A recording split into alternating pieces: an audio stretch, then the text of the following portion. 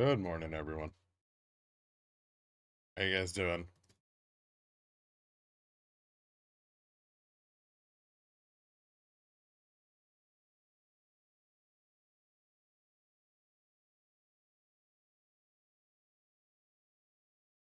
Tempered? Nice. Switch this over to SPX. There.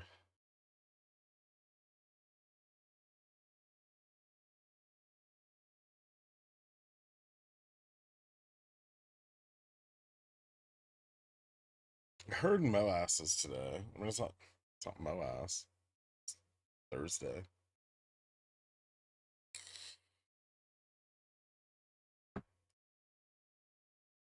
Price target for SPX today? I mean, we could go as high as 40.50.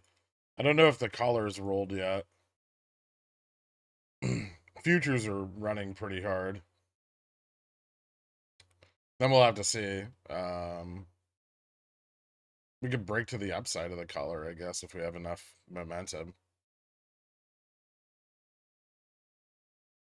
Speaking of which, pull that up too.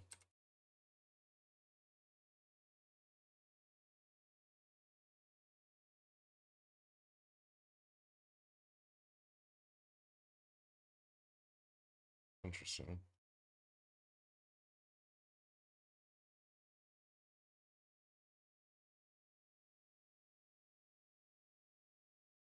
Gamma. Yeah. So we're opening above most of the long side gamma, so be careful. Watch for a pullback in the early morning if we don't break 40.50 right away, because there might be some profit taking on 0 DTEs.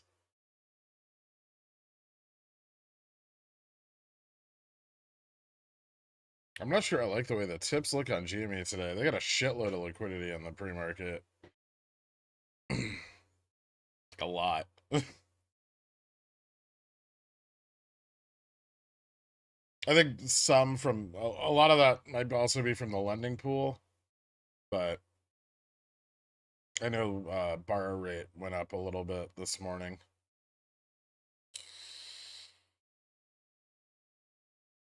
Thanks, Jason. You're extremely quiet.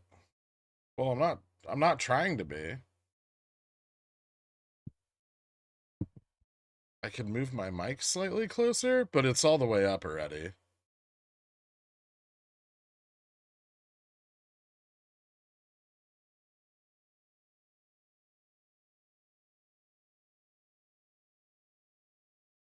Upstart's got a lot of pre-market volume. 120,000. Ding ding. Is your mic directional? Yes, but it's facing in the right direction.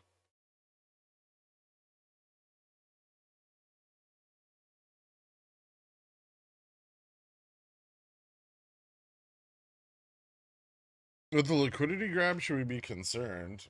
Maybe. I guess it depends on how much the market pushes up.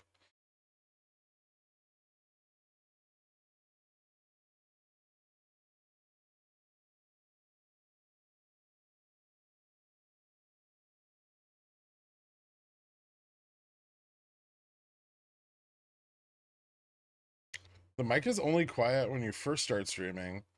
It fixes itself later on. No, it doesn't. It's just the same all day. If it does, then that's on YouTube's side. Because I don't change shit on the mic throughout the day. SPX 0 DTE 5000C on the table. No, that's ridiculous.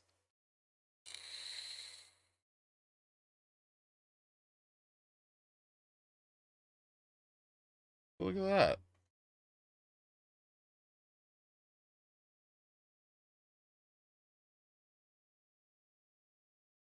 Hello, GameStop.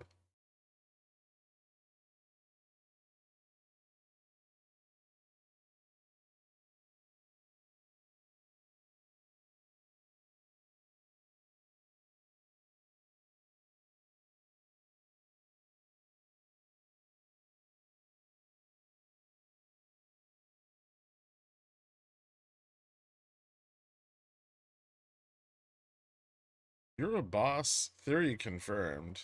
I don't want to say it's confirmed just yet, but it looks enticing. Could that liquidity grab be because they would need to stop the price from rising in pre-market? That's possible, yeah. Or to fill inventories for internalization.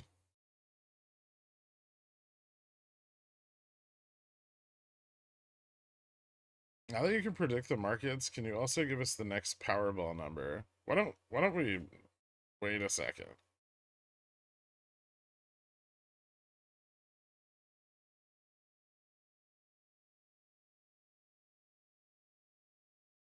Sherwin, poor guidance, got hammered. Yeah, I know. I closed my calls yesterday though, so I don't really care.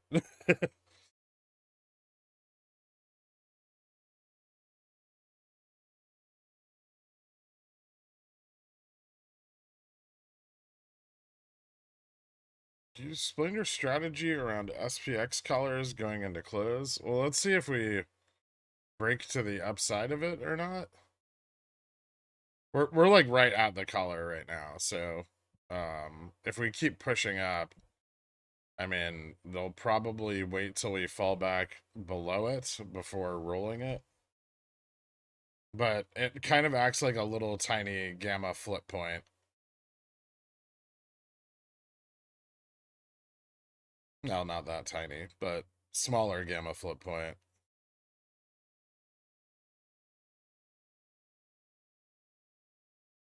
How'd you know there's a liquidity grab from the pre-market data?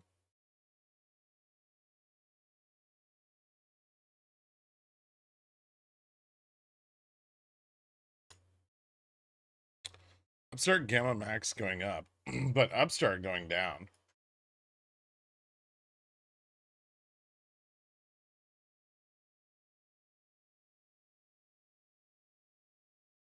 I don't know. Let's see how quickly they burn through their short liquidity because they grabbed a lot of liquidity on both of them this morning. If they're just trying to prevent them from breaking out with the market gapping up, um, that could be what we're seeing.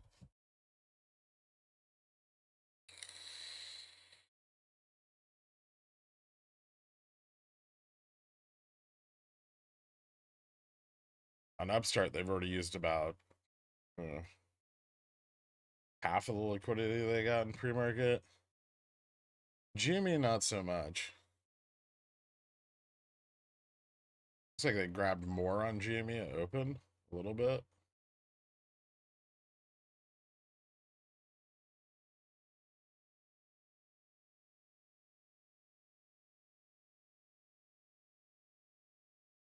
Cat new all-time high.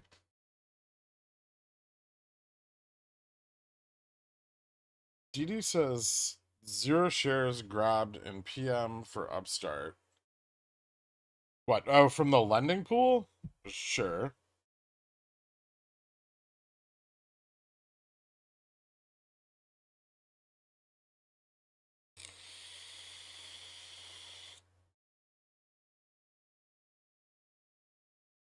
Your theory to be right. Do we need to be running straight at open or still throughout the day? Throughout the day.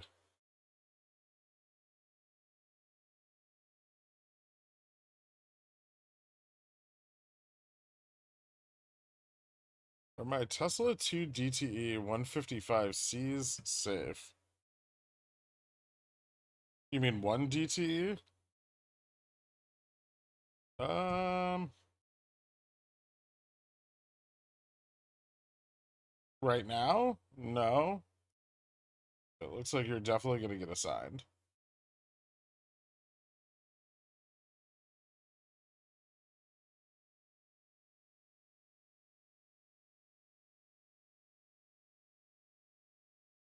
What's the actual function? Creation, redemption? It's part of it, yeah.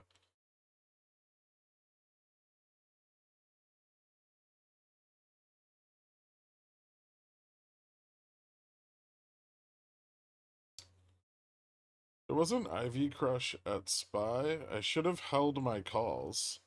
We also have PCE tomorrow. But IV may drop off into the middle of the day. before picking up into the end. I don't know how much IV they're going to price into PCE. Upstart borrow rate on IBKR is 31.13%, down a smidge. GME is 20.32, up a smidge. Okay. NVIDIA puts right before their earnings. You think they're going to be as honest as Microsoft? Maybe.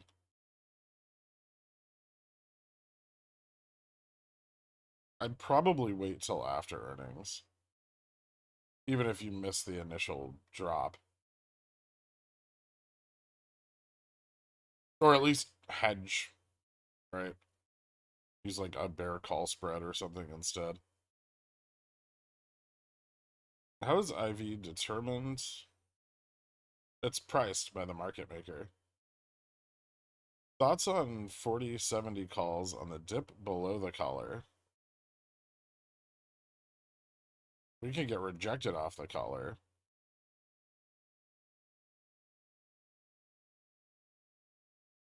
Puts in all these new colors in the chat. I hate it. Thanks, Susan. Tell BlackRock to chill on the shorting. Well, I don't think it's BlackRock shorting it, but they do help them get the shares to short with.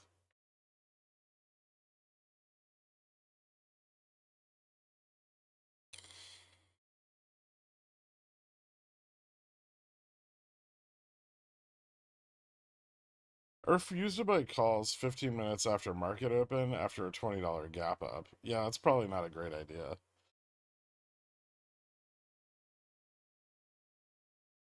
That's on 40-70, 0-1 DTE on dip around the midday. Man, it's way too early to say.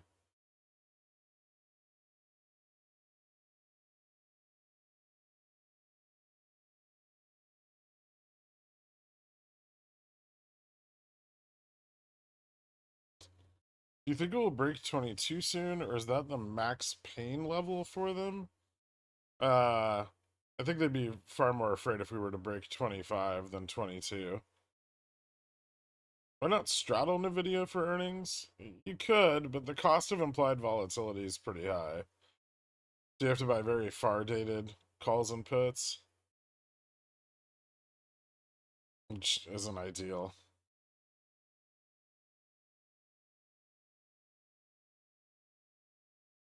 Nine minutes into the trading day, can you kindly tell me what direction all the stocks will go? No.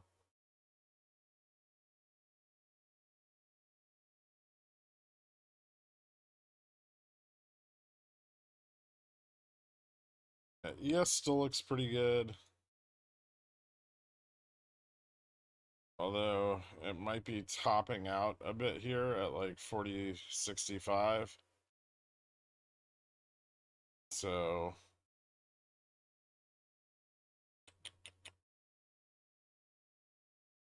careful.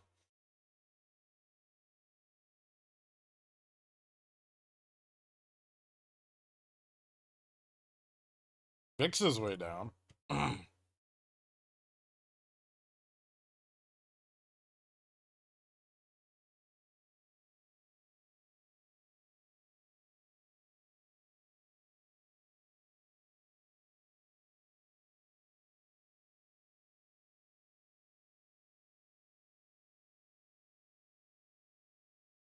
Is there an SPX Discord channel for the billionaires? Yeah.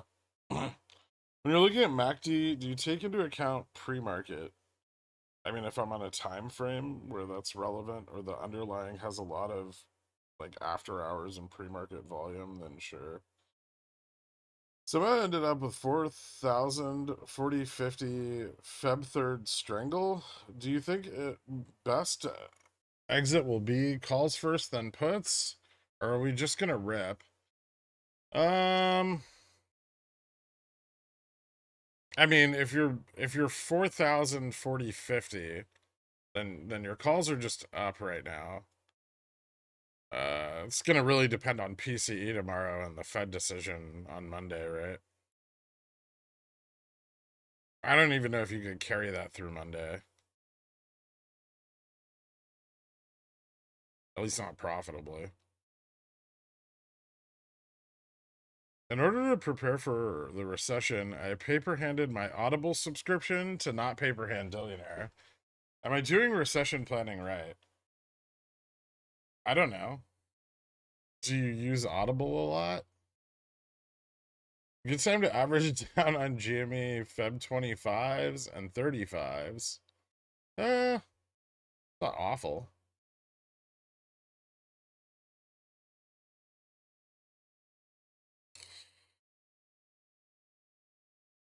I'd probably wait to confirm that it's going to do something before I did that.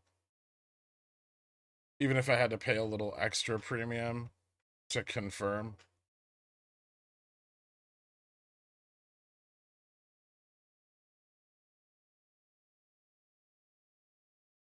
We won't rip with Guybrush on the screen. That's not how that works.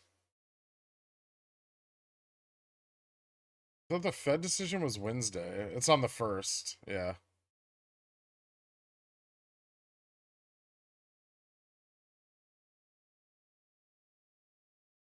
I'm not planning on holding the weekend through the weekend, maybe not even the day.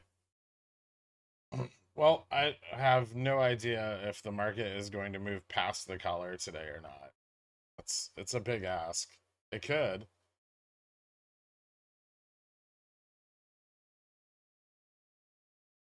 Do you think tomorrow's PCE might be bearish? It's a pretty volatile number. I have no idea.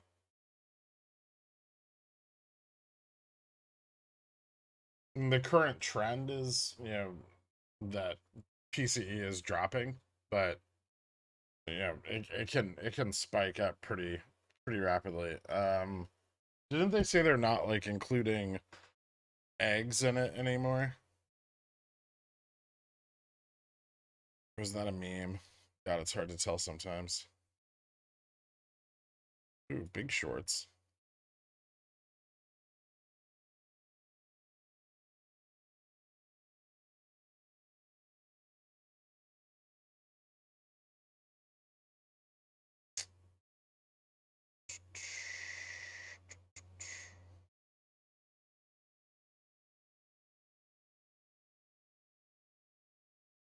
They're not including things that are going up in price anymore. It's smart, right?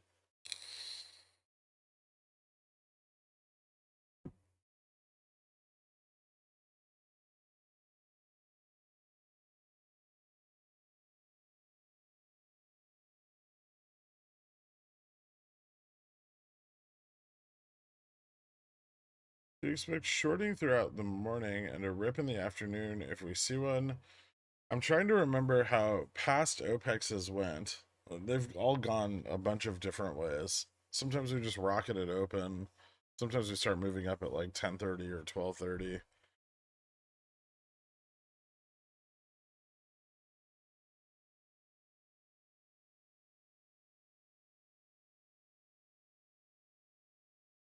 You didn't say hi to Buckled Up Jan. What's up, Buckled Up Jan? Everyone say hi to Buckled Up Jan. Government reports same like National Enquirer? No? Although some of them are surveys, so they're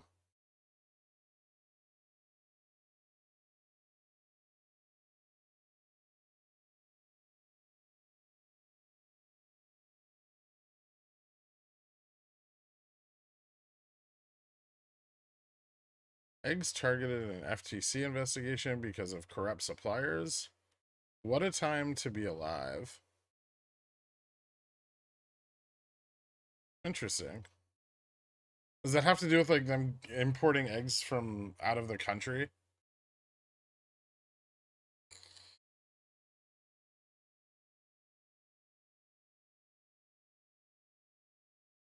BTU getting hammered. BTU has negative beta,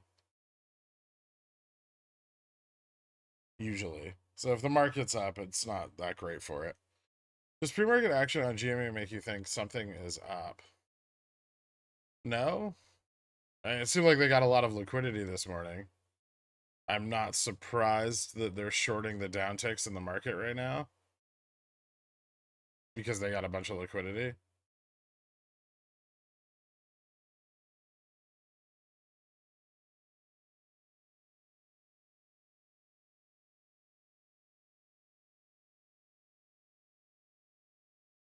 Read an article about eggs being smuggled in from Mexico.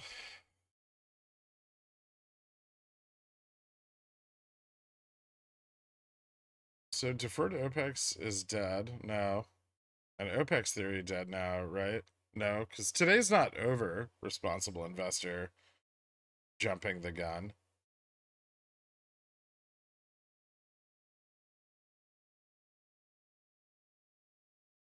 So there isn't just one position. There's long shorts too that don't want to get blown up by volatility shorts, right?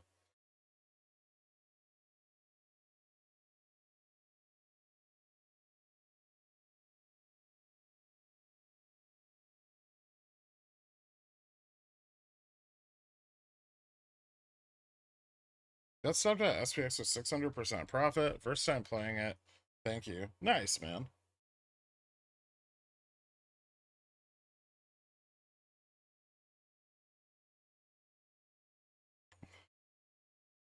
Man, we're not even 20 minutes into the fucking day walking.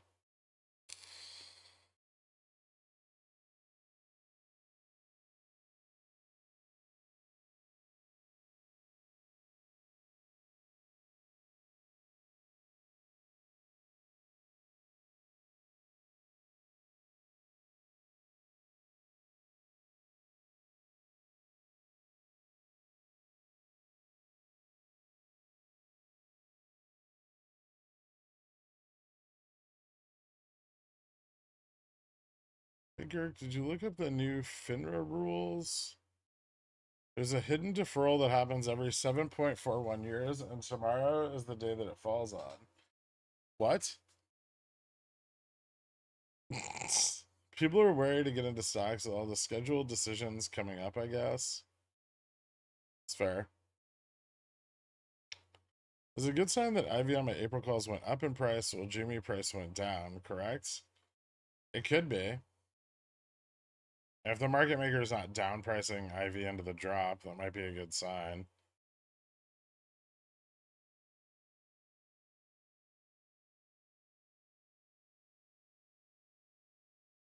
Long short would imply like borrowed and shorted shares, like reported short position versus synthetic short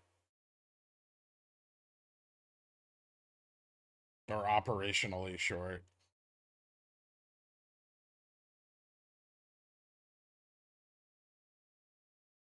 Have you decided if you're going to start the new daycare venture? Maybe. I haven't really thought about it a lot yet. Hmm.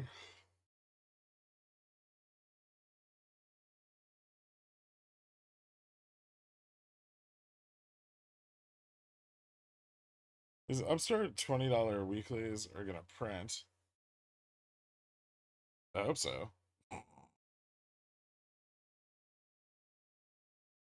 They're not going to print if the market fills this gap, or at least not for a while.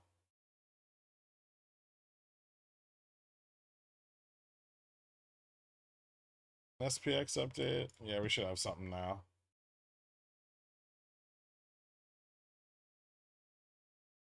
All right, let's see. 0 DT calls 4050 and up to like 4100. On the put side, not very many 0 DTs until down at like 4000.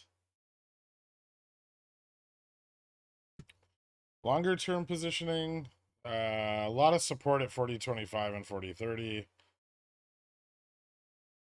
Although that may be some of what the profit taking we just saw now. 4050 still stacked. 4065 and 4075 pretty decent. We have a good amount of padding to the downside, and the gamma flip point's still at 39.92, so.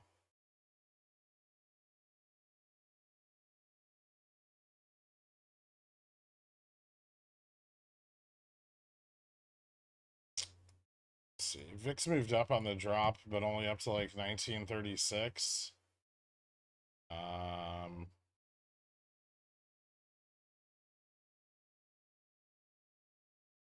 Still pull back a little more.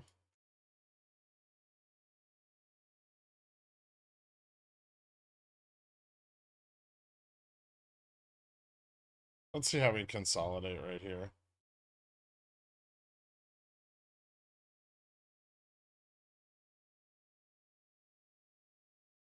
At least GME and Upstart kind of resisted that last big drop off. Fubo, not so much. With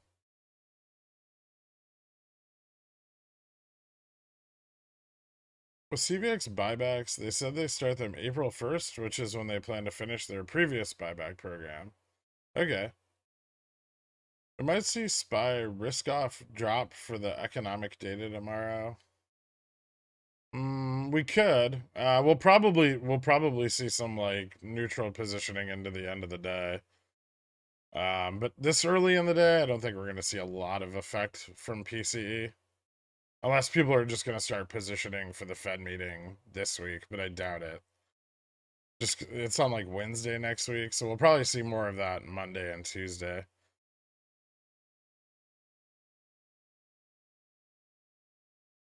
Jimmy closed right on Delta neutral, is just chilling around there. Is that a crucial point to hold? Yes, it's important.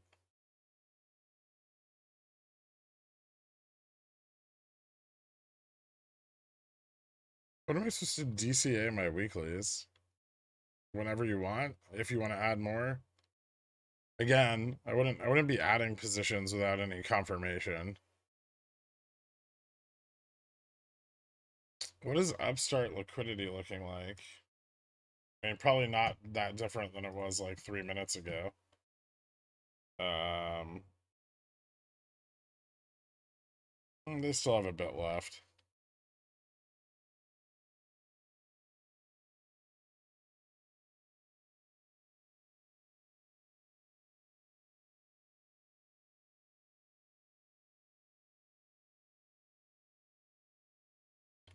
When swing trading on Monday or Tuesday, do you buy same weeklies or next weeklies? Maybe 3 days out. Swing trading what? Just in general?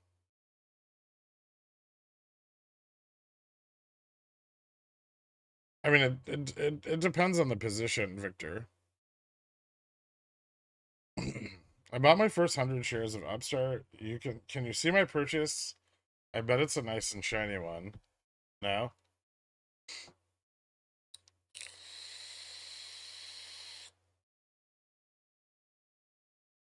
I still don't know if I would get a 40-50 call.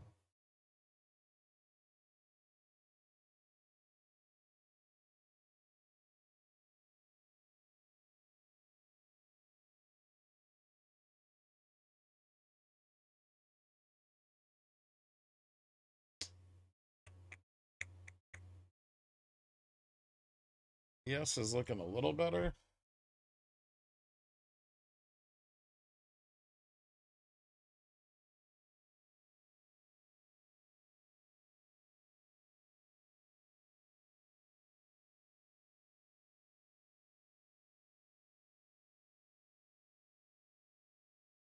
Hmm.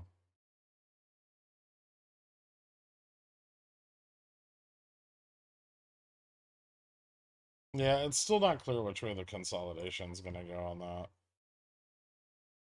There's definitely some more room down if we get more sell off. Like if 40-25s capitulate here, we can fall back to like 40-10.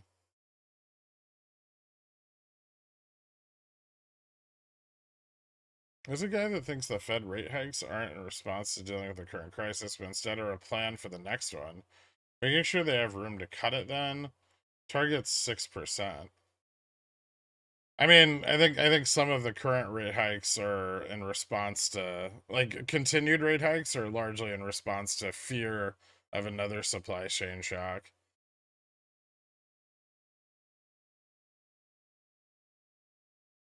Is boring retail out of a position a tactic? Yeah, absolutely. Assuming a NOPEX and the current liquidity of GME, what percent of a GME port would you commit to cover calls if the share count is under 10K? 50%? Um,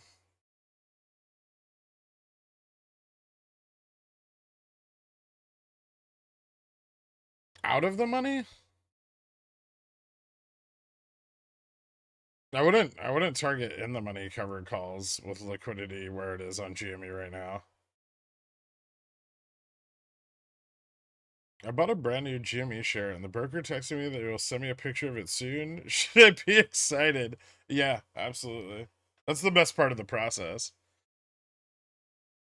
Decent short candle on DN GME prices. I mean, we're like just below delta neutral right now. The market hasn't really stopped falling yet, so the sell-off can persist definitely a little bit longer. 200% sell naked calls.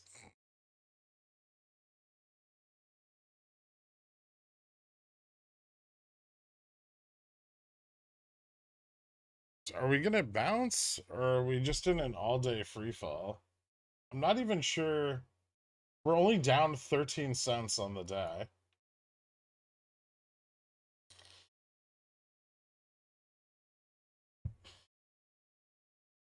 And you're acting like it's a market crash. SPX is still up 23 basis points.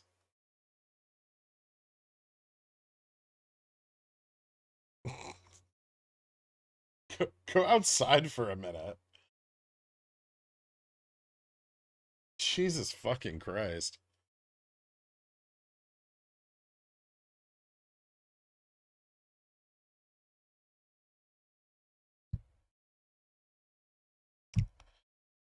People are gonna be like this all day. Just breathe, have a coffee, contemplate the deeper meaning of life's questions. Thoughts on NVIDIA?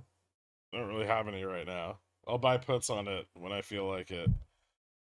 I probably wouldn't buy them before earnings. IV's already kind of high, right? I guess if you're gonna buy really far dated ones, maybe, but I would probably just wait.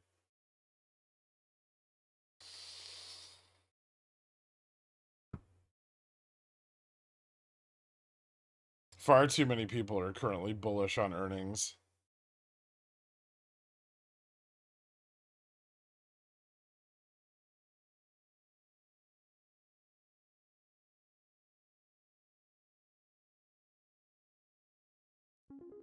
Hmm.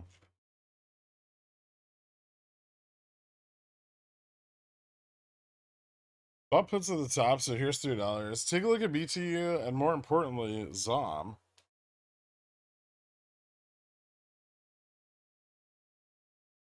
BTU dropped market open. This is not actually a bad price on BTU. And ZOM?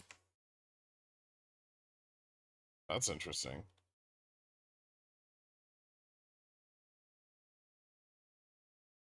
I wonder if that's just like a little bit of FOMO due to like CVX.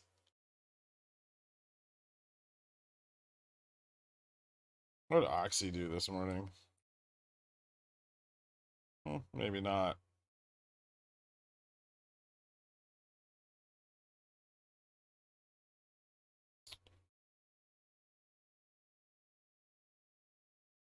BP had a similar spike.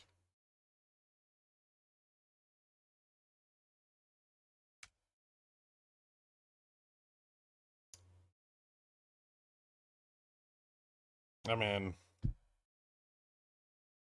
oil doing crazy shit.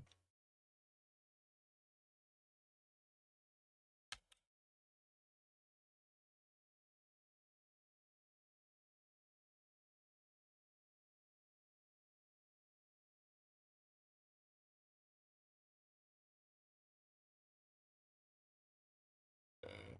That's usually a good thing. So VIX is rising on consolidation here a bit. Okay, so I think we're starting to see some long repositioning after the sell-off. Not a ton of it, but a little.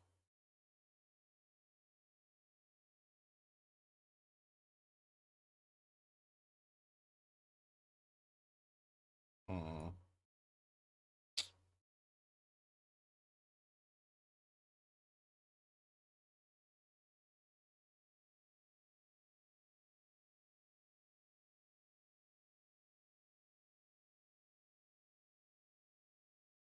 Okay, so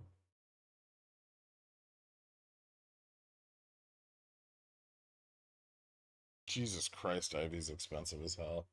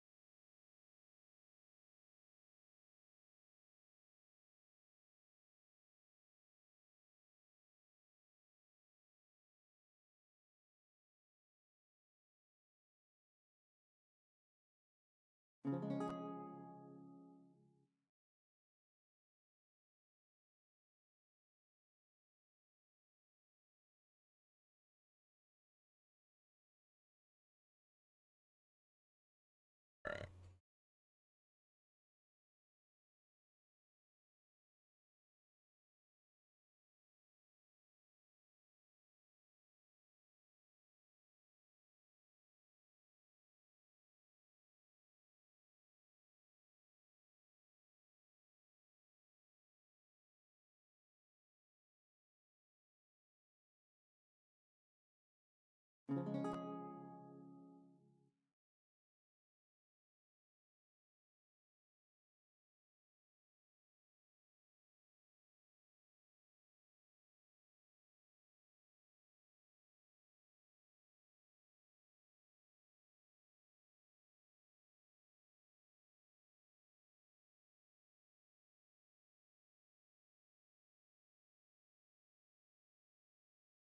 All right. This morning was dip now for the mid-morning rip.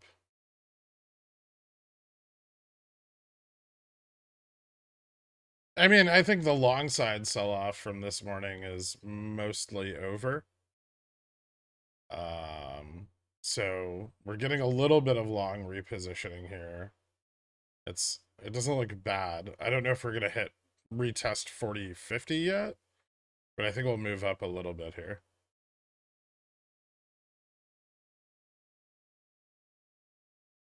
How do you estimate that the liquidity borrowed was used up?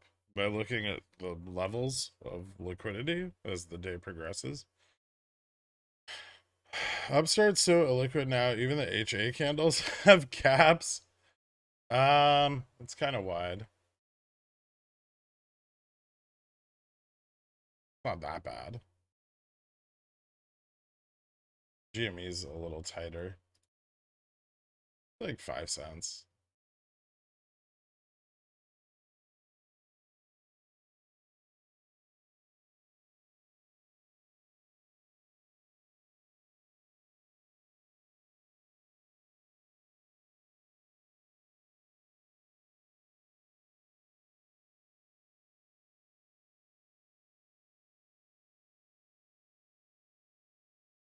Hmm.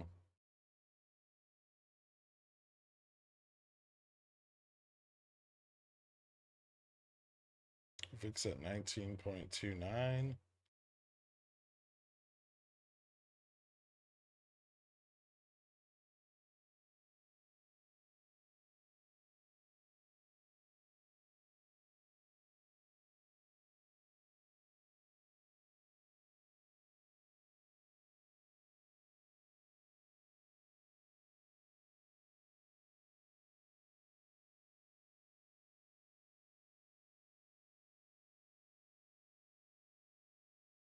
Futures 40-40.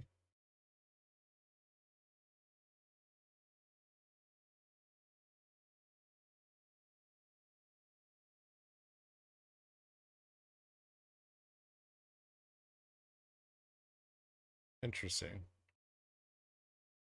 I think SPX is outperforming futures a little bit right now. I'm sorry. Today will be a good day. I'll either make a ton of money or I'll be able to sleep tonight knowing I'll never buy another GME contract again. Win-win.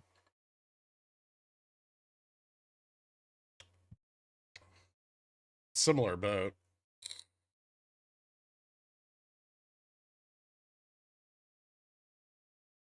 There's been some short covering on Upstart, just not a lot.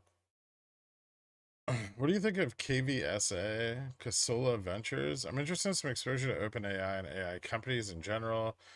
KVSA, Microsoft, and NVIDIA all look pretty good for all stocks. Thoughts? I'd probably wait till later in the year.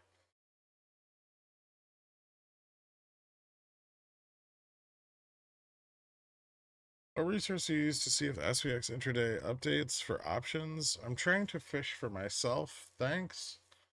Um, you can use broker data from like TDA. That's probably the best free option. You get delayed quotes from Opera, although that will cost some money.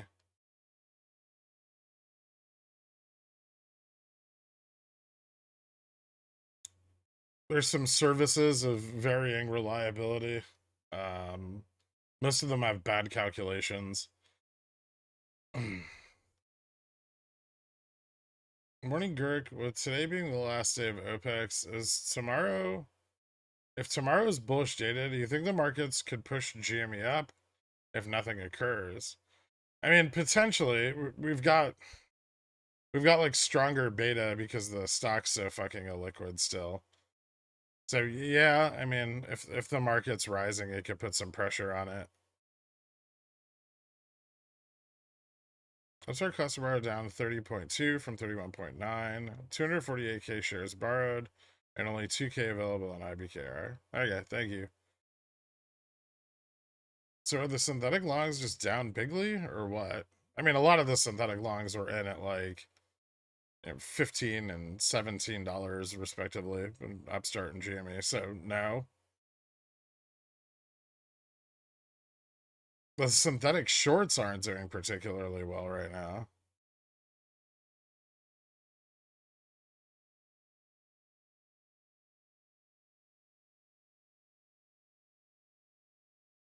Never gonna buy a GME call again. Wait until you hear about my next thesis. I mean, if GME doesn't run on the back of these obligations, then there's just there just aren't sufficient obligations for it to run anymore.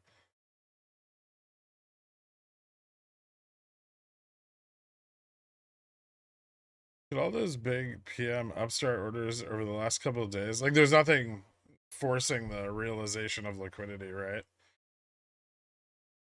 I don't know if that's a them issue or an us issue, but it's definitely an issue. Followed your Sherwin and Pickles pick. Stock down 9% now. Any tips on how to exit this position? Exit it when you were up yesterday before earnings instead of carrying your position into a binary event. I guess you could wait. I mean, I don't think their earnings were that bad. If you have enough time, I don't know how much time you have, but their earnings didn't look bad. It was just their guidance wasn't super bullish.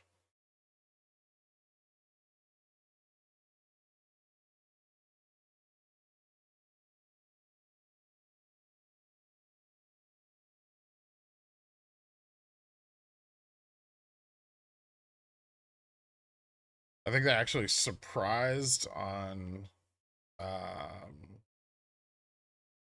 surprised on earnings, right? And then it was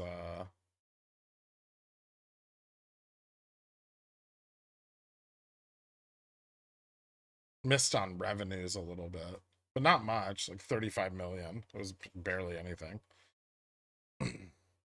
But people don't like their forward guidance. It looks like it's recovering a bit already.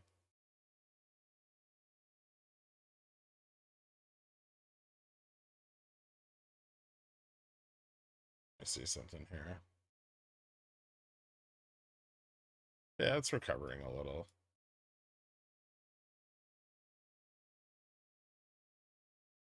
Doesn't look terrible into the end of the day. I think the drop in price was a bit much. So I still have some leaps, but they're not out of the money yet.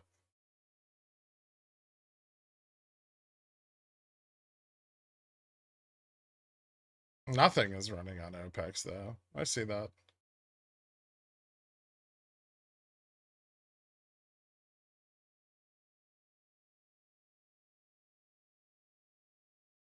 Is there CCs for idiots book out there somewhere? I'm so tired of holding these shares. I know it's been talked about so much in here in Discord, but I just need a starting point. Just Google covered call. There's like, I mean, they're not very complicated, right? You're selling a call. So you want all the opposite things to happen that you would want if buying a call.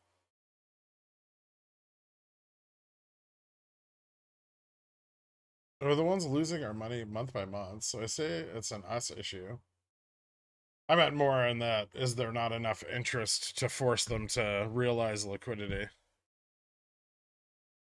So are they just gonna like butt us up into delta neutral over and over again as they realize tiny amounts of liquidity and retail sells off, and they simply just don't need to actually run it in order to get sufficient liquidity to keep shorting?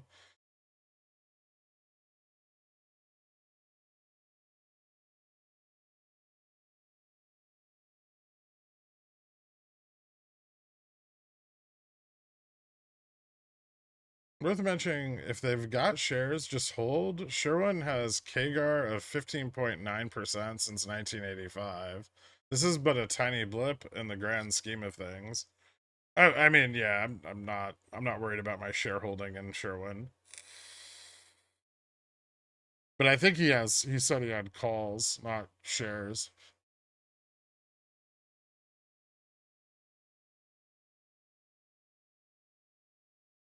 You made a video about it, my guy. Promote it about covered calls. Oh yeah. There's a video about covered calls on the School of Stock channel. Go watch it. Or the market is just illiquid overall, and the movements we are seeing are exaggerated by this. True.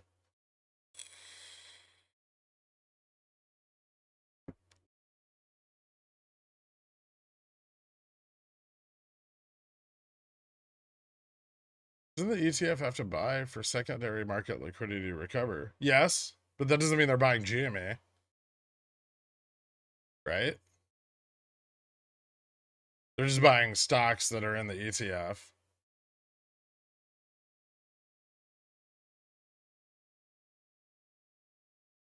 Short vols do make money on runs. Well, they make money on IV being up and then shorting it.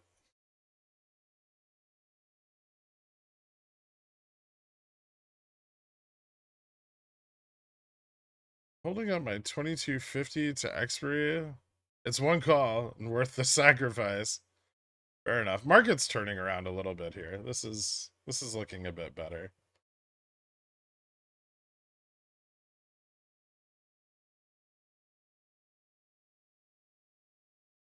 Dow's having a rough day too. Don't forget Sherwin's pretty heavily weighted in Dow, so it can also just benefit from like value sector shift. Responsible investor. I know if you have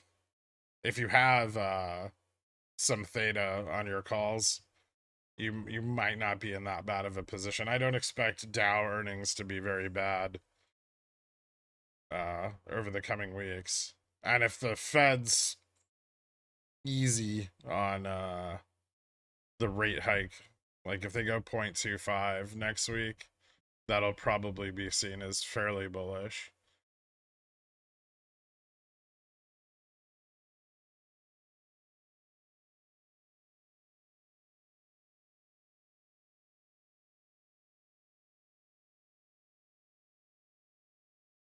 Make my Upstart weeklies green, please. I average down in everything. Thanks. Also, buy the float. I'm not a billionaire. I can't just buy the float of Upstart.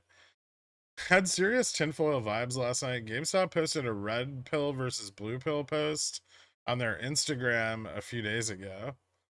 Okay.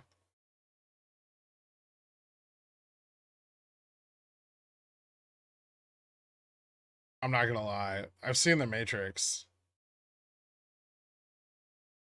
but I have no idea the like social relevance of various pill colors. T minus 20 minutes to lift off. Ask Jen for precise instructions on how to buckle up properly. Let's fucking go. We'll see what happens. First, we have to go through the morning everyone's sad thing.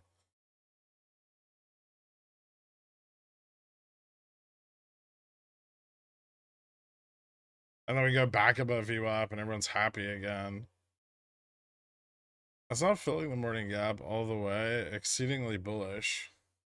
I mean, if we do.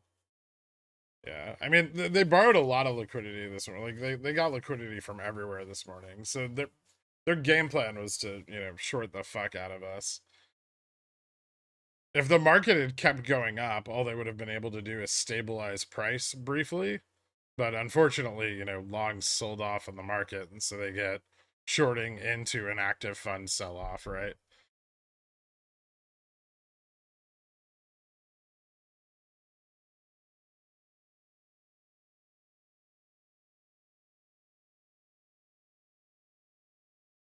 I switched over to ESPN last night, and the basketball game had 7:41 left. Definitely a sign from Ryan Cohen. I want the theory to work out too. But it's still new. I mean, this is the first time we've even really gotten a handle on where deferrals happen and how they work, and there can be gaps in our understanding of it, right? There could be something we don't know. I mean, the borrow rate's not going down, liquidity's not resolving. Something has to break, but why is the timing not there? I mean, if nothing happens today, why is the timing not there? And those are questions that we can't answer without testing the theory first. I hope it's not no FOMO. That would be very bad because FOMO is not going to get better over like the next year, right? Especially without runs.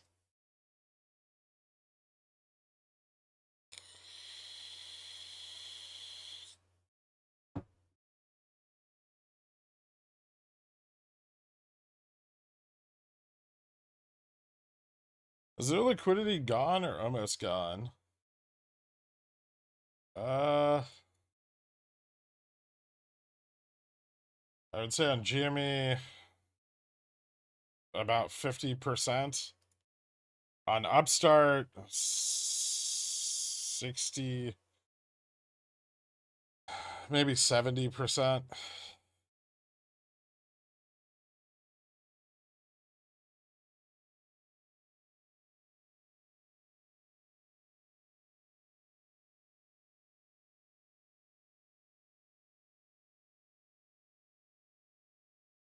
Ignore my explanation of the pills. You'll go the wrong way. Okay.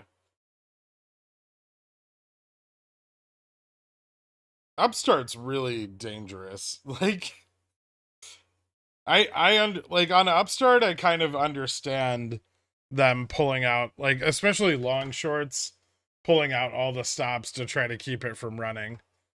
Like I don't think that the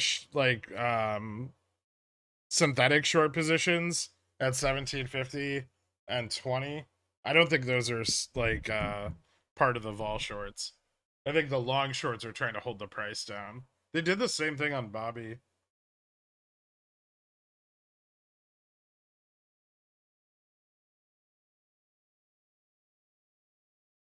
Before it ran.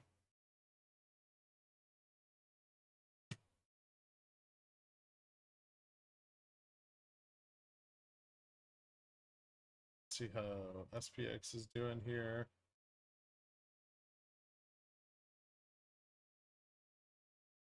There he is. Alright, SPX looks like it's gonna go up more. VIX is still dropping 1920 now. Maybe a little more consolidation here.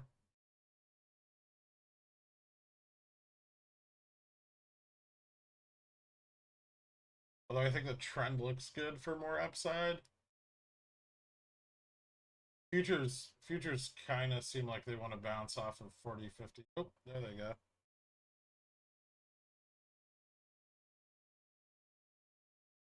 That could be good. We want to break here at 40.58 on futures. A test of 40.60.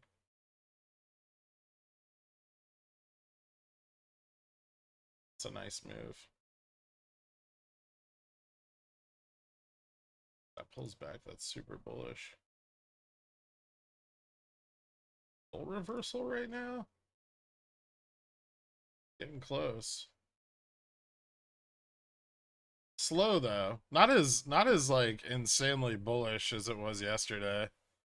Barry McCockiner, sup man? Do puts cost same like shares? Sometimes.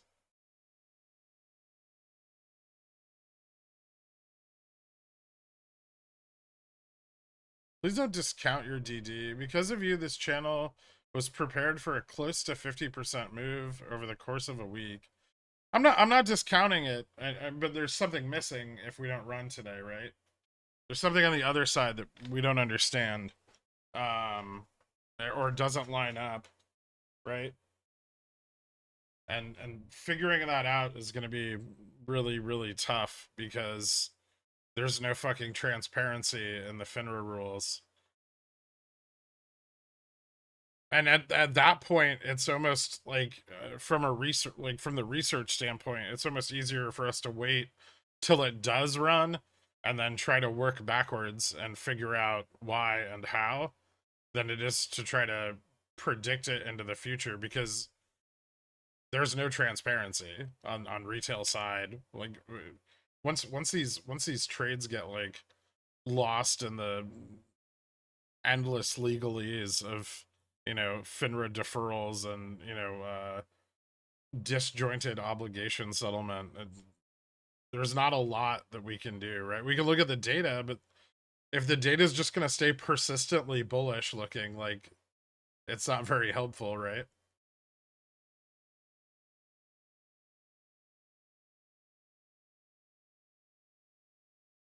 Like, we've been on just the edge of liquidity realization for almost 2 weeks now.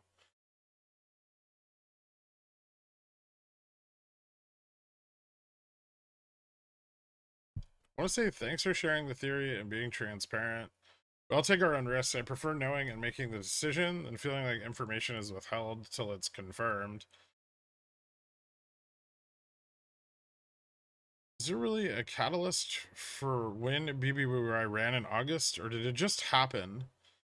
There was a catalyst. It wasn't super obvious, but the out of the money like call ratio was insane, and the shorts were losing ground very quickly.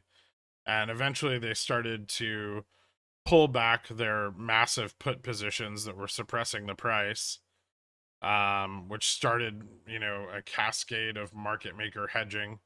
They were unable to sustain their put position and eventually had to close it.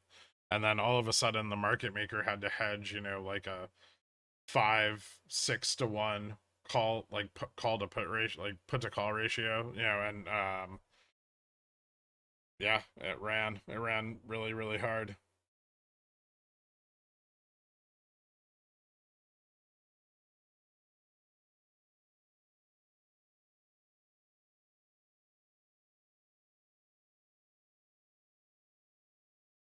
And I think ETF FTDs in like the beginning of August, starting from like August 1st, well, August 3rd, started to really, really pressure what was left of an already very weak short position.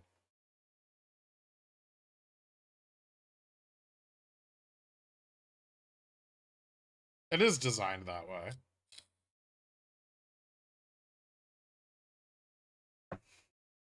Don't look down on yourself if it doesn't work out. At least you're trying. No one else is. Something something past performance doesn't guarantee future success. Something something. It's a chaotic system. Of course not. Did I buy BTU calls on the dip? Why, yes. Yes, I did. Nice, Carl. I'm thinking about selling some CSPs today if it drops below 25.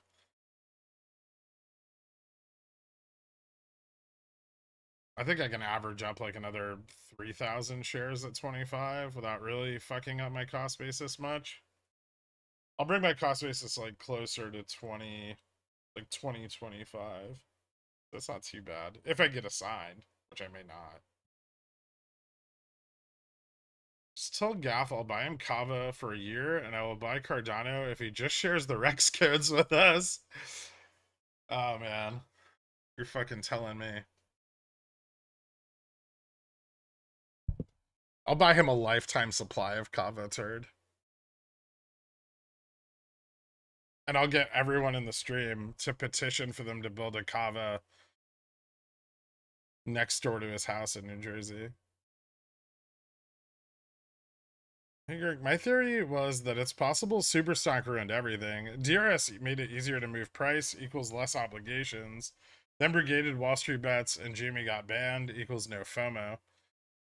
Uh so yes, but also there's another side to that coin. Even if there's less obligations generated to short the price, that also means there's less obligations needed for the price to run.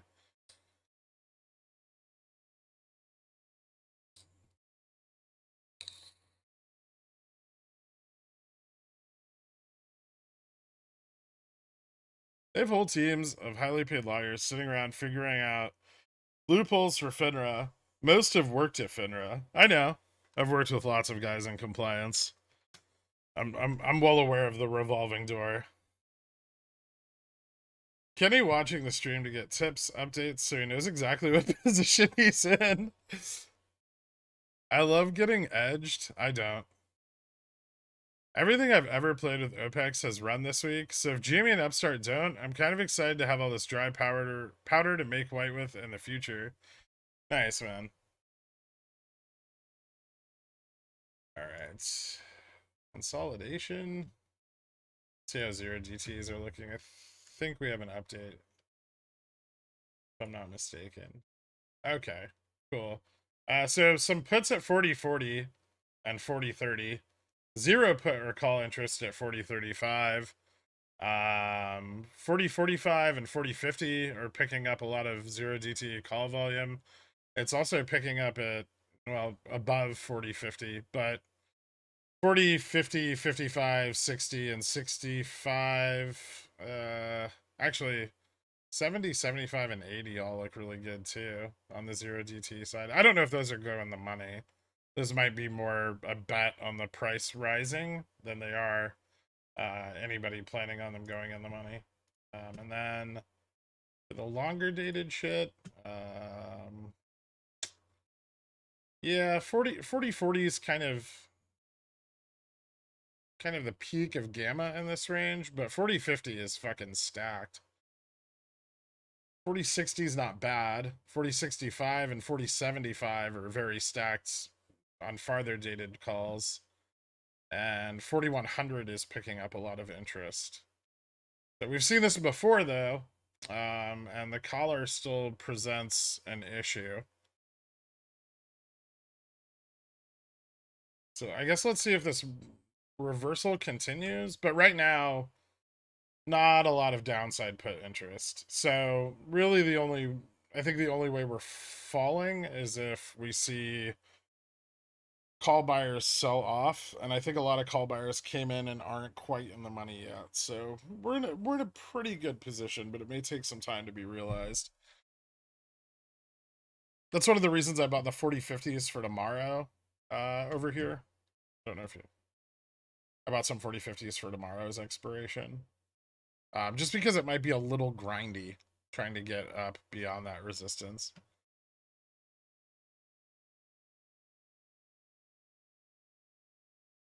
They just want to edge their hedge for as long as possible. I don't think so. I don't think long vol players want this outcome at all.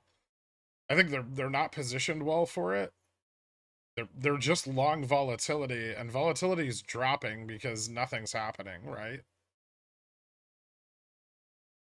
And then by the time they're able to flip and go more short or have sufficient liquidity to short volatility, I mean there's not enough liquidity there for them to like short volatility really hard, right?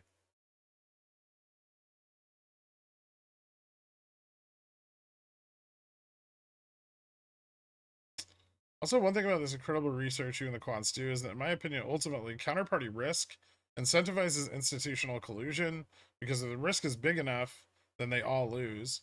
Yeah, but they're still going to de-risk, right? They're not just going to leave persistent risk on the table. So if a counterparty felt like a position was too risky and they needed so risky that they were willing to collude in order to prevent the realization of that risk. The first thing they would do as soon as they got the chance is de-risk, right?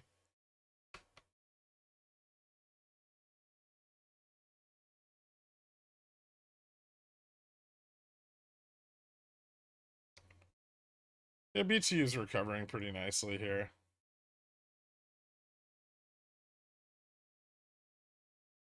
Actually, not too bad. I wonder who's shorting BTU. That seems stupid.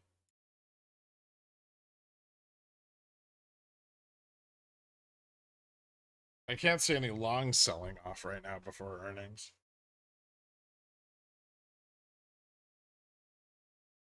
Okay. SPX has a little chance to push up here again. I think futures might too, yeah.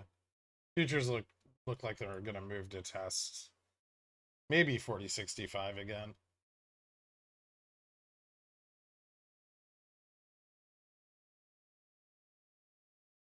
Right there at like 4044, an upside break of this first test. That's that confirms the reversal.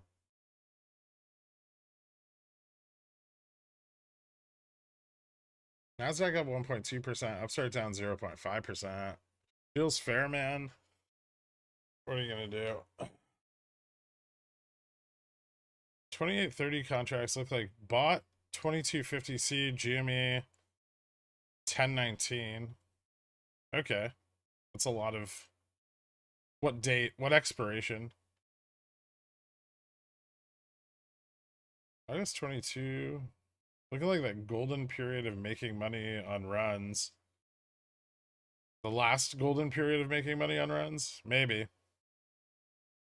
If we don't run today, do you have a theory on long vol positions now being under 30 DTE? And you also said there were positions set up that they closed to ignite the run and rip the band-aid off. They've been closing puts and sold calls on GME for a couple days now. They haven't closed the larger positions at like 2250, but there's no pressure on them yet, so why would they? Very well could be their hedge as well, right? They are hedge funds. They don't just go straight like long, right? Even without Jamie, the amount of people you help by trading SPX with your macro insight is bewildering. Thanks, man. All these people talking about Jamie specific reasons make no sense. Nothing has run for 5 months of the usual OPEX stocks, not just GME. I know. The only thing that's had a volumetric run so far was what, Carvana and Beyond a little bit, but not much. BBBY.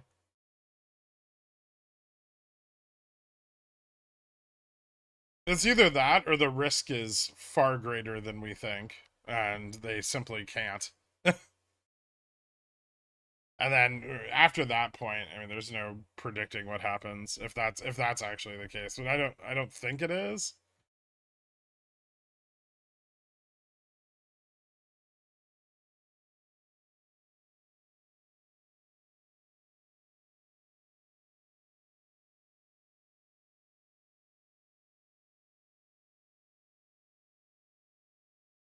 I think the split ruined it. It was easier to sell your shares because psychologically the price is cheaper. Uh, yeah, I mean, I'm sure a lot of people did, but that shouldn't affect anything, right?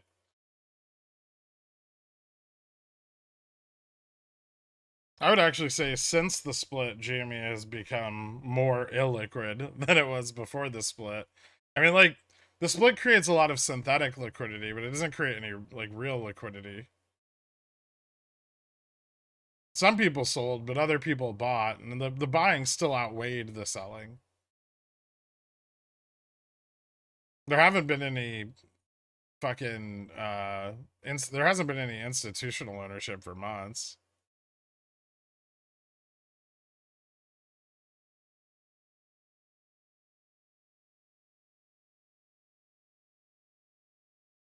Does resale have access to attempt to close or attempt to purchase failures? No. Are they crime us because Bobby poses a risk to the overall market? No, I don't think so. I think they just ran Bobby because there wasn't a lot of risk. And they could reposition their shorts.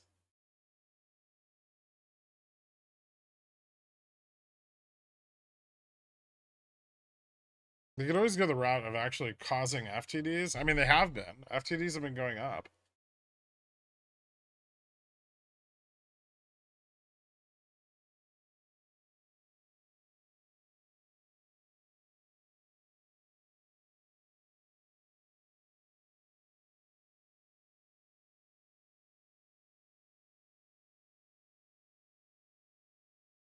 Ugh.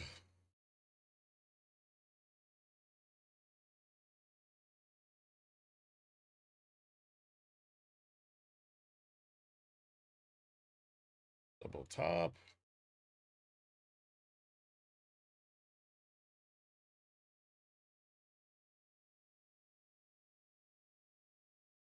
Hmm.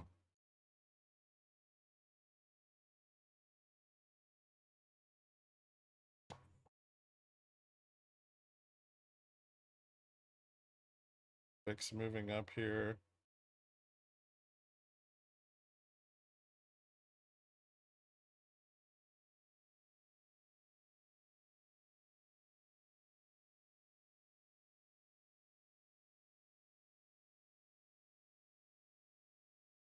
Is it weird that Citadel profits an order of magnitude more than Rentec and Bridgewater? I know Kenny's really good, but I doubt he's over an order of magnitude better than the best.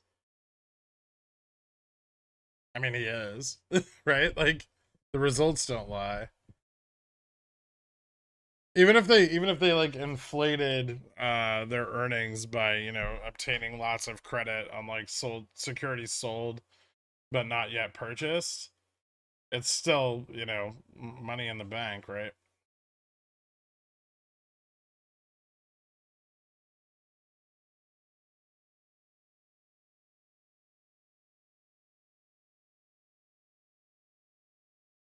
What is, in your opinion, to get paid live futures data? Wait, what?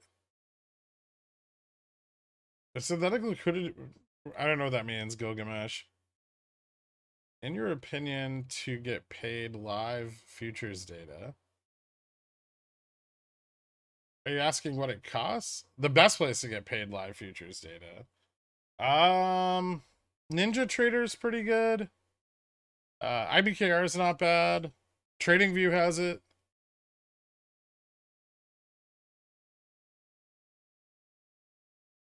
Bobby's still on Reg Show, by the way, and more than 11 days. Worth nothing. Worth noting. Oh. I mean, more than 13 days is worth noting. I feel like Bobby is more than sufficiently liquid for them to get it off Reg Show if they need to.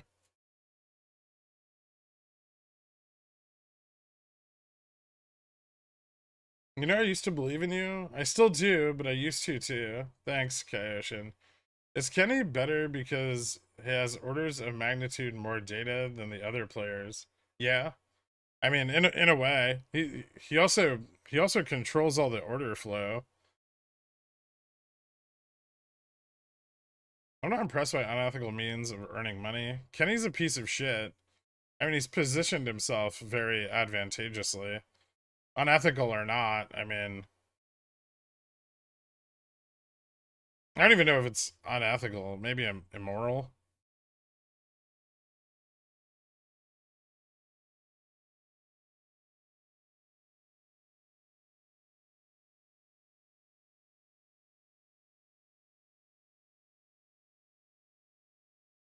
I thought other big players didn't like Citadel due to their attitude and market percentage, and were pushing the PFOF regs to knock them down a peg. They were. Like Goldman, uh, not Virtue so much, but that's because Virtue's kind of on the fence. JPM was pushing them. The big longs want them gone, right? They don't want volatility shorters because they fuck up their positioning and they scalp value, right?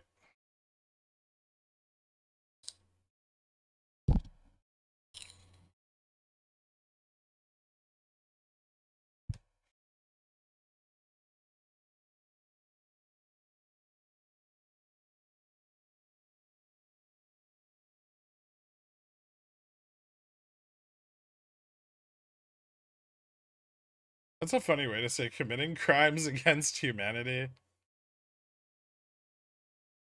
Stock market has turned into Ken's playground. Will probably get broken up at some point. I mean, eventually, but he'll be, Secretary of the Treasury by then.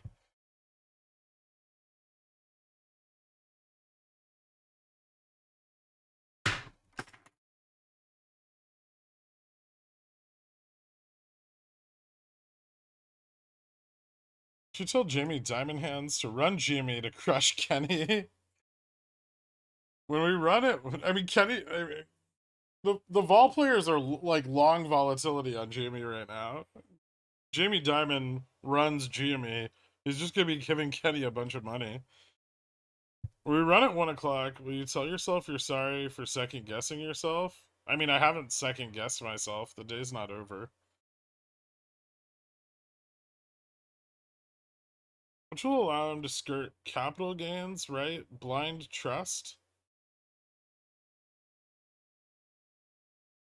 Uh, I think during the period in which you sell off, like before you take office, you can like sell off your like long-term holdings without paying capital gains.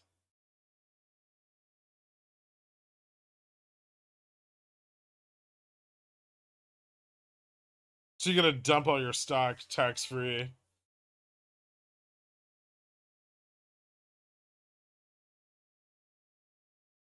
It's so funny to hear everyone complain about Jimmy and totally ignore the fact that we're banking on SPX daily. That's because most people can't afford to play SPX, right?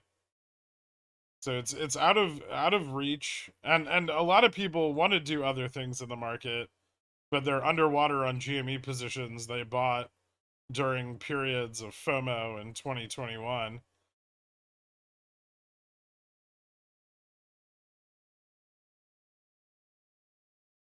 When new tickers show up on my fundamental, oh god, Mattel is the next one I'm looking at. Okay. He hasn't second guessed anything, and that's why my money keeps disappearing. OPEX and then reappearing. Pickles, Picks, and SPX. Any thoughts on upcoming AMD earnings? Suga make us proud. Uh, I don't like semiconductor earnings into the early part of this year. I don't know how hard quarter 4 is going to get hit, but quarter 1's not going to be good. The embargo on chips to China is a big deal.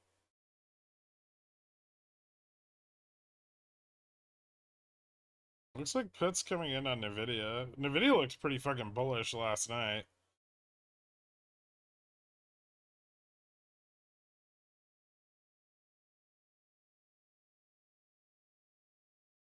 It's me. I'm the problem. It's me. It's not a problem. It's just what it is.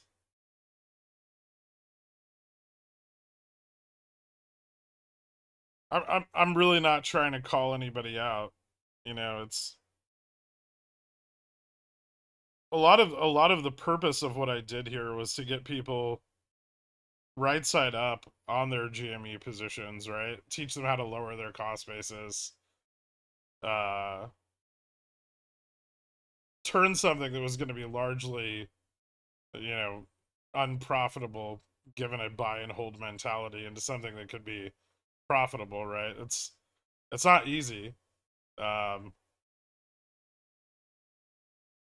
I still think GME positions like well managed are very, very valuable.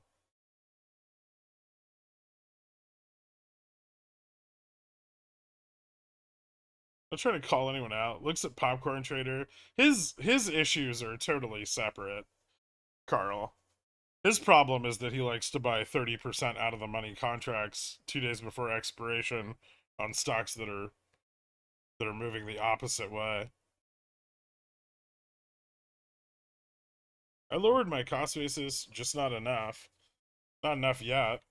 Don't don't forget that even if we don't see anything today, which and today is not over, um, but it's best to have a plan.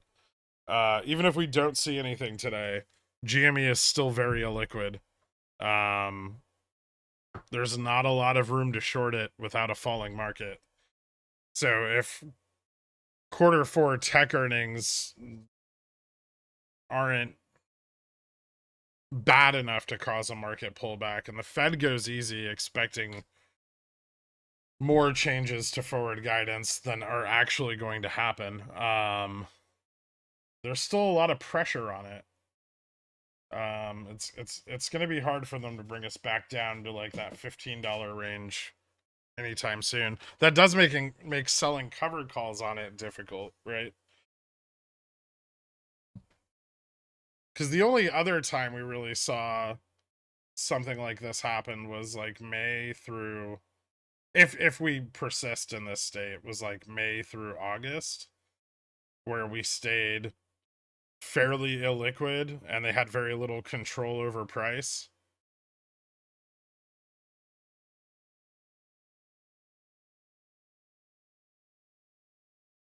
Is GME still a good stock to wheel, even if we no longer run? I mean, IV's still really high, yeah.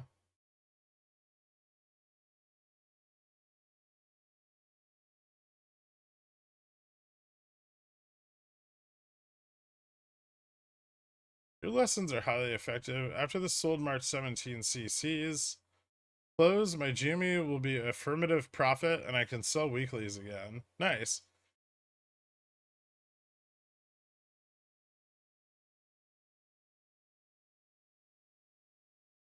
Who are you? Kirk. Sell the CC best we can until the return of the bull market, then we're good. Keep talking non-bullish. It's working like always. We're just above VWAP. How are the tips looking? Liquidity's still grinding down.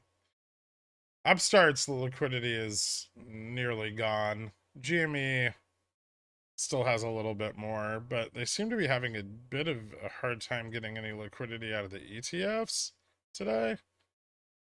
ETF liquidity generation's real slow. Difficult to fill up the inventories, I guess. Thank you so much, Twat Waffle. If selling covered calls may be risky, holding shares and averaging down, not a bad play. That's not terrible, no. I mean, if you can get your cost basis down. This broadcast could benefit from some upward like button mobility. Thank you, Ending. If you guys could, hit the like. That's a big help. Looks like 2.2 million. Jimmy returned at 10:45. Rate same 20.3. Okay. I mean, so shares that are transacted during the day, unless they borrow huge numbers of them, are very likely to not spike the borrow rate. It's generally shares that are held overnight that raise the borrow rate. I'll take a big if you green candle on a big fuck you green candle on SPX. No catch up. With a side of short capitulation, please. Thanks, Kirk. You're the best at what you do. Thanks, Idaho Beef. We'll see. I like the like I like that we held the higher trend here, but I would like a bounce more. Right now,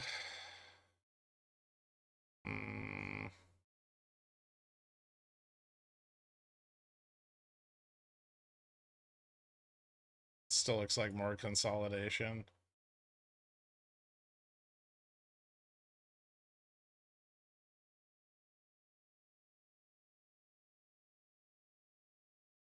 Yeah, we have a little more downside potential here.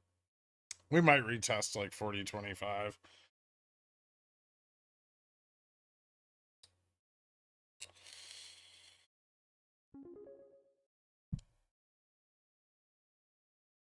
Even though I lost my wife, my favorite llama, my only testicle, and my girlfriend in the midget bang bus, I still believe the knowledge I have gained here is the only reason I can still make number 3. Thank you so much, Kendra. I'm sorry to hear about your girlfriend. I'm starting cost to borrow up 0.9 to 31.11. Yeah, I mean, they're about out of liquidity on Upstart, so if they're going to continue to short it, they're going to have to tap the lending pool.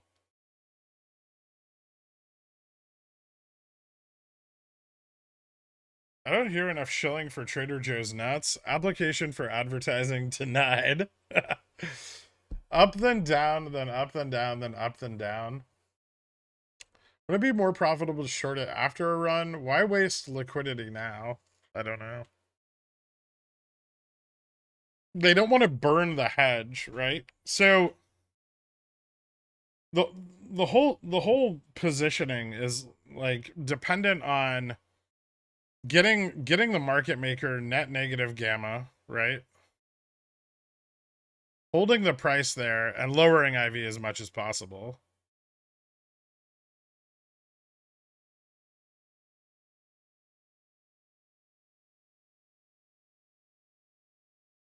Then you position long vol, right?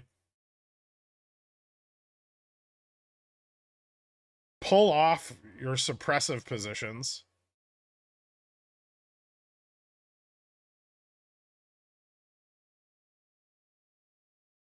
And let the ETFs and the counterparties run the stock.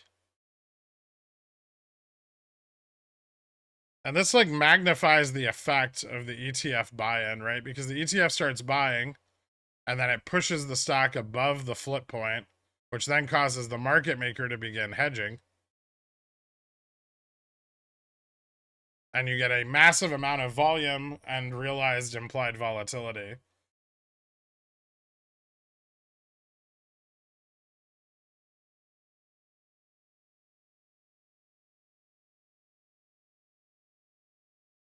Right? So until the ETF is buying, or the counterparties are buying, let's say counterparties,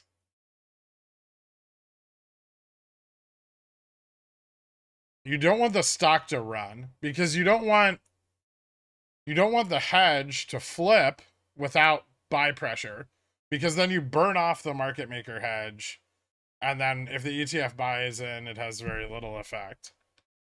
Right? So it's all about concentrating all the buying into one point, which then causes a breakout and like liquidity and implied volatility.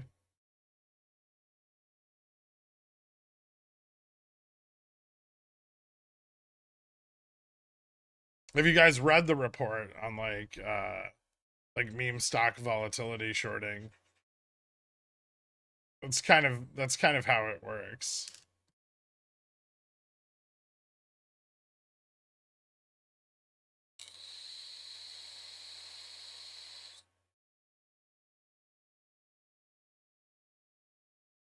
What if the ETFs are just buying Google or something and saying, yep, same like GME? Their prospectus says that might be chill.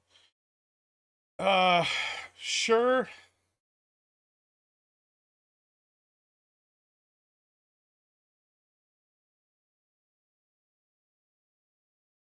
Throughout the quarter, but not into their rebalance. Like they can't lie to their shareholders about the contents of their asset basket, right?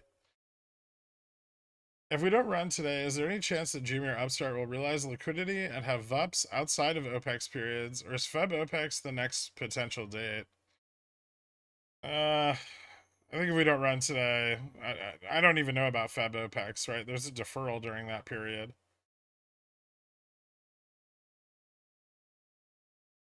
Oh, Start said, fuck you to the market sell-off.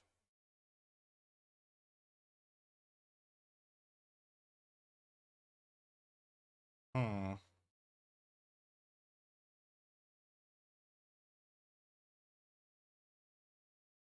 Interesting.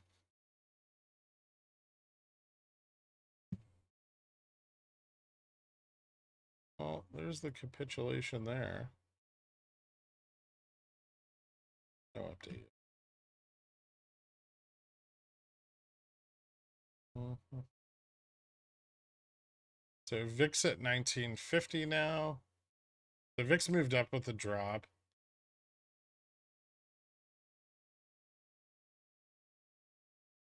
That was a bigger drop than I expected. I would have thought 40.25, not 40.15.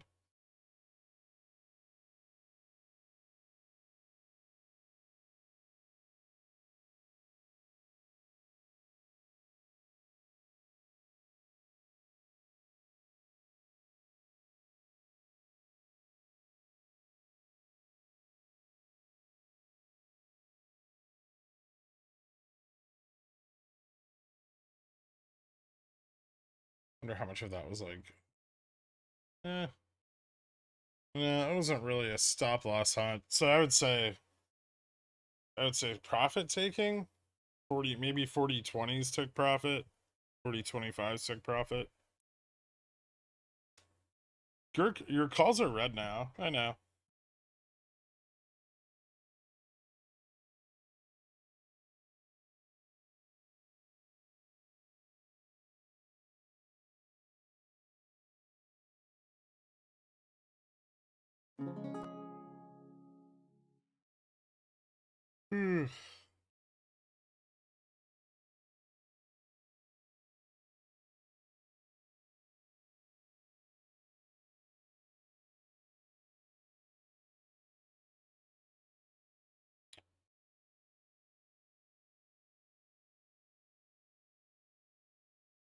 See something here. New home sales are up. Okay.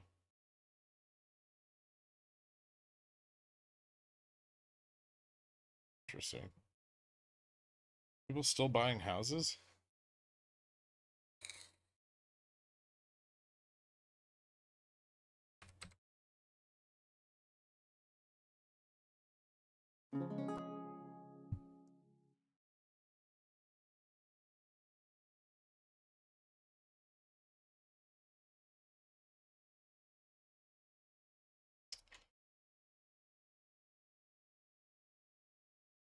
If we don't run today, could this potentially create a massive amount of ETF FTDs? Yeah. FTDs are already going up, right? Because the volume stayed, like the environment stayed so persistently illiquid. It took us a lot longer to build them because there's much more synthetic liquidity now than there used to be. I made some nice profits on Sherwin-Williams calls and dump position Monday, Tuesday this week since it dropped a bit this morning. Does it seem reasonable to buy at the money 90 to 120 DTE calls? I don't think that's terrible. I'd be worried about the Fed meeting. And I might be a little bit worried about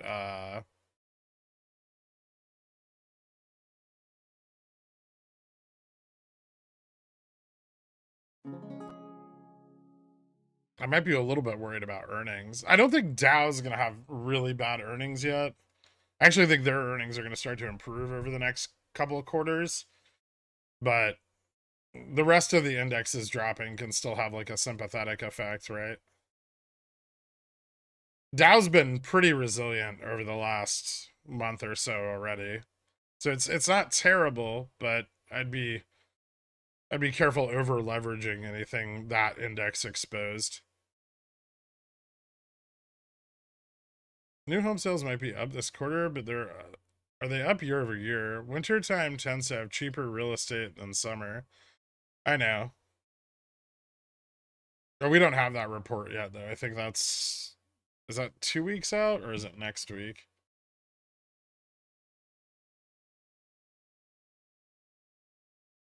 Pending home sales year over year is tomorrow.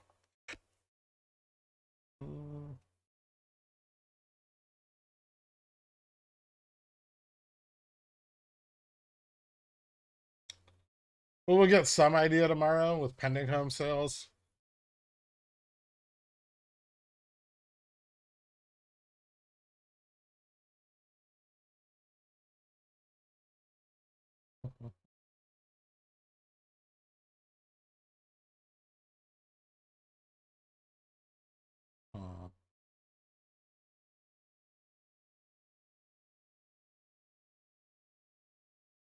Microsoft's doing pretty good today. Nasdaq's still killing it, and oil's up. Oil's up like 150 BPS. Russell is doing terribly today.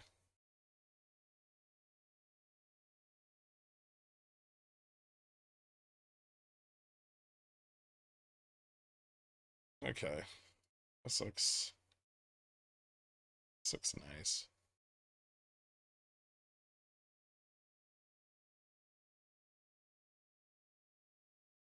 It's coming down here. No, VIX is still kind of stable.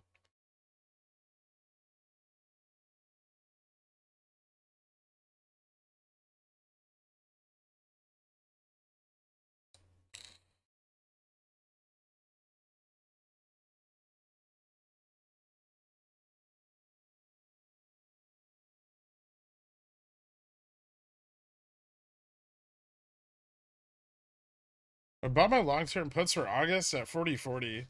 See ya. All right, nice.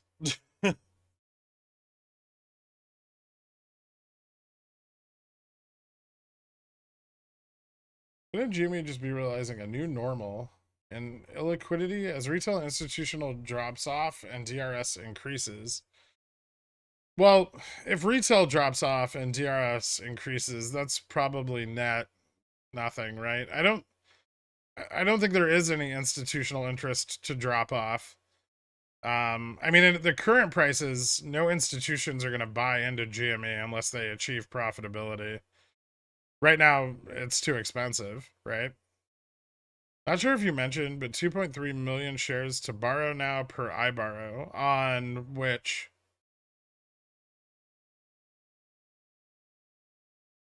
I'm about to full port Crocs, long or short, turd. Can you explain in detail how your Epic Pen works? Do you write with your mouse, a stylus on a tablet? I'm getting irrationally angry trying to find this information online. I have a tablet. The more I use Hanganashi candles, the more I love them. They're really easy to see nice entries with this candle style. They're pretty great. Vic Spike? No, not really.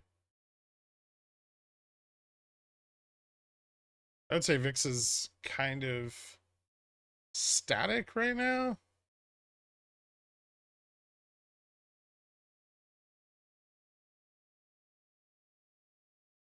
Spy doing.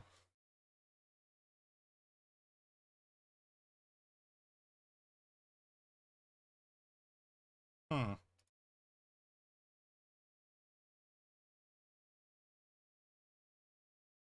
That might be a nice entry on Halliburton. I want more? I got enough.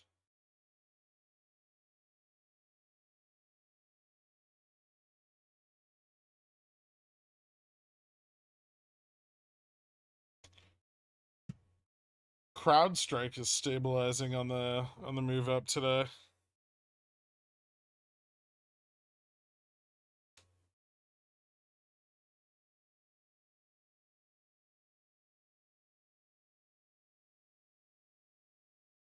Irwin's still kind of choppy.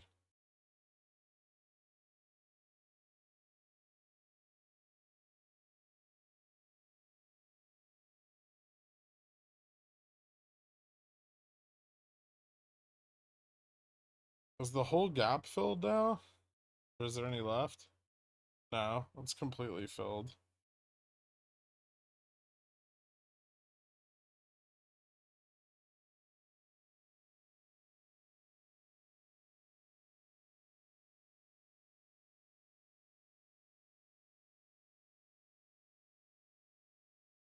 Oh,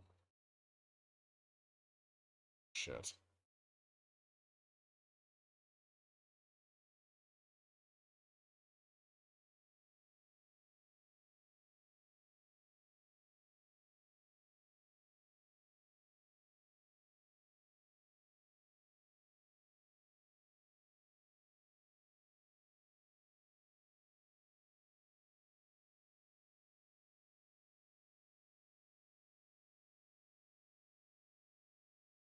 You want to break back over 2019?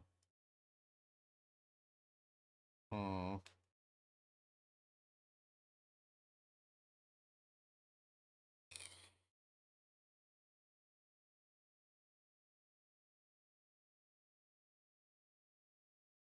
So if market orders had to be in by open, do they have any say so in when the orders hit the tape? I mean, it depends on which dark pool gets used, so they can offset it a bit.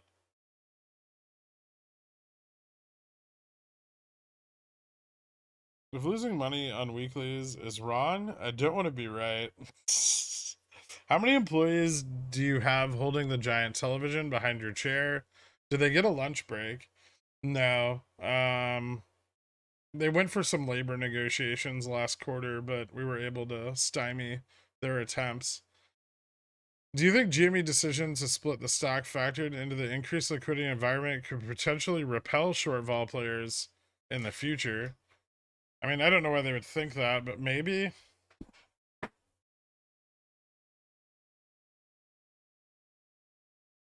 I mean, they short volatility on stocks that are far more liquid than GameStop, like Tesla, which is fucking ripping today.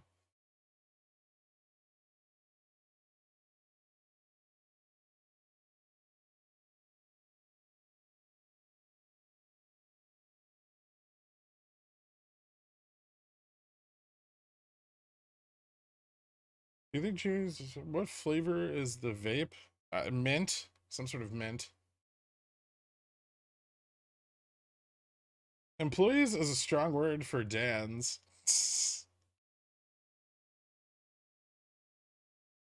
You should say ripping again. It worked. Oh,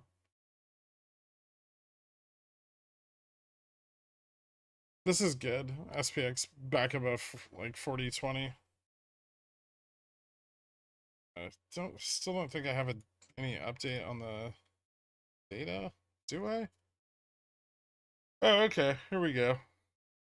All right, so there's some upside puts here. That came in 40, 40, 30, 40, 35, 40, 40, up to 40, 50. Call side volume building at 40, 40, 45, and 40, 50. Short volume at 40, 40. Interesting. Okay, and then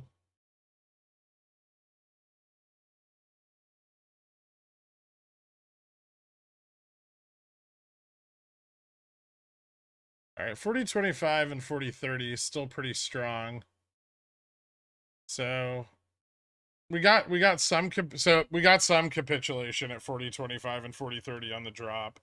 But not a lot. And the long-term positions are holding. We actually got a little bit of a build up at 40.15 and 40.20 as well. And 40.40 is looking better on the long side, although the 0 DTE 40.40 strike, it's not terrible. I mean, it's still positive, so. But there are some puts. The put's really not banking on anything above 40.50. So it kind of looks like the shorts are trying to play rejections off the bottom of the collar. Not a bad play.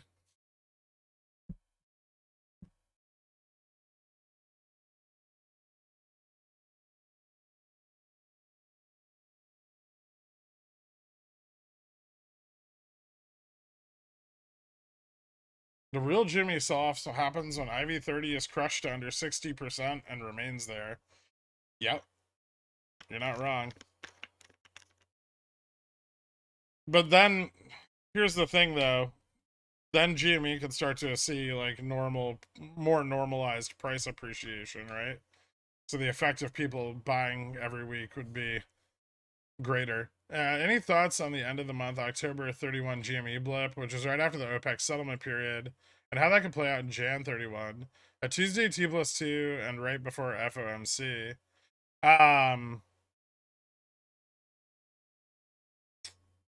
The October 31st run was the FTDs on XRT. They're just offset because of its reg show inclusion, but XRT is not in reg show anymore. It hasn't been for quite some time now.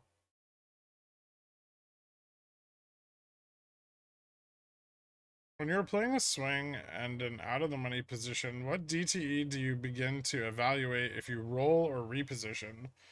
Obviously, it's not this simple, but your thoughts would be helpful. So if I'm approaching expiration, like on SPX, and I'm still pretty confident, if I'm starting to fall, depending on how far out of the money I am, obviously, the further out of the money you are, the more theta you want. Yeah. So I mean, if you're pretty far out of the money, you're gonna need more theta. Like at least if I'm like $50 out of the money on SPX, I'm probably gonna have like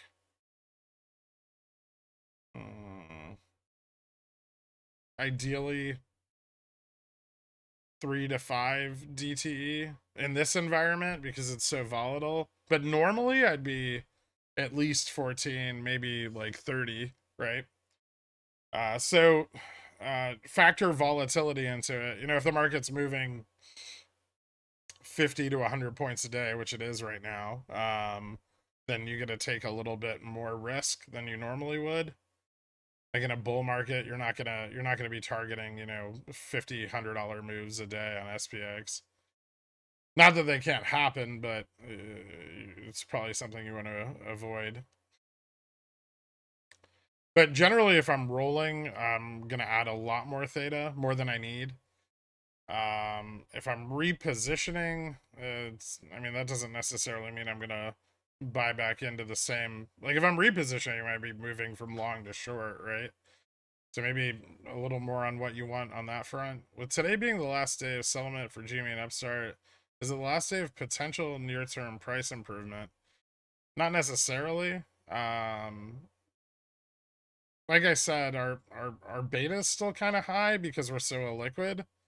So if the market moves up to like 41 or 4200 in the next couple weeks, that's definitely going to have an effect. It's not going to be as great an effect as if we'd had an OPEX, right? But still an effect. There's not really enough liquidity to suppress price action sufficiently. Be sure they can't triple stamp a double stamp. I sent a DM that says they have up to 5x deferrals, or am I regarded? That's very specifically for one of the Rex codes. I forget which one it is, but it's not. I don't think that one's applicable to GameStop because you can buy the security.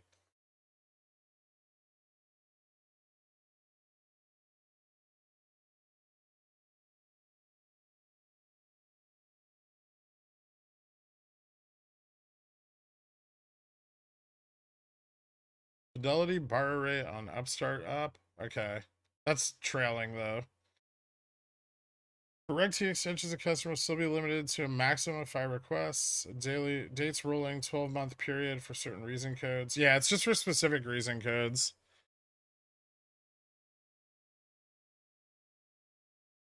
And a lot of those they have to prove. So like the market shutdown thing on Wednesday, where you know NYSE is reversing trades. Even if they were unable to buy the security that day, right? They would have to prove the next day that they were unable to buy it as well. So a lot of those require like a continuous compliance. You answered my thought. Okay. Even if OPEX is dead, we can always make money on SLD moves on the downside and then on the upswing. True. I mean, there's always places to make money, but that's not really the point of all this work, right?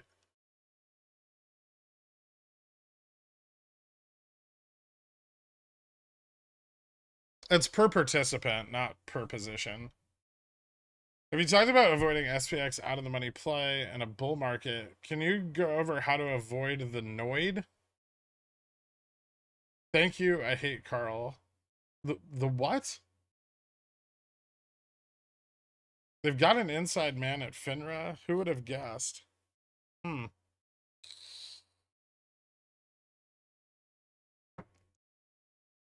I made more money in 5 minutes on SPX than I did last year on GME. Fair. Can they change up the reason code? I mean, the reason code still has to be applicable. Could you put your GME calls up on screen for a quick peek, please? I have $25 weeklies, $28.75 Feb calls, 35 Feb calls. I have 17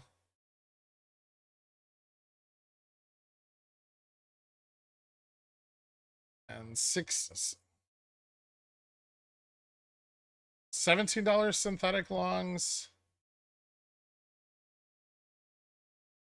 $50 Jan 2024s, $100 Jan 2024s. Those I'll probably just hold because I bought them when IV was pretty low. Like they're not really down much right now. I have March 27, 28.75, sorry. And March 32.50. Is that it? I think that might be it.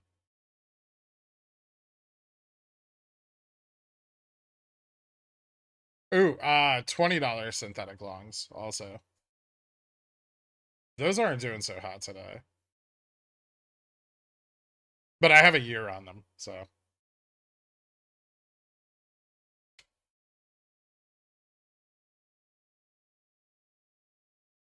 Did the vol shorts sell off their long positions this morning?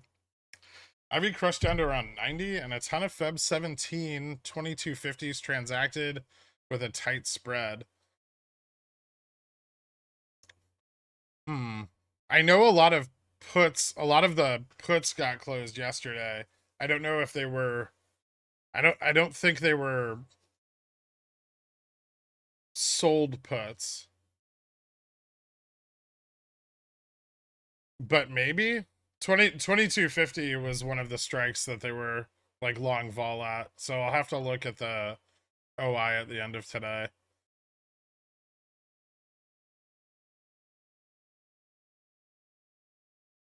What do you plan to do with those March calls on GME if price action doesn't pan out this week? Close them. Oh yeah, I'll close out the March calls if we don't run today.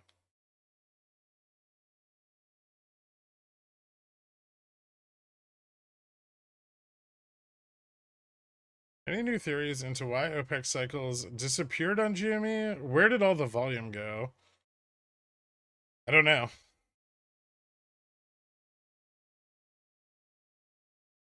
But, I mean, as it stands right now, they're still short as fuck. They're just not covering.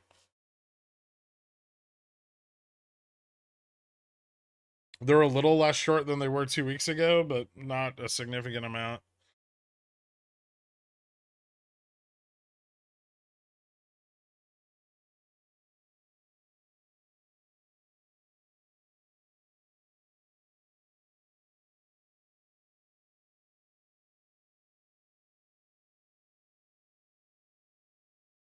Why is it triple OPEX? Because someone made a stream card?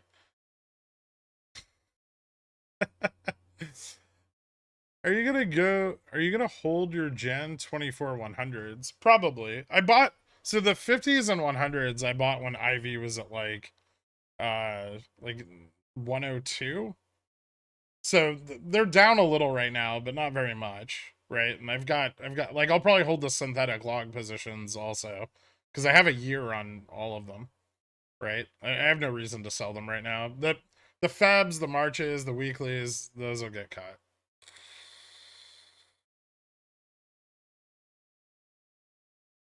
And it looks like 2 million shares may have gotten returned somewhere where you can see, but maybe more were borrowed somewhere else, Herva. I mean, just because you see 2 million shares returned doesn't mean they didn't borrow. Like, so the borrow rate can still go up. Generally, returning shares would drop the borrow rate. So they could have returned shares one place, borrowed them somewhere else. That's why you're seeing the borrow rate move up instead of down on return shares. We have very, very limited visibility over the borrowing pool. Looking at the amount of shares available in IBKR and Fidelity is kind of meaningless.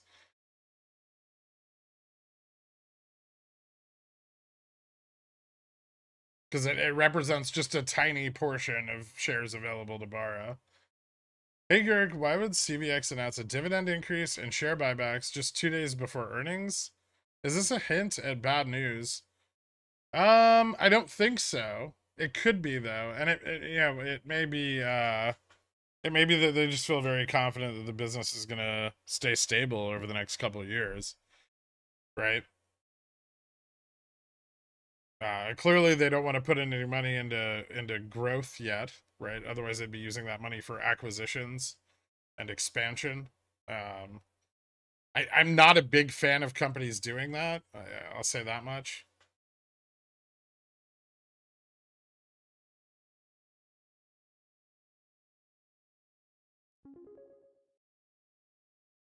It's me. That's awesome. How did you do that? Thank you so much, someone. Do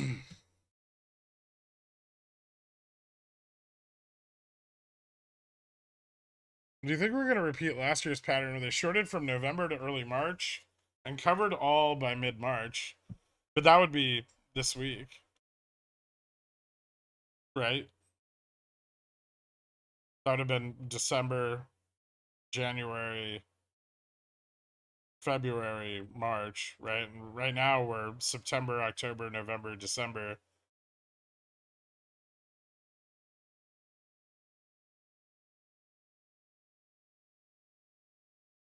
Would you cut Jimmy April's if you had any today, please? Um, hmm. I don't know.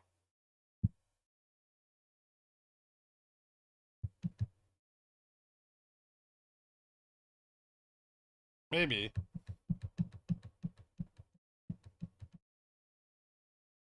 I guess it would depend on your price point. Did you buy them when it was really cheap? Like are you right side up on them?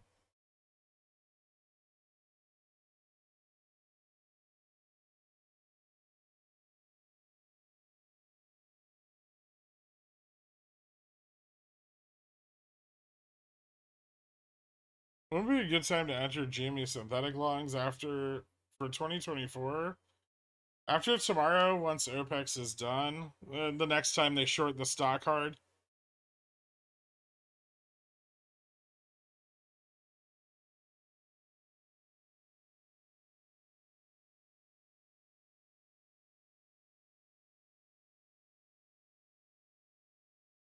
This is boring. When SPX back to 40-30? I don't know.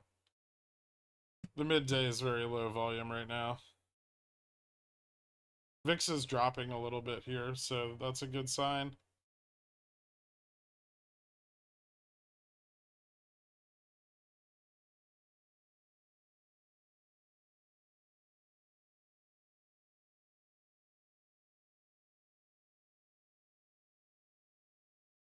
We've double bottomed at 40.28 on futures and 40.15 on SPX.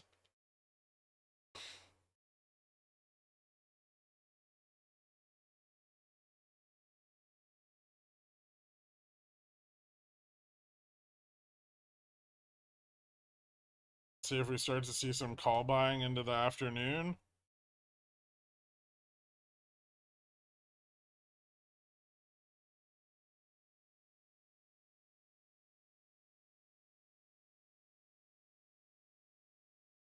We definitely have like a little bounce here though.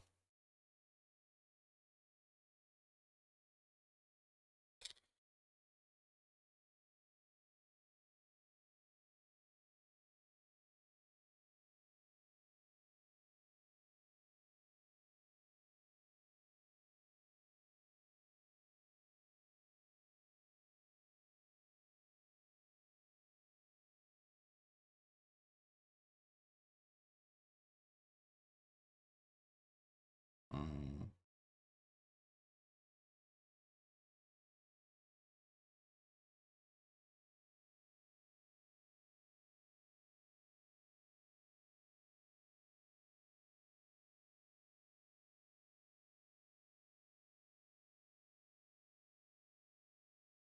BTU's recovering pretty well. How's Fubo doing?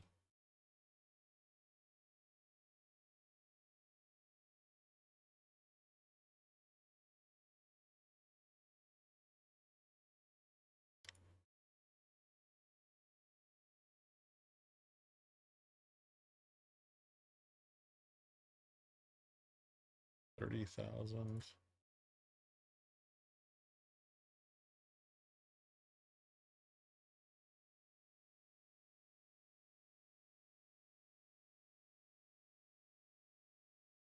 All this research on deferral dates.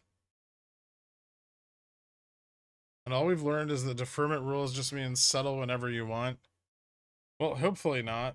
The day's not over. I don't know what else to say. The day's not over, right? This is boring. When SPX back to 40-30? I mean, hopefully soon. It's looking okay. It looks like we're getting some call buying right now. VIX is kind of pulling away from futures a bit. I think this looks really good. I don't know if futures are going to break 40-40 though.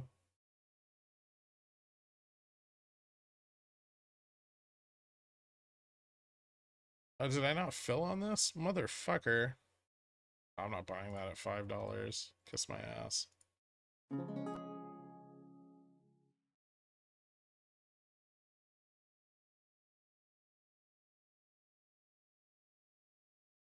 Alright, there's 40.25.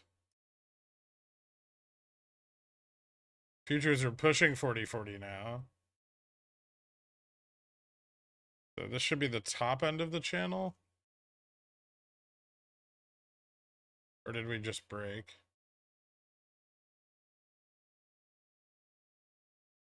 We're breaking out just a little bit.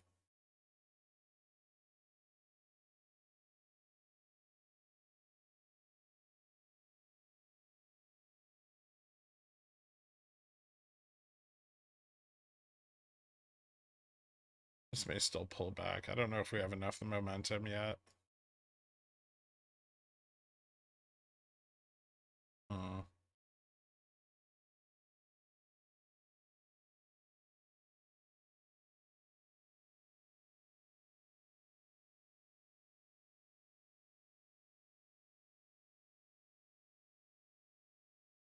Damn it.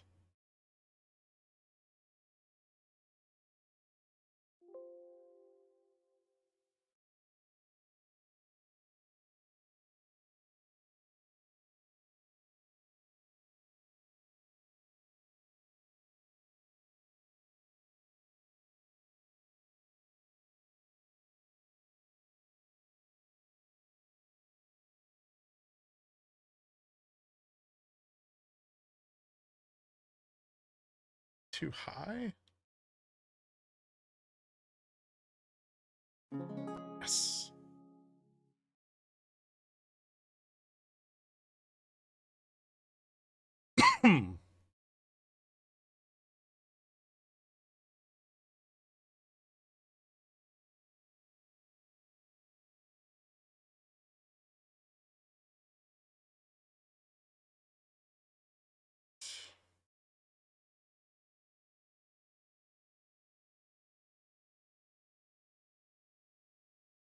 Hmm.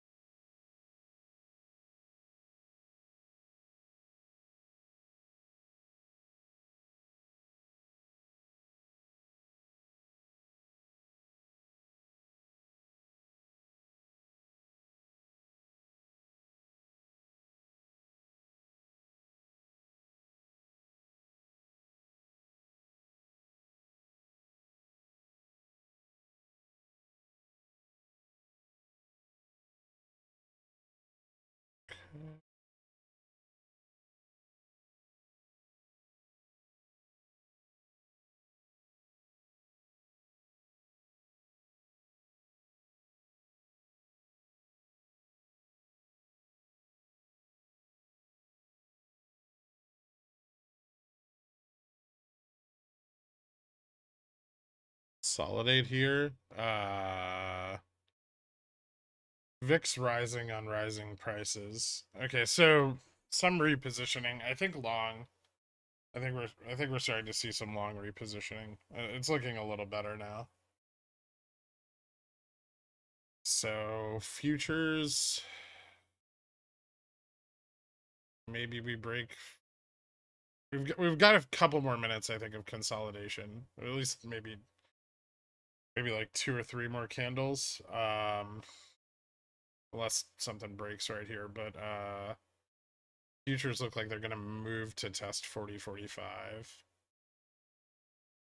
which means SPX testing 40.30. I don't know if we'll get rejected there or not. Sorry, I know I'm like crazy far behind on chat. You said how good entry? Why 39, not 24? What? I mean, just on like the short-term technical setup for Halliburton, it's got a really nice bounce off of like my midpoint price target for my position.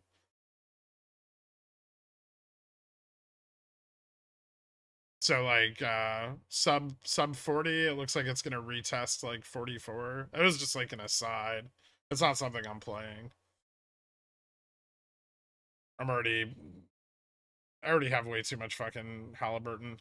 More than I wanted. I jumped on the CVX news. I felt like good risk reward ratio between the buyback and earnings. Okay. The cost to borrow uncharacteristically high on the basket stocks, at least through Fidelity. Bobby 115, AMC 95, GME 15.75. What scenario do they want before covering? Are they repositioning long?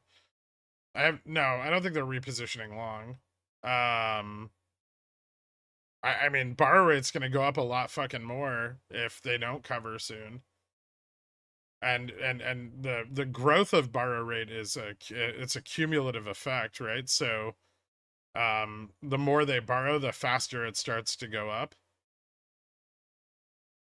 So the distance from like 0% to 5% is huge compared to the distance from like 5 to 20, and then 25 to 100's even shorter. How would you approach regularly playing SPY SPX if you were day trade locked? Straddles 1 to 2 weeks out, purchased at end of day. What do you mean day trade locked? Your PDT is locked? Do you need to use margin?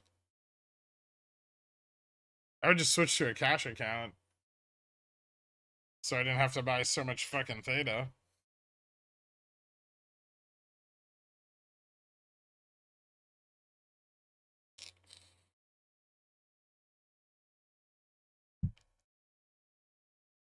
Have there been any in the money puts bought? No, I'm not seeing anything. At least not for today. Nothing significant. There's a few, but not like big blocks of them. Still remaining optimistic that we haven't fully dropped hard besides implied volatility. Yeah. The borrow rate's not going down either. 1 second.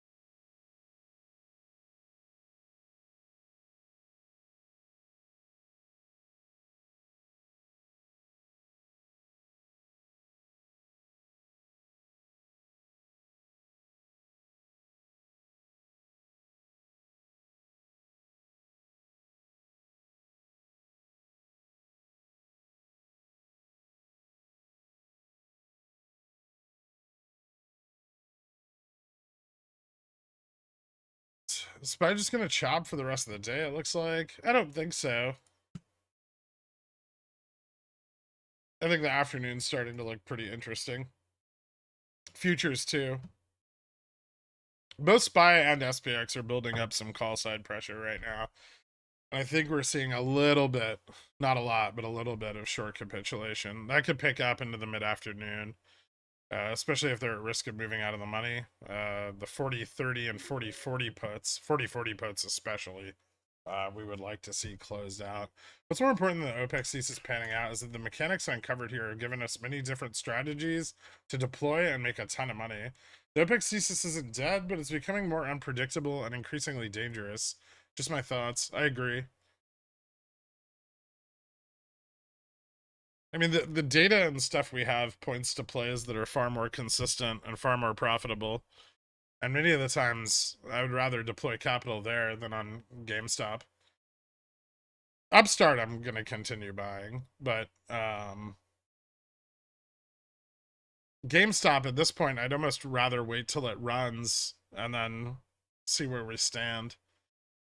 And, just play the short side of it after a run, then try to time the long. And I felt that way for a while now. And this was, the day's not over, but if this doesn't pan out, then yeah, I really don't want to risk that exposure anymore. It's just not worth it. Like, I don't lose a lot of money doing it, but some people do.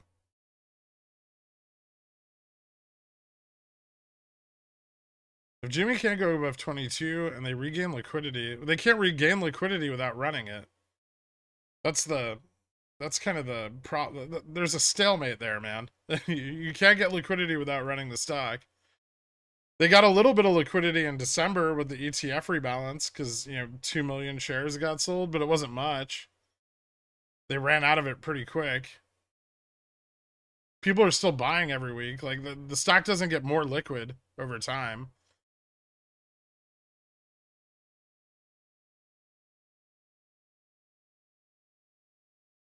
I'm feeling bullish that we haven't been slammed down today. It makes me feel like something's about to happen. It's weird. After all the NOPEXs we've all been through, I think we can say definitively that us just trading flat is very strange. OPEXs or NOPEXs, where liquidity is realized to a degree and they're going to continue to short, generally have very violent downsides. This almost reminds me of June, where we kind of like ran up and then like crashed into the end of the week. You guys remember that when the fucking market maker like pulled the plug on IV? Except this time our IV didn't really go up. Like, IV went up a little bit on Tuesday, but barely. Like, it wasn't significant. Even in June it went up to like 140%.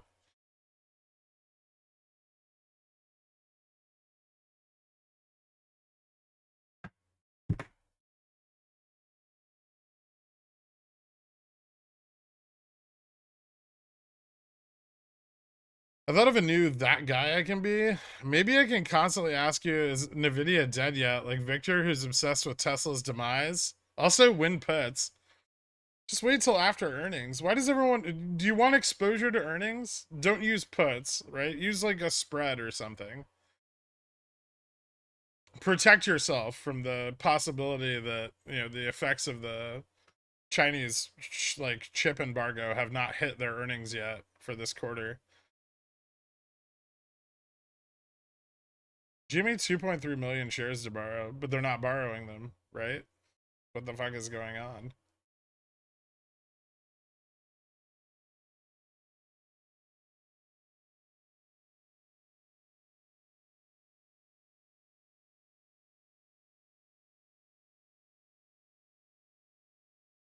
My math is not flawed, the engineer.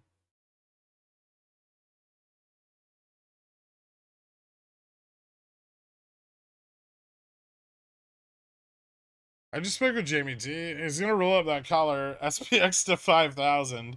I mean, even if they rolled it up like the standard amount, it's only 5% above its current position, right? So that would put it at like 42, what, 42.50?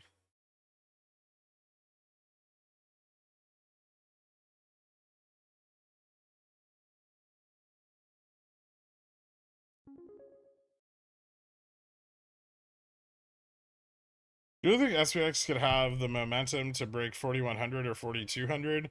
If that happens, would that trigger the institutional equity sell off? And also, is NVIDIA targeted 100 in June reasonable? Thanks.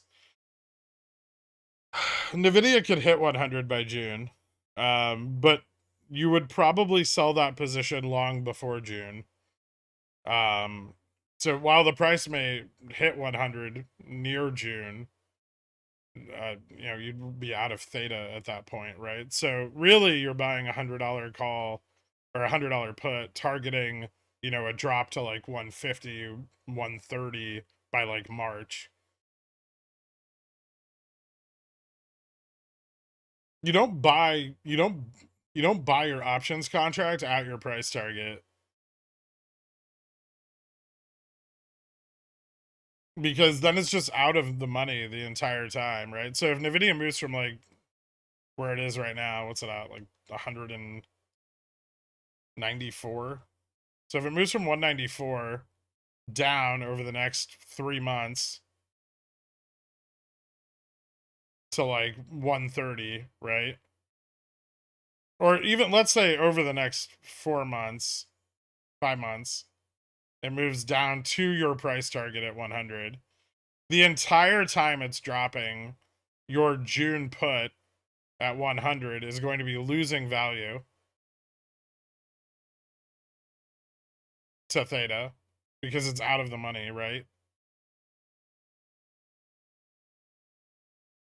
Do people understand this about options? You want an option that's going to go in the money before you reach your price target. So if it's a 194 now, over the next like 2 months with a 5 month contract, ideally, like say it hits 150, you buy like a 150 strike with, the potential for it to move to 100. You don't buy a 100 strike hoping that it hits 100. Otherwise, it would need to hit 100 far sooner, right? It would have to drop from 194 to 100 by like end of March. It's like March 31st ish. And that's ridiculous.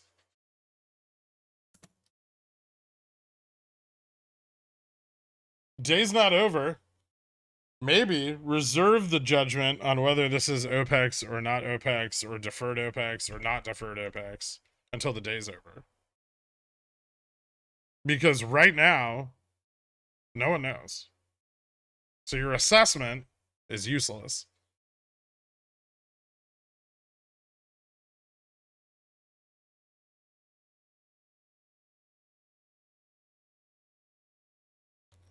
My BTU $25 one GTs bought today are up 50%. Nice. Good job catching the bottom. Now I was thinking about some 140, 160 in June, but I want to set PT at a low enough drop to capture a good amount of profits. Okay. I don't hate 160s for June at all. I don't even hate 160s for slightly closer. Like April 160s aren't that bad.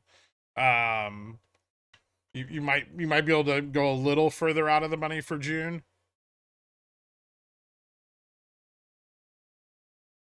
but not a lot. You don't want to go much further than that. If you are buying 100s for June, you just have to sell them while they're still out of the money. You wouldn't be holding them till you hit the price target, right? You would just be waiting for premium to increase above the rate of theta decay, and then you would sell them and capture profits. Like I had like 110s and 120s on the last the last dip from the upside rejection on Nvidia, and they went up like 22%, 24%, and I sold them off. And then I had, closer to the money ones that went in the money, went up like, 80 to like 180%.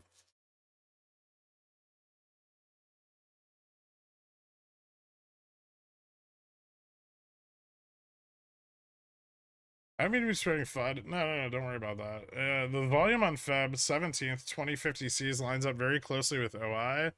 And if you sort time and sales by quantity, you'll see what I was talking about earlier. Are you using Market Chameleon?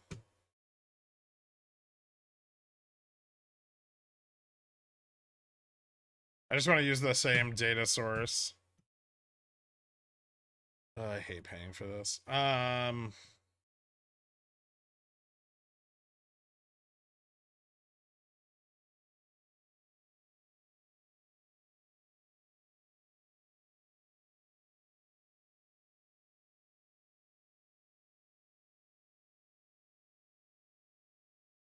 Looks like people are buying into shitloads of bear call spreads. What about the 2250 call? That looks bought. Like Feb 17 2250 call looks bought. I'm seeing sold puts and what, well, actually that it might just be people selling calls today. That's going to be fucking bad. Wow. People are greedy as shit. Are institutions selling calls or is it just retail?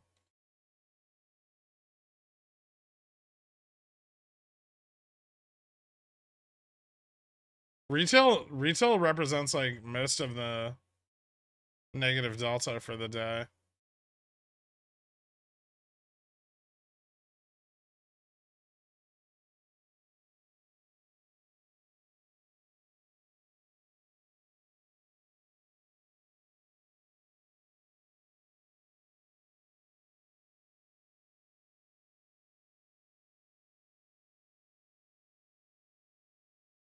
Something SPY 400 puts for April the next week. Thoughts? I don't hate that at all.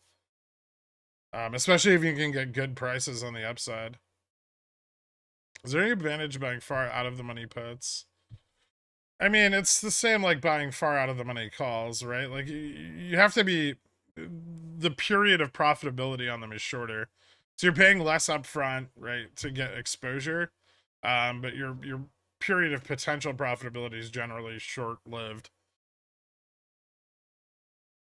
So it requires better timing and a bit more finesse. Yes, Market Chameleon.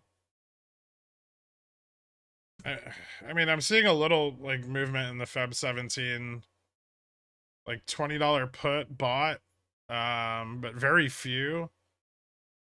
And that doesn't look like big institutional movement. Most of the shit looks bullish. Like options volume on Jamie looks bullish as fuck today. Is there something I'm missing here? Because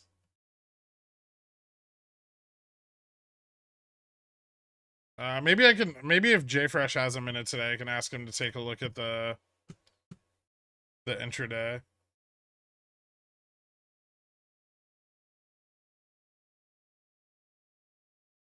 Because that doesn't look very bearish at all, actually. Hold on.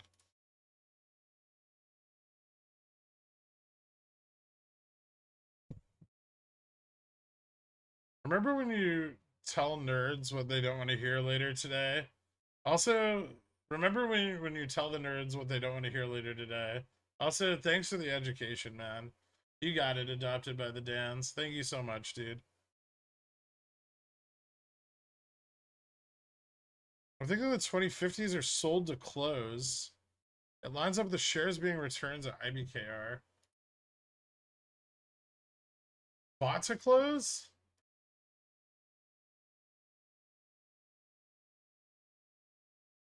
I think they're bought to close.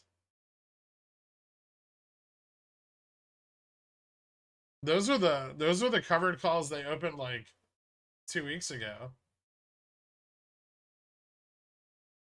And if shares were returned, that would have meant that OCC took margin collateral, which would imply covered calls that were closed and the money covered calls that were closed.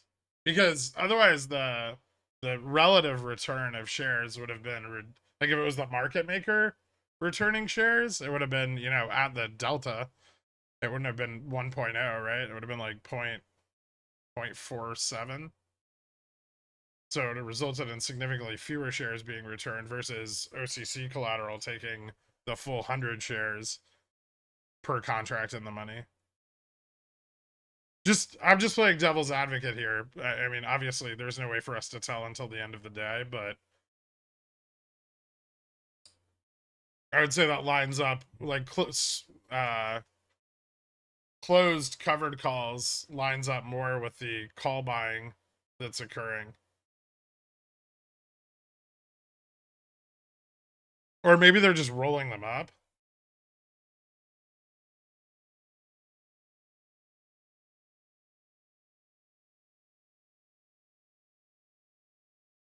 Oh, I hate this. SPX.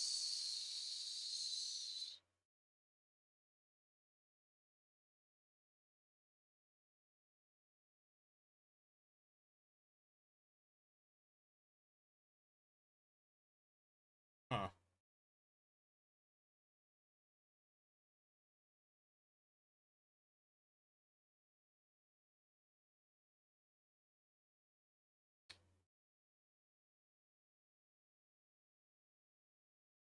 Futures are moving.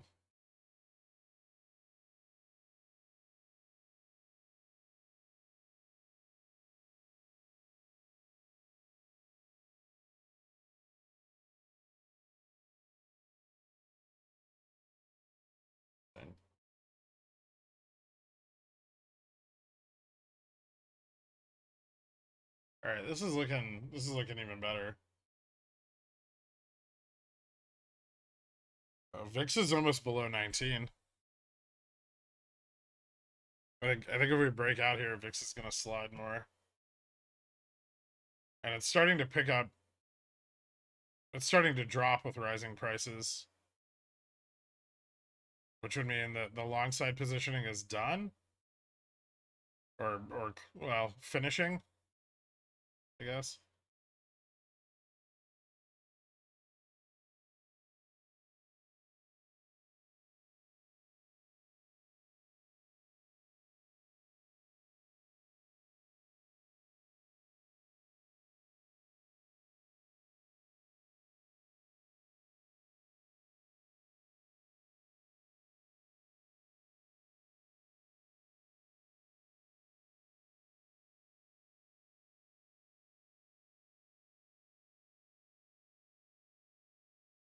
There's Jimmy. We're talking about Jimmy. Responsible investor. Free me from the depths of shares underwater. Release me from RP's grip. Drink the red away. Do something. Oh, Jesus Christ. What's RevRQ doing today? Back down to 89 cents. It's holding like near $1 pretty well. It's not trading much volume lately, though.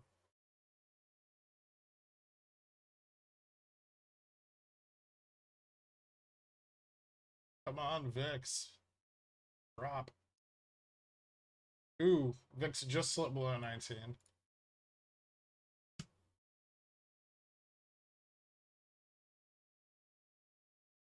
Let's fucking go.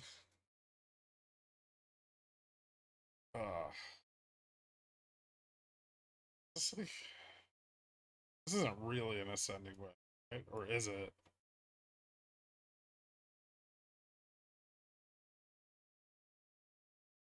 It's kind of bullish.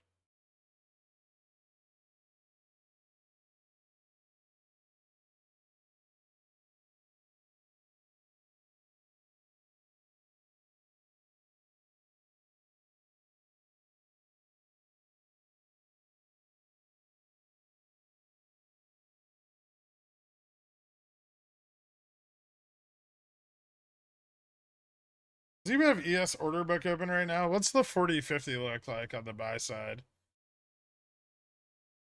I don't want to open up my other brokerage. Runs at end of day. Would it be best to hold calls overnight or sell them before end of market today?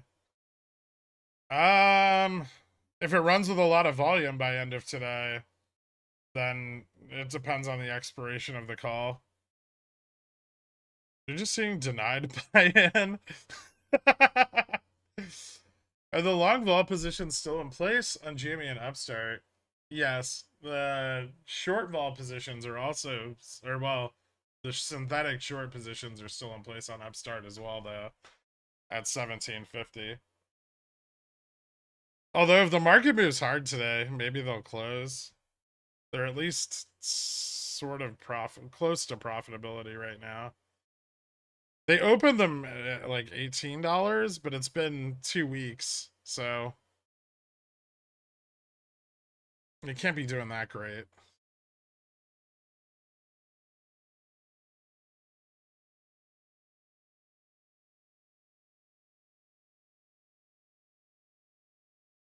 Maybe you're not missing anything. It's just slowly playing out. We'll see. I'm definitely holding GME calls till tomorrow at least. I'll say market open today was really interesting. Um, that was an awful lot of sensitivity to the gap up for GameStop. I liked that. I'd like a lot more of that. That's what I want to see more of.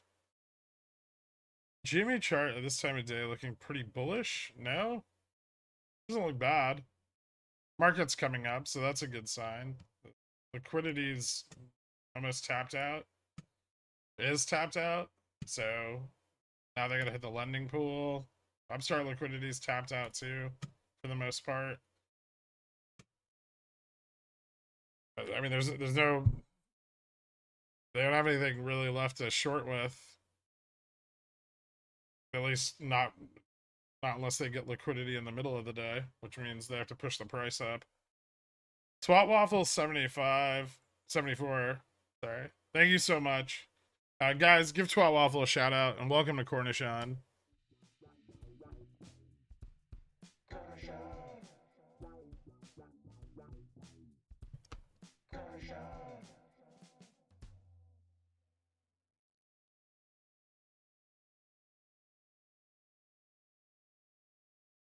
I have long puts on SPX already. I have some like 39s, 3750s, and 3600s now. I'd like to pick up some 3950s, and if it really moves up over the next couple of days, some 4000s ideally. But I've been buying some long puts above 4000. I'm very happy buying them. Much happier than I am buying them under 4000.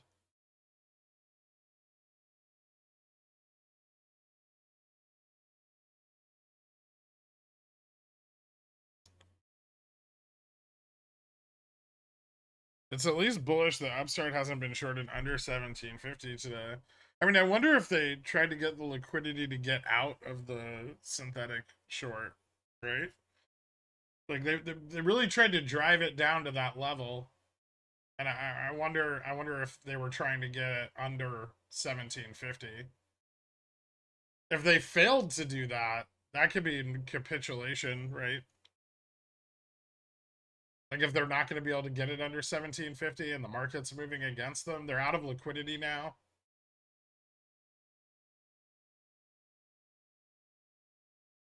Like maybe they were just trying to get the price just under the contract so they could close. But they didn't, right? Like they just missed. And now they're out of liquidity and the market's moving up.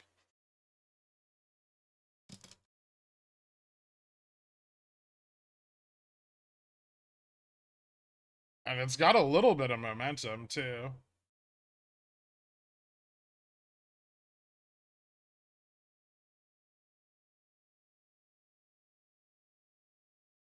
Yeah, it does.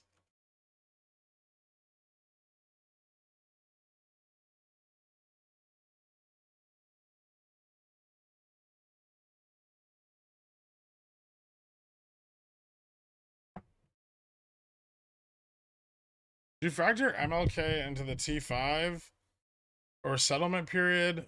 There shouldn't be any effect from MLK because nothing due was supposed to be settled on those days. So deferrals work, if something is due to be settled on the day of a deferrable day, then it can be deferred. But otherwise, it can't be, right? And if it's been deferred already, it can't be deferred again. There's only a couple ways to like continuously defer something, and I don't think any of them apply to any stocks being traded like outside of OTC.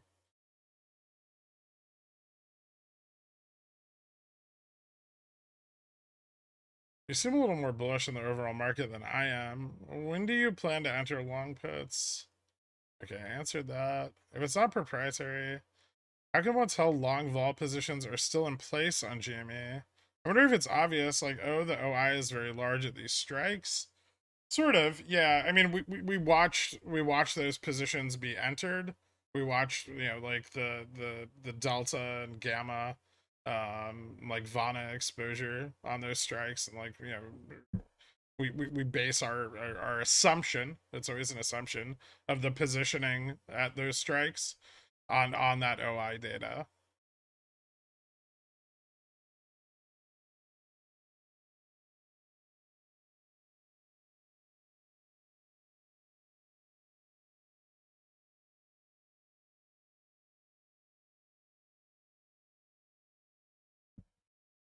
Your analysis is so valuable. Thank you. Thanks, man. Or is it a buy SPY 400 puts for April rests on the bad forward guidance for major American corporations over the next couple months? I agree. Are there other strong reasons for buying puts? Contracting margins. So it's not just the bad forward guidance. The forward guidance, they can hold back on they shouldn't. It's not in the shareholders' interest for them to do so, but they can hold back on changing their forward guidance, but they're going to want to change their forward guidance before their earnings reflect that they are no longer meeting those targets, right? So margins are going to begin to collapse, and with free capital unavailable, companies are going to move out of growth cycles, which is what currently sustains their ridiculous PE ratios. And so as the PE ratios come down, the valuation of these companies is going to drop significantly. Look at Tesla's a great example of that happening already, right? GME making it tough to sell covered calls. Yeah, it's been like that for a little while now.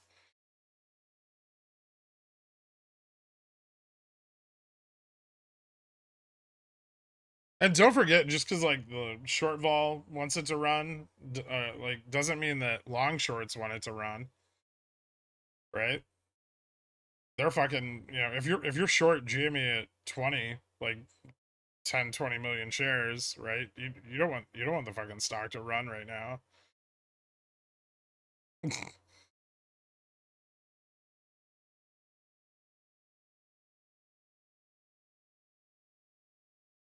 I think people misunderstand how quickly these like positions can get out of control for major institutions.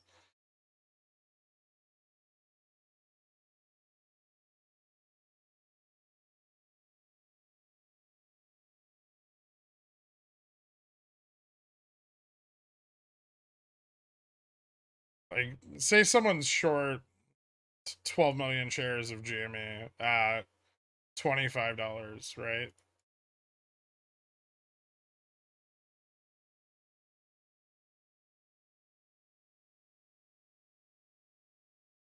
That's $120,000 per penny that it moves up,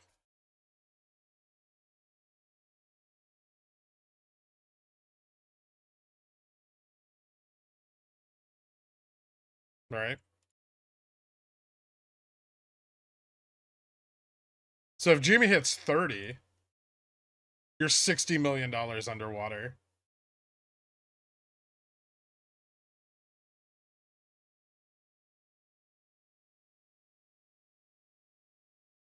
ETFs don't give a shit, right? They're long, technically. Shorts give a shit. There's a reason there's some pushback here. And then the DMM is just tasked with not allowing volatility, right? Unless it becomes, unless the volume is so exorbitant they can't internalize. Their job is to mute the effects of volatility, right? But if the DMM stops doing that, shit just rips. Playing with house money again, Gork. Je voudrais le fromage. Tinfoil Theory. The Hultimageddon pushed everything a day out. Thanks for everything. Time for our boys to run. But GME and Upstart weren't halted. That's the problem I have with that. Like on the stocks that were halted, sure, but we didn't halt. I don't know if that means they I don't know if they reversed our opening auction or not. Maybe they didn't. It's not reported. There's no way to tell. I'm definitely not gonna hold fucking weeklies into tomorrow, hoping. I'll say that much. God, maybe I will because they're already fucking worthless. Hey, look, SPX money. Cool. I should probably set some stops on these.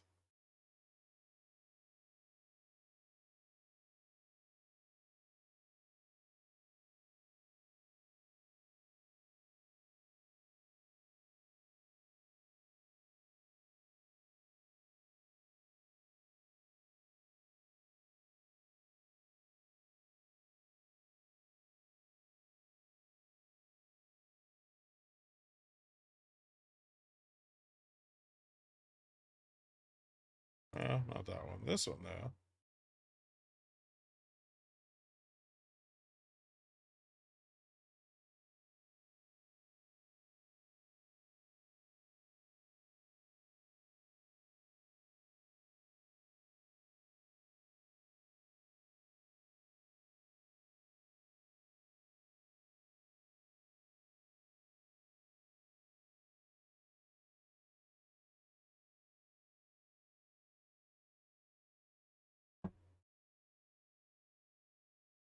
Fun.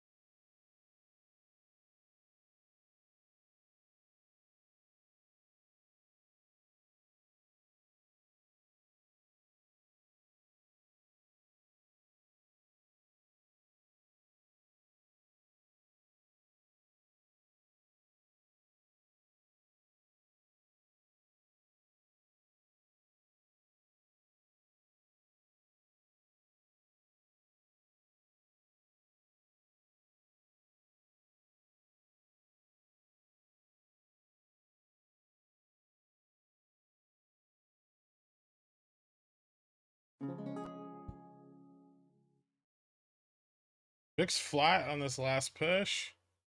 No, down a little, just not a lot. Also, I think we're seeing more long positioning now that futures broke 40-50. So I think we're seeing more call buying, which is really good for momentum, right? Like if we don't just crash right here and we stay stable, couple more candles, I think things get pretty bullish. They may get bullish before then.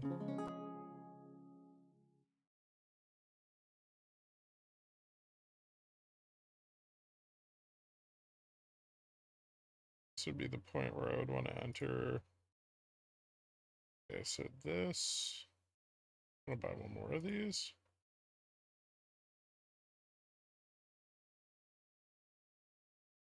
$13.60. I'd rebuy at 13.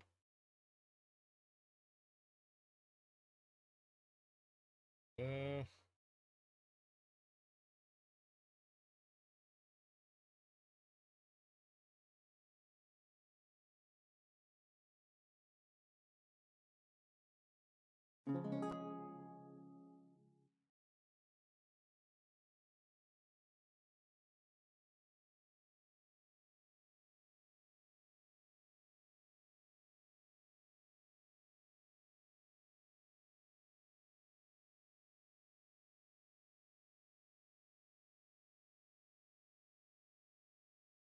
Can you zoom in a little on Jimmy, please? Yeah, sure.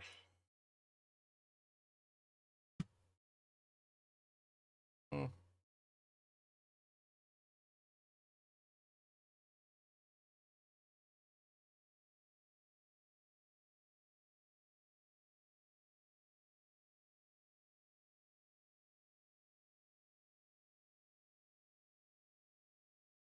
VIX still staying under 19. So there's the bump and the run, right? And then let's see where we would reverse here. Ah, fuck off.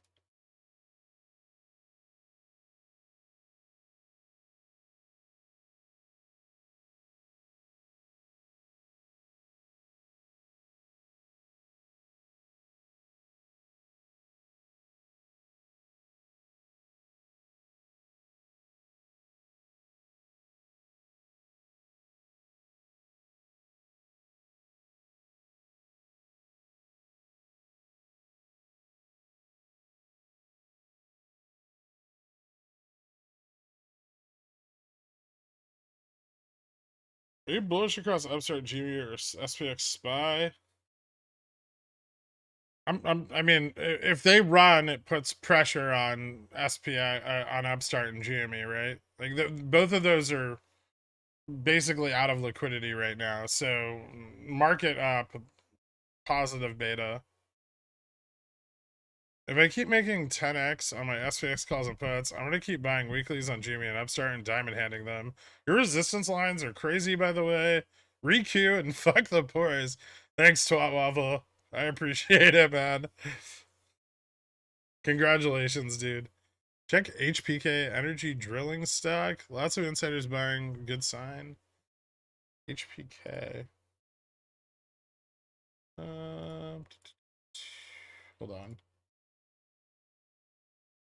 Oh shit. What the fuck is DDS doing?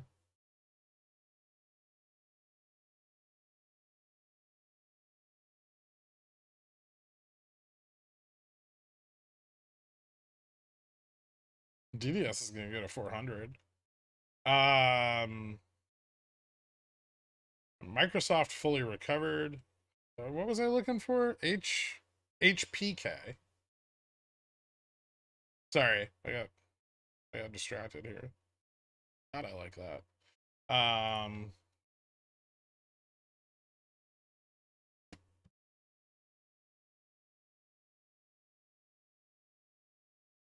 Okay.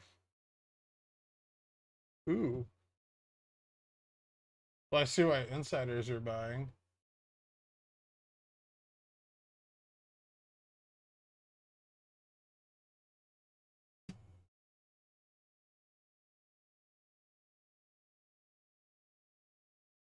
I like the trajectory of their cash flow, but I think I, I don't know. Insiders might be buying a bit early.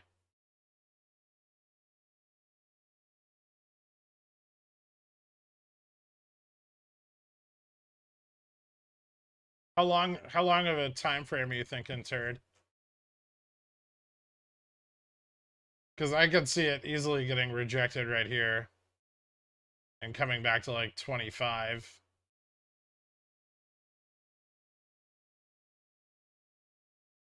Is there any liquidity left on Upstart? No, they used up most of what they got this morning. They have a little bit of ETF liquidity left, but not much. How does 10x on SPX? How does 10x on SPX regularly? Zero GTs and open some wild ass lucky strikes. No, I mean, if you understand trading levels on SPX, it's not that hard to 10x contracts. A lot of the times, if you're 10xing though, you're buying really far out of the money, right? So it's just a really low premium approaching the money.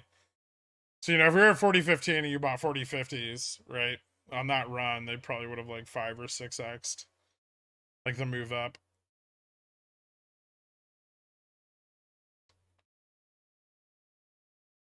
So this long side positioning's not super bullish, but it's still there. VIX just moved back up above 19 though, which I'm not a big fan of. Although, well, let's see what happens. I think we still have call buyers. I think we still have plenty of call buyers, actually.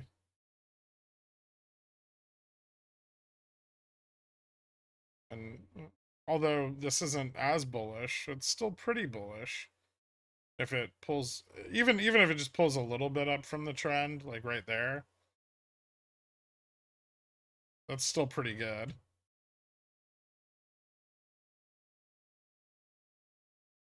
Watch that 40-50 rejection though.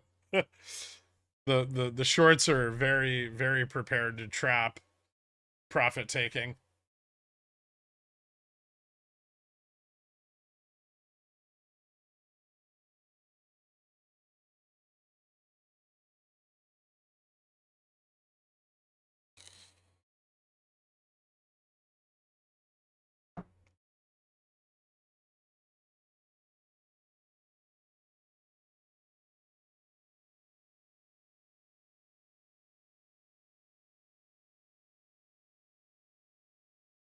HashiCorp's pretty good. I got some more shares a little bit after earnings around I didn't get that good of a price. I think I got like 24 and then I re-entered my leaps. But they're up. I mean, it's up like $4 since then. It's stable, very stable. It looks like accumulation a bit. I think more institutions are getting bullish there, but we'll wait for the 13Ds to come out and stuff.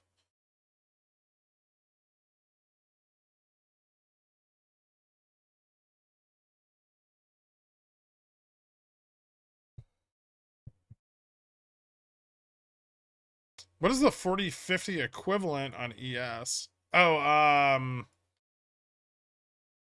like 40-65, 40-60.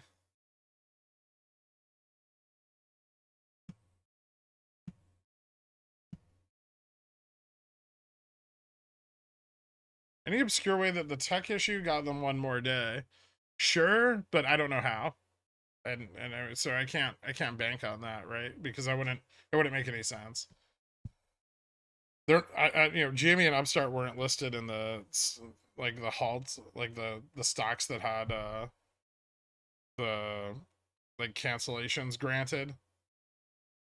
So yeah, it wouldn't make any sense unless they just added a day of deferral on NYSE, but Upstart's not on NYSE. It's Nasdaq stock.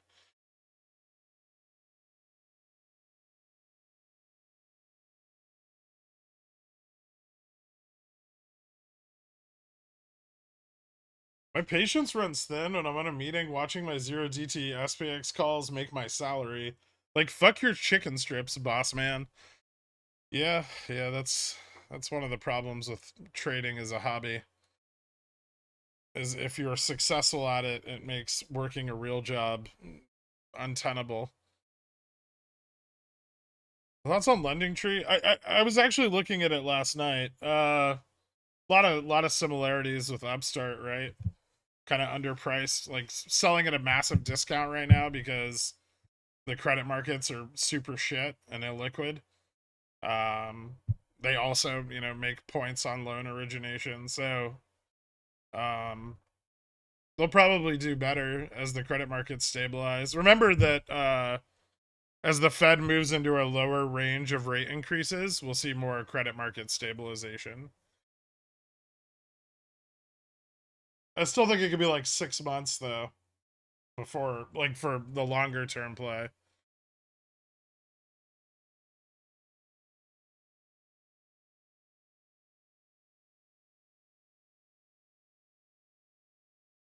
Just call them up and ask for an ad hoc extension just this one time. That's, should not be how that works. Okay, so volume's coming down a bit here. I don't think. Yeah, I'm not really off there. There's a little. Is that on? I guess there's like a little room on the wick, but not much. I don't like how long this is consolidating. VIX up to 1910.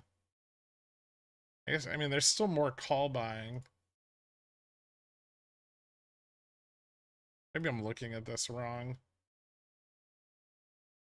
Maybe I should be looking at this.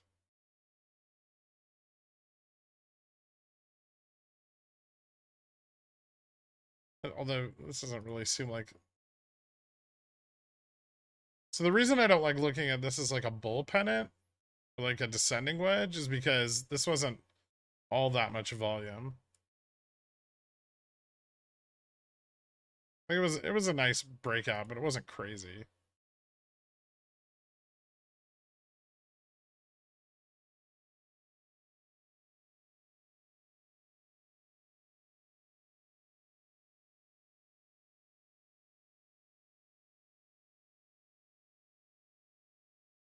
Hmm.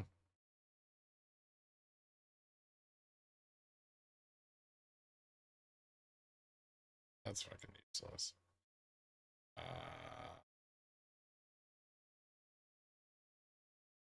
Okay. Hold on. Okay. Fix up SPX. Up, still more consolidation. Although that looks kind of bearish. Bearish? Futures look kind of bullish. SPX looks weird. Just on my best SPX gain so far. Thanks for your teachings. Where do you get positioning data from SPX? Is there a website I can check instead of relying on you? You could get like some of the data I use. Like with like OI data.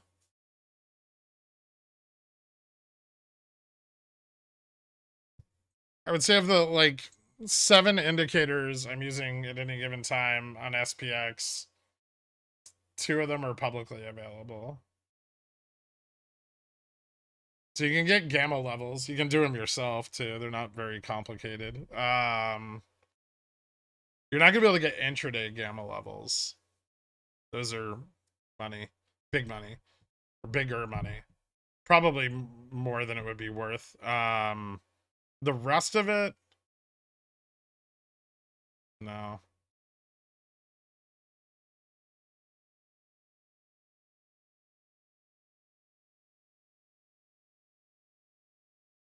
TOS has free real time / ES data. Yeah, TOS has it. But if you make too many calls, they'll close your account and take your data away. There's like a program I think you can get on GitHub to scalp options data off of TOS, but sometimes they'll just shut your account down for doing it.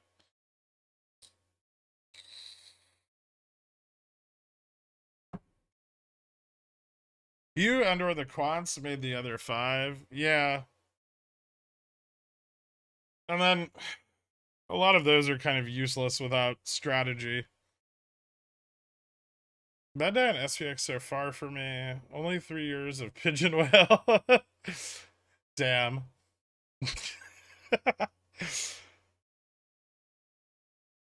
Speaking of upstart liquidity, I love how you measure your gains in years of pigeon whale membership. Speaking of upstart liquidity, only 20 shares available to borrow. Rate just went from 3.11 to 333%. I told you if they want to short more, they've got to borrow.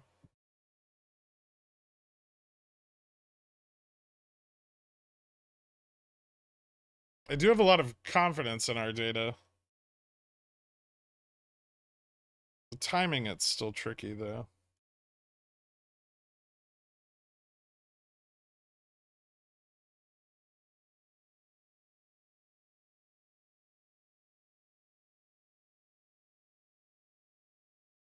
I mean, a liquidity event still needs to happen or they can't short again. Not efficiently. If they start short, here's the deal. So if they start shorting now with the liquidity they have available, their shorts are not profitable. There's no profitability in a short position carried over the next like 90 days. So all the shorting going on right now is a losing position.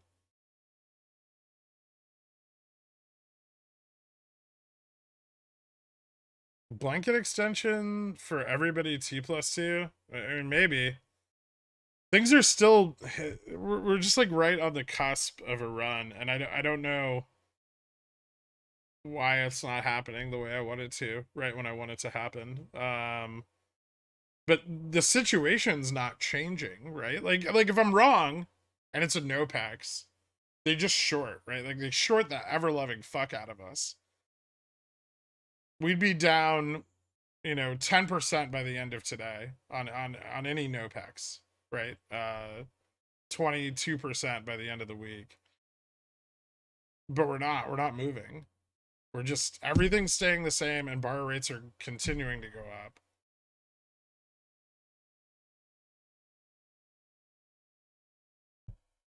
And on every, I posted this last night. Here's some fun shit. Well, I kind of want to watch the SPX breakout right now. Remind me to show you fun shit later. Yeah, that's how we'll do it. Remind me, like, give me like 30 minutes, and I'll show you something cool at 1 o'clock.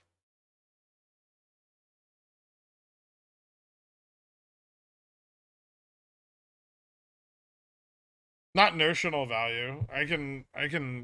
We can derive how much profitability there is in a position based on when it's entered.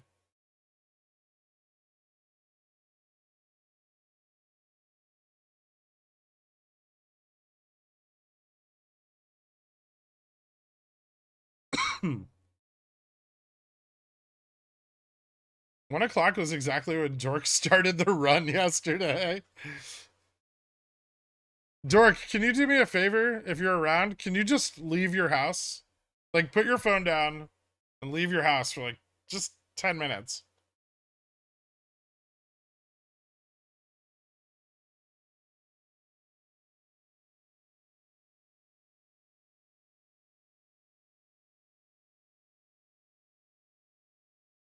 I let Kenny know that I would be in meetings all this morning. He's gonna rip it in the afternoon.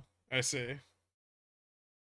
Any chance it runs after hours, then drops again before PM, like that one weird day last year, where it was different about that day compared to now? Are you talking about Jan 3rd last year? Or sorry, Jan 6th? The overnight run? That was ETF FTDs on XRT. And that whole thing was kind of weird. I think they got satisfied with a block order in after hours. So they found an institution willing to sell them GameStop. They hedged bigly and then transacted a massive block trade in after hours, which spiked the price like crazy.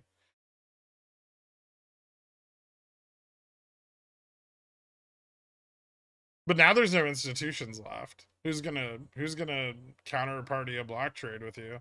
The only place to buy now is the lit exchange. Even if you could get like a few 100,000 shares from institutions, like BlackRock's shareholding, Vanguard shareholding, it's all locked up in ETFs. They're not long. They're not really like long GME anymore, right? Outside of that. So back in last January, there were still some institutional holders. There was somebody you could go to and be like, I want to buy your 2 million shares, and I'll buy them, $10 above spot. And they're like, all right. But now there's no one. There's nowhere to go. There's us. We're not selling.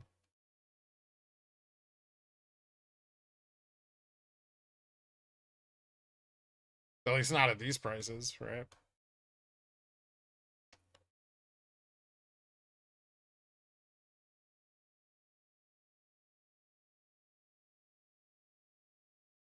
Last 2 years I've been rich and poor over and over. SST up rich, Jimmy Nopex poor, Cat rich, Jimmy Nopex poor. Thank you for amazing pickles picks of funding my gambling addiction. I do what I can. Are you doing a little better on Sherwin now? Responsible? I don't know what your strike is, but Sherwin's almost back at like 2030.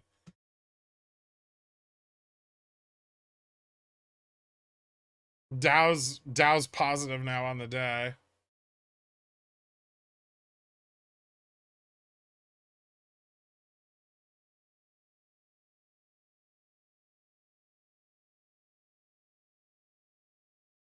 Don't carry like in the money call positions into earnings without hedging them. I wish I could have told you that in advance, but now you know in retrospect. I changed my mind about the Swev 17 2050 Cs. They were $1.69. That's before the 10,073 were transacted at the same price. Okay. So we're on the same page now? Bought to close? Bought to close. Bullish. Can he call me and offer me $35? I said no. Oh. Well, aren't you special? My mom is selling $15 CSPs on GME. Is she smarter than all of Super Stonk? Yes. I finally dipped my toe into SPX today. Would not have done it without you. I appreciate it. It's still like the OPEX, but seeing the pragmatism in other plays, go figure. I mean, eventually you need to, like, as a trader, if you want to be a trader, then you have to trade other shit, right? You can't just trade GME. There's plenty of money to be made managing GME positions, but it's inconsistent, unreliable, and super volatile. If GME is your core position, which I think is the situation many of you find yourselves in, then you have to learn to manage it. And it's a bitch. As someone with a lot of experience managing positions, GME is not easy. There's far easier shit. Like Google, yeah, I'm just writing CSPs and covered calls day in and day out, and then buying calls and puts as the price bounces up and down, and it's relatively narrow channel. You can just grind money up all day. GME, no, because GME, $35 one day and you're 22 the next.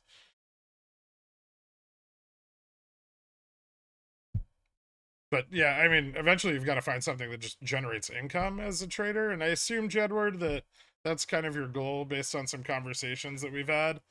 So yeah, you need things like SPX, QQQ, TQQQ, like things that are consistently more liquid, that you can make your income off of. Like SPX pays my bills. Well, it more than pays my bills, but at a minimum, it pays my bills, right?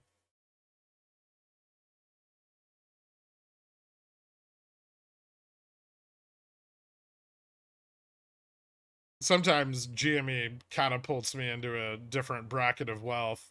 Sometimes I lose a year's income on it. It just depends. But GME is volatile and inconsistent. It's not what you want as a trader. It's one of the reasons I tell people don't day trade GME. It's not worth it. There's better stocks.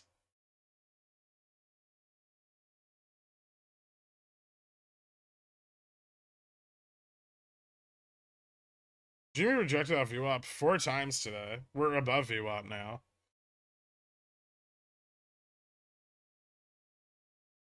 Hopefully. I don't know. The market's failing to break to the upside here.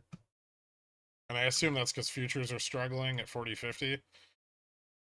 But they're trying really hard. Like, there's more long side buildup again. like futures keep failing and then bulls are coming back in. So if futures can push up above 40.50, and the SPX moves up, GME will probably move up with it. But that's still not a realization of the volume we want. Ah, fucker.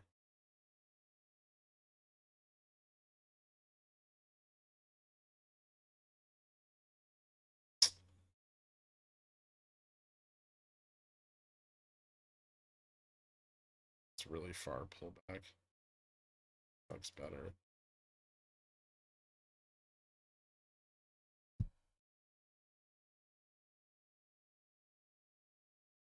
Does upstart shares borrowed to stabilize around those puts?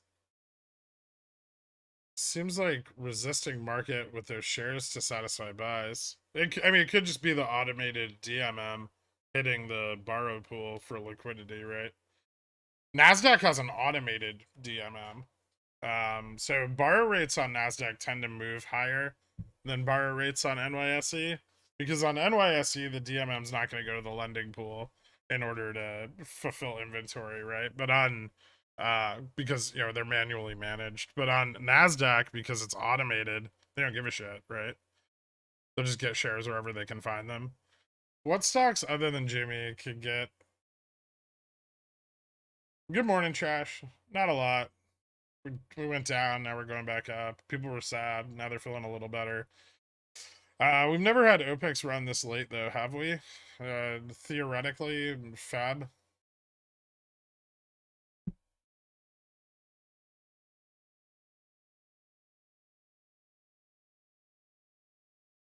Just seems hopium based. I agree. Yeah. I mean, my potential time frame ends at the end of today. Yeah, I agree. Real job is landlording, main income source. The sneeze drew me in 2 years ago. I found your stream from RSS. I've been casually playing Pickles Picks, but becoming more serious. Fubo looking good. It's either going to go up, down, or sideways. Okay. I'm not watching it right now, but I guess I could.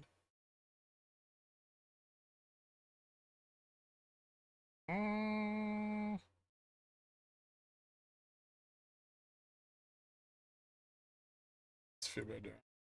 Oh, there it is. Eh, kind of holding this bounce. I'd be a little bit more excited above 250. Although we did bounce off of like that low resistance at 22.23. So it's good that Fubo found support there. Okay, so maybe this is just, I hate giving this more room. 1243. Still long buyers.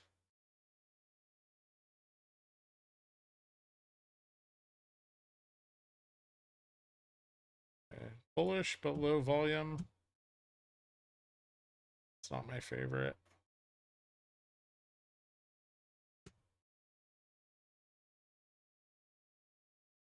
If the deferments are asked for on +1 day for each trade, that would cascade through the series. All right, here's the deal. All right, if whatever happened at market open yesterday with the opening auction allowed a deferral for a day, that would give us till tomorrow, right? But GME nor Upstart halted. So if you're holding positions open tomorrow, you're taking a fairly decent risk, especially if you're looking at like 0 DTEs or something. Like not a ton of risk, right? I mean, you're not going to get much for 0 DTEs if you sold them today if they're out of the money, right? But you know, if you have like $20 calls and you're kind of profitable, carrying them overnight's a big risk. Master Shake, welcome to Dillionaire, man. Thank you so much. Hit me up on the Discord. I'll get you added after the country, or added to the country club after the stream. I appreciate it, man.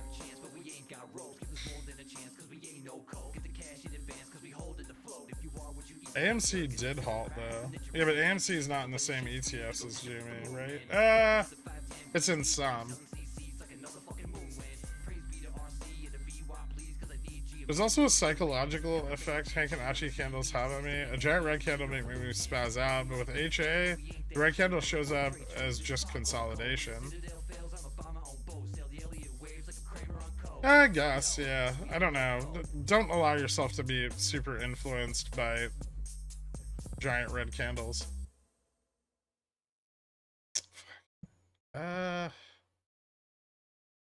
Wonder if we have enough of a continuation here to move this out.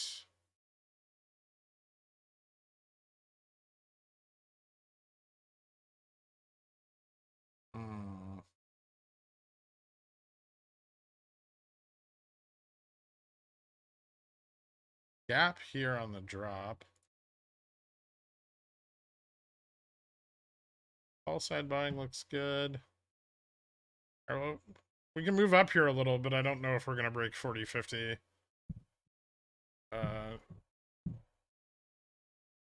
For futures. I don't know if futures are going to break 40-50. They're still struggling a bit. Let me see if I can take a look at the order book here. Why is it not displaying all of it?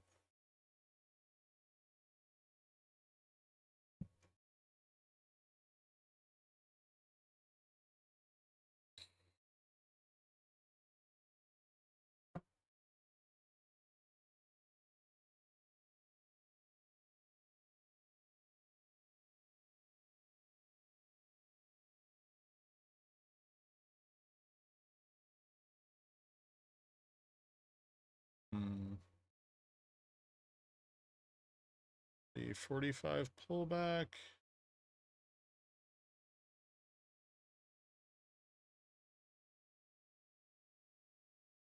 All right, that failed.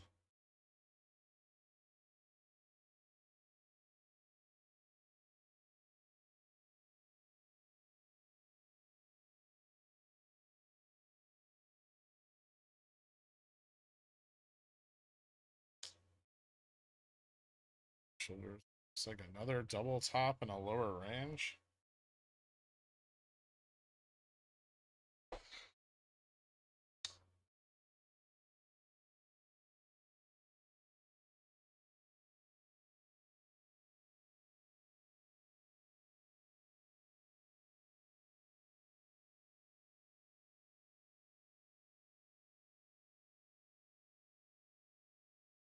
Decent support on SPX 40.25, 40.30 to the downside.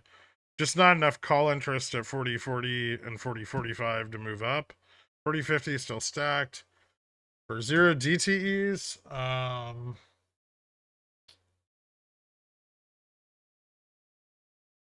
Gamma's still overwhelmingly positive at 40.40. 40.45 and well 40.45 still a little weak, but 40.40 and 40.50 are strong. 40.30 not very strong to the downside though. So our support at 40.25, resistance at 40.45.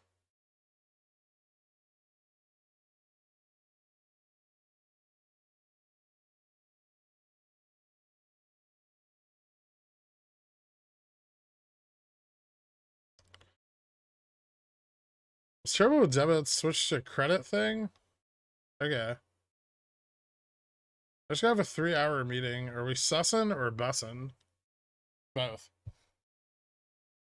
Thoughts on holding Feb 17 calls, maybe rolling out to March if market continues up or something. It has to break soon, right? Right? Hopium me. I mean, it hasn't broken in the last 5 months. So, no, I'm not going to give you any hopium. My band test, no, you're not, turned me gay. My bidet turned me gay. Oh, haha. Maybe OPEX only happens in a bull market. No, we've had them in a bear market. 3 of them. Yeah, man, I can't see what you're typing. Upstart used 1750 as a support is nice. I mean, they bumped the borrow rate a little there to short with the market. I still don't think they got out of their synthetic puts, but maybe they got out of a few. The volume was decent, 50,000. So maybe they used their first dip below 1750 today to exit a little. If they did, that'll be a positive turnaround. You ever been at a meeting and lost your salary on 0 DCSPX calls? Thank God this isn't my job. Oh, Carl.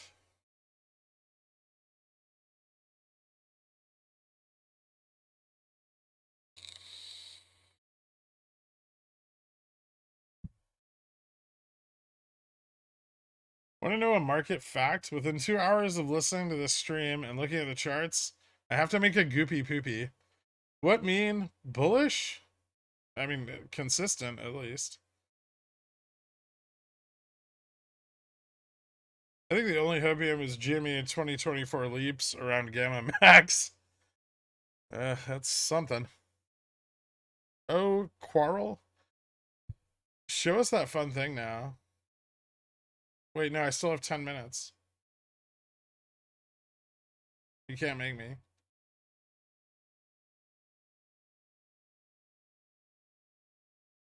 We're neither in a bull or bear market right now. SPX is up 6.8% over the last 6 months. 3 months? Last 3 months.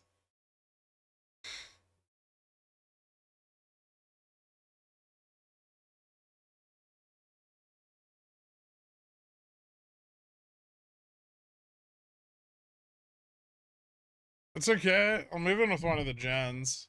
Nice. if we are neither in a full bull nor bear market right now, this is a moose market. Okay.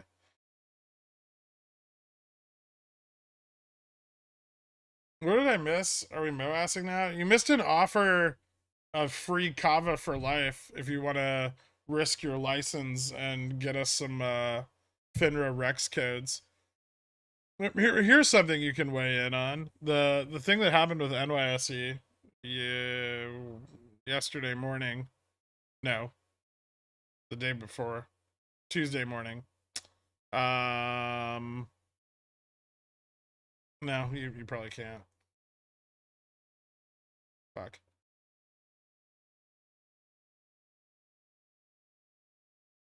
Also, thoughts on Jimmy basing their future on RGB soundbars?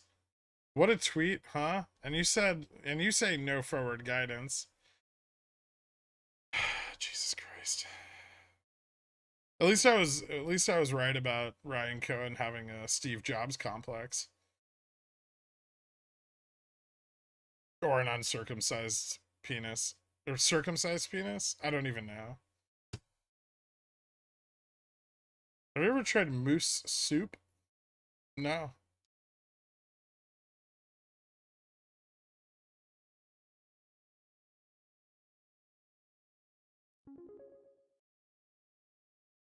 Can I appeal my Discord ban? I don't know. Probably not. You talk shit on my ice cream sandwiches.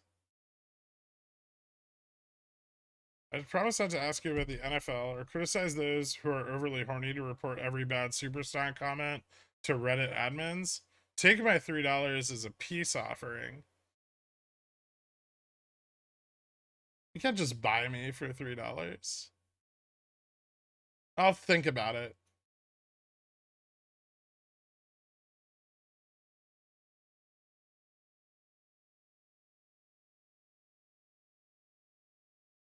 The way things are looking, do you think the SPX can have an unreasonable run to 4,200 like we saw end of July?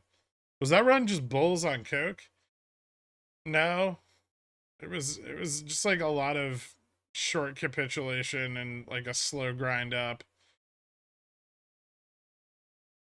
We could though. Yeah, we could move up. I mean if next week's earnings are good and the Fed isn't too heavy-handed, I could see us moving up more. Apple and Amazon are the companies I'm most concerned about for this earnings period. Amazon loves to fudge their earnings numbers and they really don't like to pull back their guidance. Apple doesn't like to give guidance. And I don't know if their margins have contracted sufficiently that they're forced to do anything. So it could just be like lackluster guidance with, relatively flat earnings. And the market could view that on the back of a 25 BPS rate hike as pretty bullish.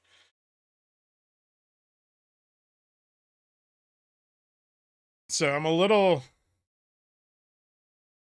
I want to be bearish, but I'm a little cautious of it. I guess I should say.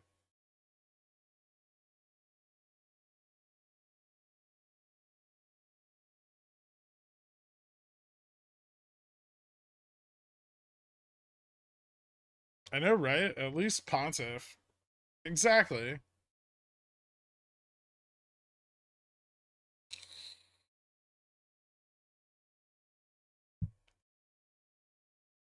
NYSE glitch, you mean? All the more reason to push for blockchain driven brokerages with no actual control on price discovery. Even Schwab has supported that. What do you want to know? I want to know that if trades were to settle that morning, would those trades be pushed out T+2? Like, how much time would they be given to settle those trades if they failed to settle that morning? That's a better way to put it. I'm trying to ask you in a way that doesn't as vague a definition as possible.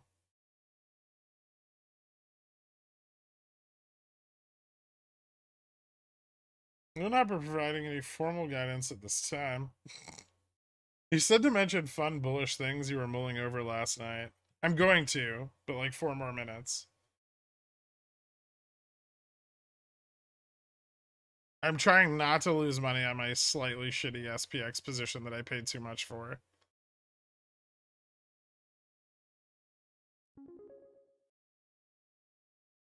I don't know what that is.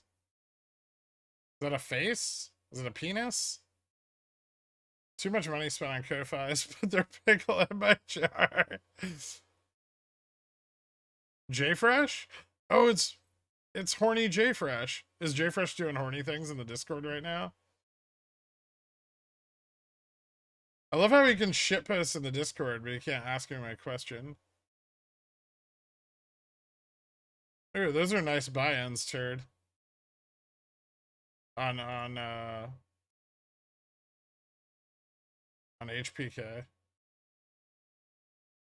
I would assume that trades placed would move along normal settlement process unless recalled by brokerages or specifically in dispute by transaction participants, i.e., no change for most. And that's what my thought on it was.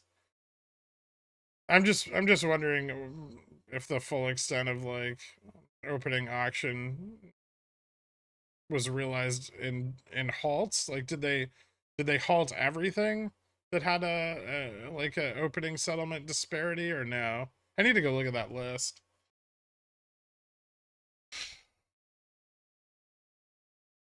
Oh, I don't give a shit what RSS thinks. Crime? I'd imagine it's crime. Some sort of they're halting the market to pay us kind of thing. Super slow grind to absolutely nowhere. Yep. Nailed it? Oh, okay, cool.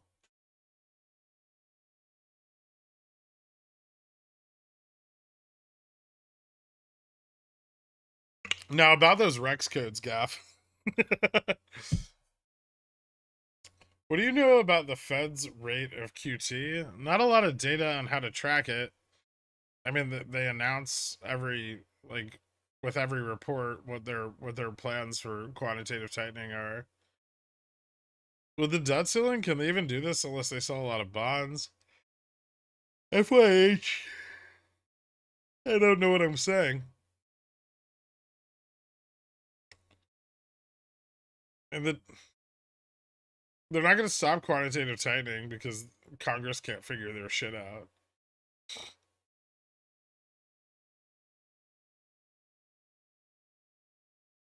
Can you adjust the GME chart? It looks like we're going up, but you're ignoring the beginning of the day. I mean, we are up on the day. I'm not ignoring it. I'm well aware it's there.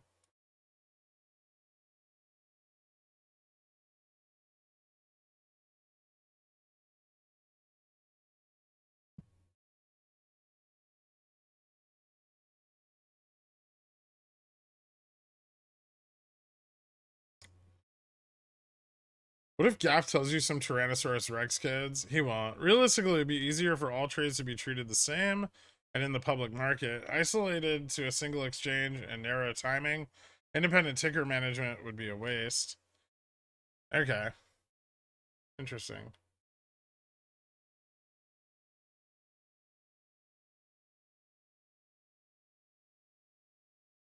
Hmm.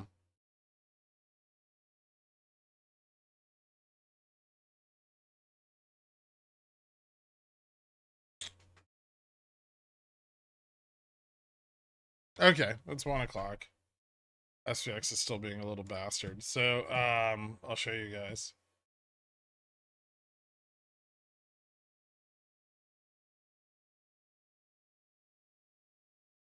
So, here's something interesting, and it's not going to be a surprise for most of you who understand at least like what the current thesis is. Um, but we have like 3 OPEXs that we consider deferred, right? Um, And of those 3 OPEXs that we consider deferred, 2 of them have run on the 6th day from the initial secondary market liquidity realization. So, you know, deferrals for January, as everyone should know, were January 13th. On the 6th day following January 13th, massive volume spike, right? That's your T plus 5. March 2022 is the next one that we consider deferred. Secondary market liquidity realization occurred here. And then primary market liquidity realization here. Well, here, actually. Also on the 6th day. So that's T5. And that's the deferral date, March 14th.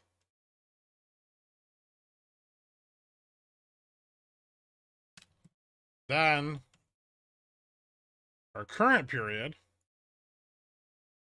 is a little trickier. But you know, our deferral date is here to here. So we have the 12th to the 18th. Because we don't know which day was deferred, right? The other ones we can tell in hindsight. But T5 from the 12th puts us at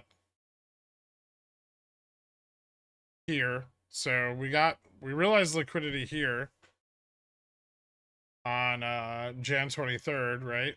But then T plus 5 from the 18th should put us at today. The difference here being is that in March and in March and in January of 2021, March 22 and Jan 21, those both led to a full realization of liquidity, and we have yet to see that.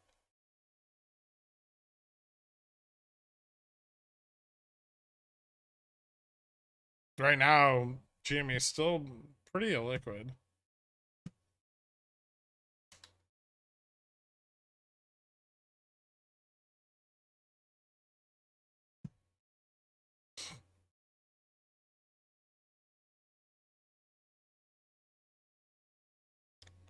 Well, no, because today should be the last day. What are tips doing? I mean, I don't think we have 30 more minutes till we have like a full time period, but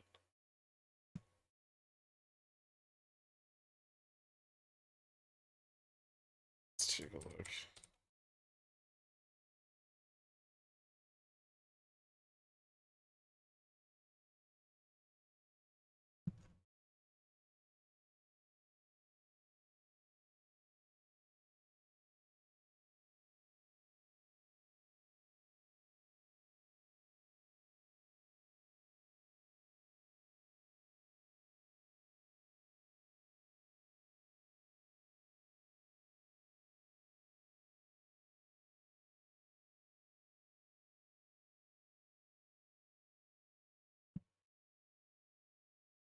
So tips are still touching each other, which looks kind of similar to like May, you know, where we realized some liquidity and like the secondary market liquidity, and then we pulled back before we had a realization of liquidity. Or, you know, August also pulled back.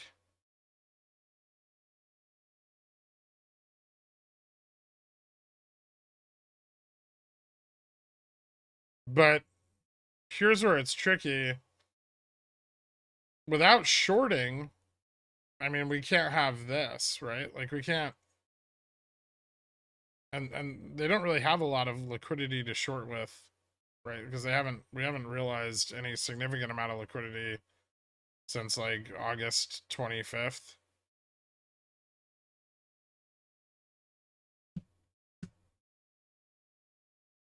So we'll see. I don't know. we're still just doing the same shit.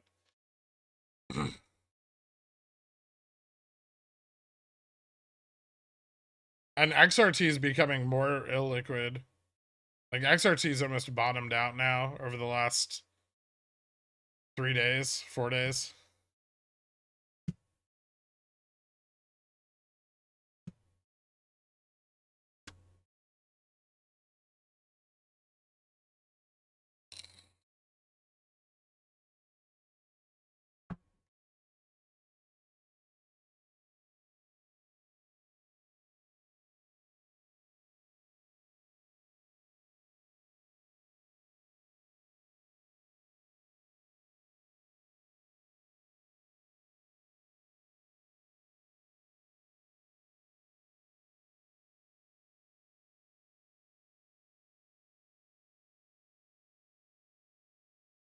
Upstart currently sitting at 33% bar rate with 69 available.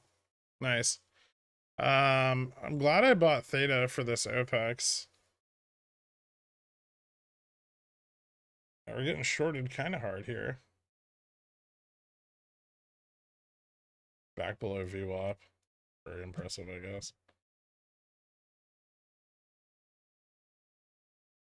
The worst thing about trading SPX is not knowing if I should cut or double down. You should have a risk limit.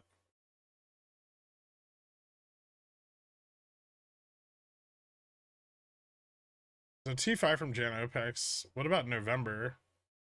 They just aren't covering all of that? I don't know. Maybe it's not enough to cover.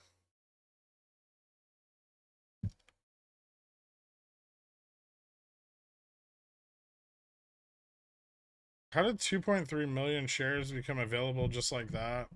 There's a possibility that a large number of in-the-money covered calls were closed on GameStop earlier today.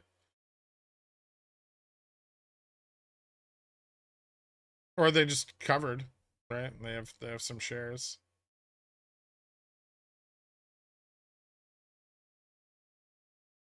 $2.3 million shares isn't very much. The float's 256 million shares, right?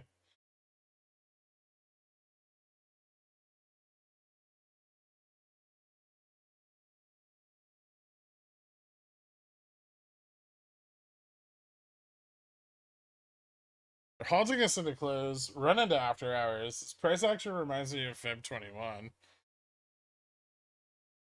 Really? We ran kind of hard Feb 21 and into the end of the day. We moved up a lot. I'm not selling any covered calls yet.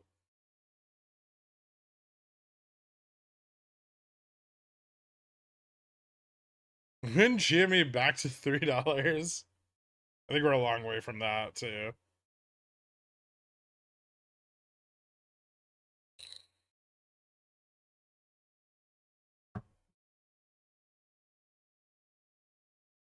Did you stream Feb 21? No, it was before I started.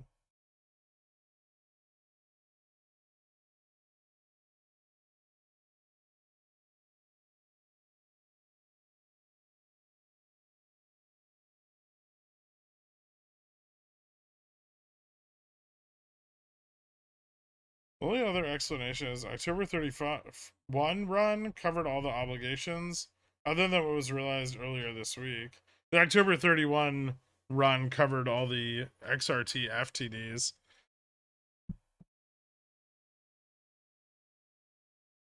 But XRT liquidity was dried up after that a long time ago.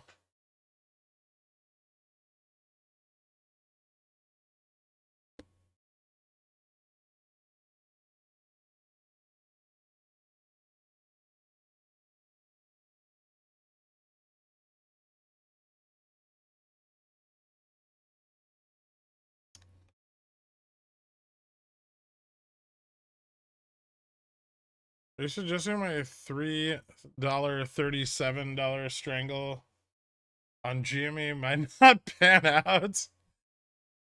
That sounds terrible. I feel like a bunch of people just saw the tips and sold covered calls, and the market still looks like it's going to move up.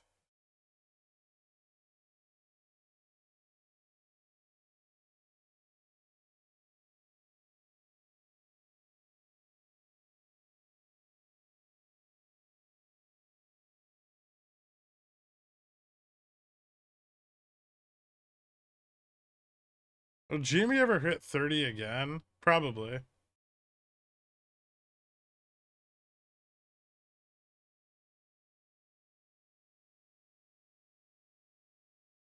Is there a real consideration Tuesday morning caused a deferral? I mean, I'm not gonna bank on it.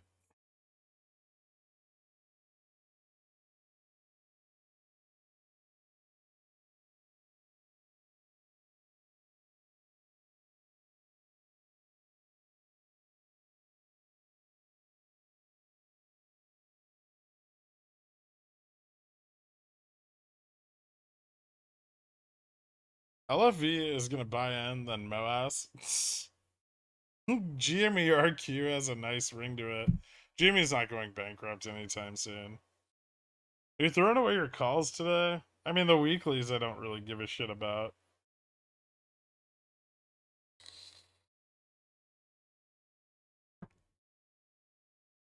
They're already down 90%. The Upstart ones kind of still have a chance.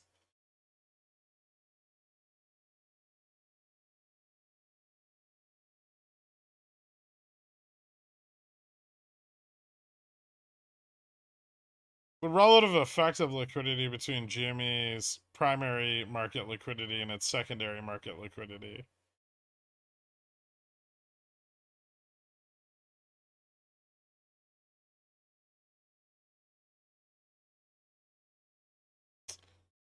You wouldn't be a moderator in that Discord, though, so how would you time out JFresh in the other Discord?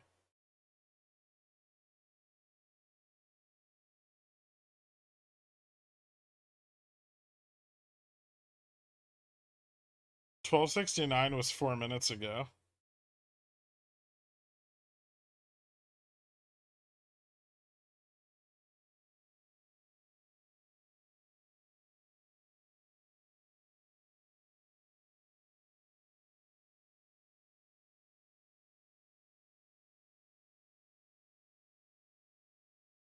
Ban the cat?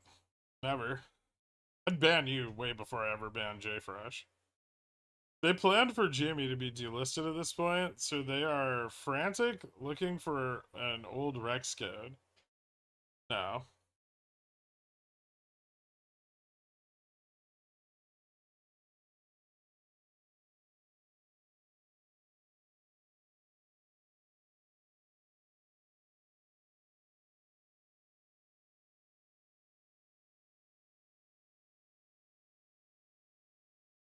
Can you ban me? No, it's better to keep you, Gaff, because you want me to ban you. Is Dorka Quant? Yeah.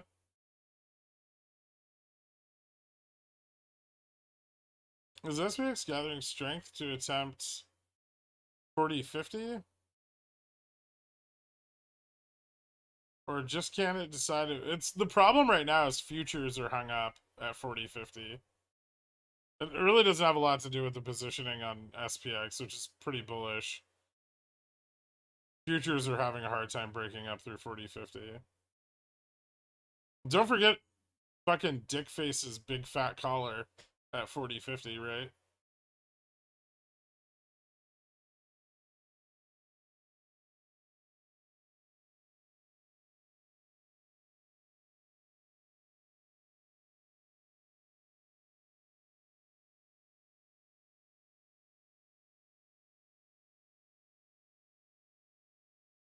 Isn't the assumption that they need GME to have a liquidity event to get back to old levels? No. The assumption is they want GME to have a liquidity event so they have something to short.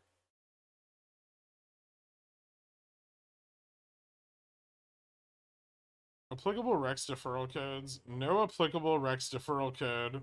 1 decade extension authorized. Rex code same like black magic. Does that make Gaff a wizard or a mage? Sorcerer.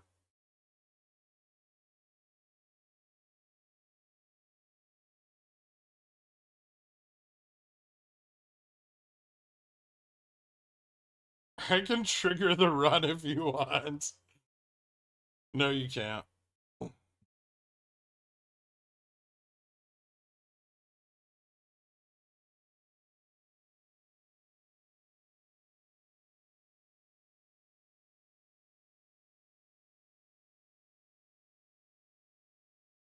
Cat Q4 earnings are good. How much higher could it go?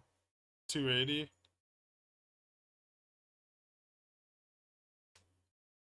275, 280.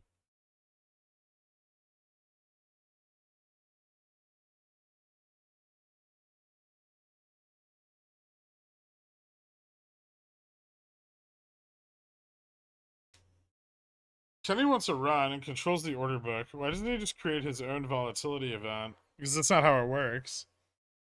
You don't run it. You don't run the shit you're pumping. That's not how pumps work. You let someone else pump. You position, which they are, and then let someone else do the pumpies.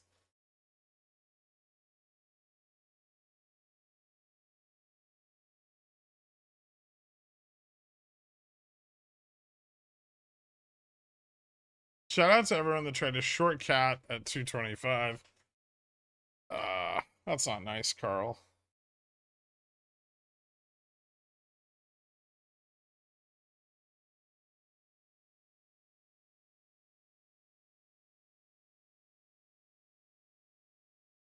I have the guilty pleasure of watching Houston Wade and his followers still talk about MMTLP, thinking that anything is going to change. Sadistic. Example, you buy into a company, then you get Kramer to shill, then you have bag holders, and you short and sell. Okay.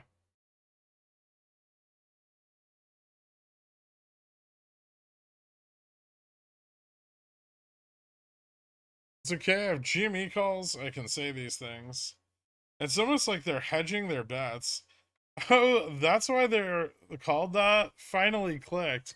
Hey man, look at you, still learning after all this time.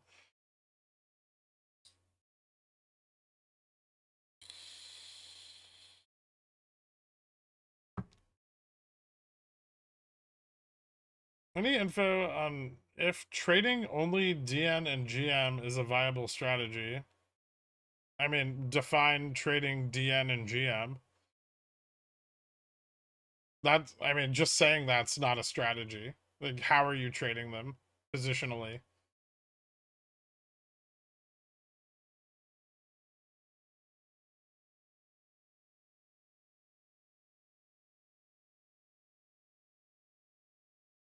Houston pumps them with hopium on the reg. He knows that's where his viewers come from. Isn't that just like next bag bridge now? Like MMTLP is no more. So what's there to talk about?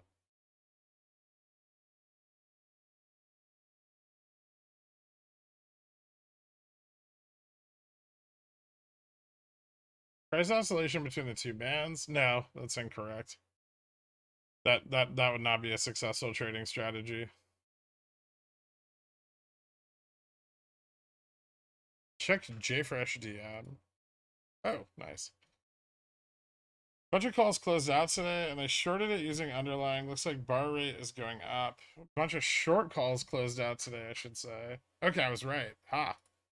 Nice. Strikes between 20 and 22.50, mostly weeklies and Feb 17s. Okay. Bullish put selling off too, it looks like.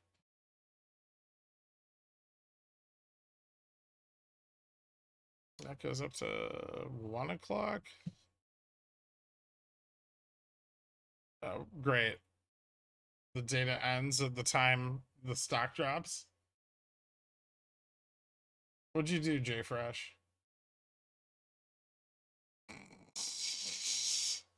Nice pigeon teeth, Dan.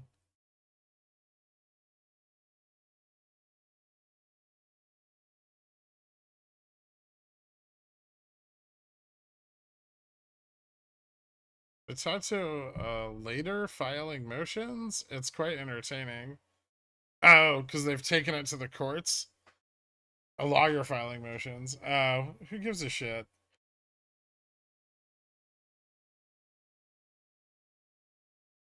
That thing's more dead than my grandma. The MM runs GME after hours on Friday, just enough to get calls and the money, and they are auto exercised.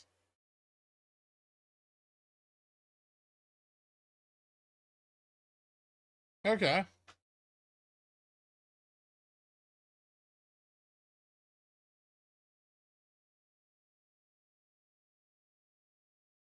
Feb has a deferral date. Effer.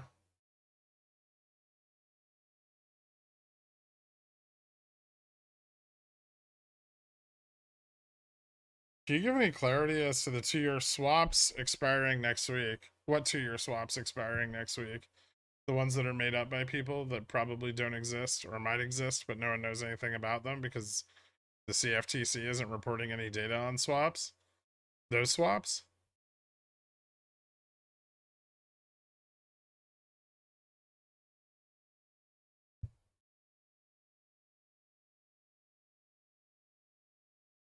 Those would have expired on the 20th.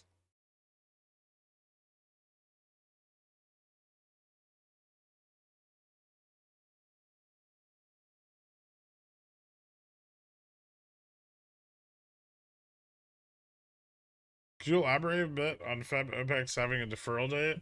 There's a holiday during the OPEX settlement period.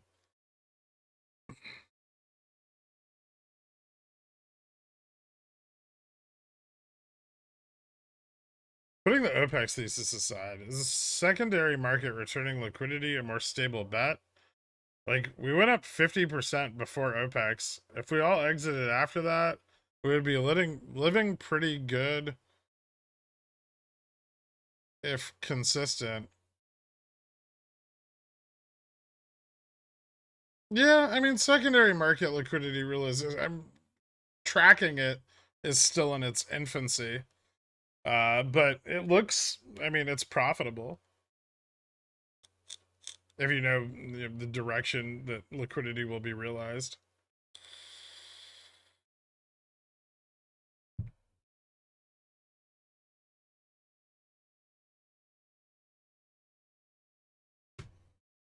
Yeah, those bullshit hopium. Swaps are cash settled. They have no effect on the underlying, so who gives a shit? How much of that 50% gain was fueled by the market uptrend, though? Some.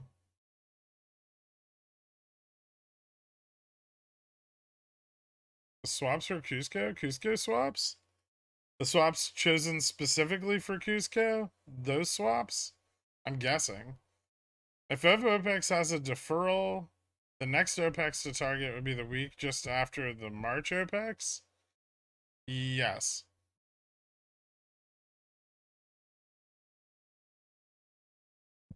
The llama? I think that's what he's talking about. From Emperor's New Groove? That movie's amazing.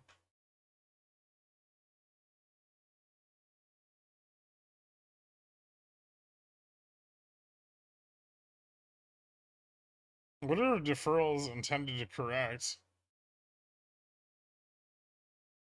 The inability of two parties to do something on a date?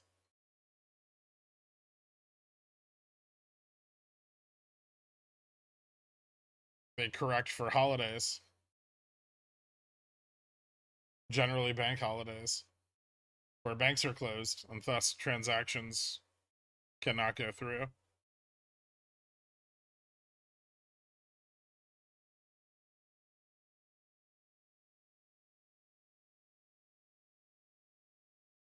It depends on the ETF. It can be the ETF or the AP that makes the decision.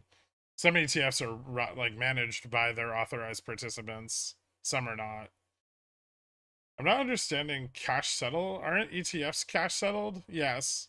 Does that not have an effect on the underlying? It does, but that's a deliverable, not a swap.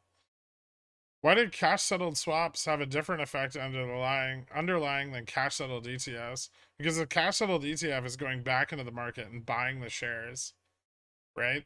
A cash settled swap is just a difference in value settled between two parties.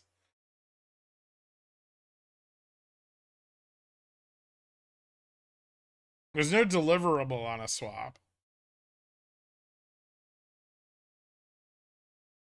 You don't have to provide anything. Yeah, okay.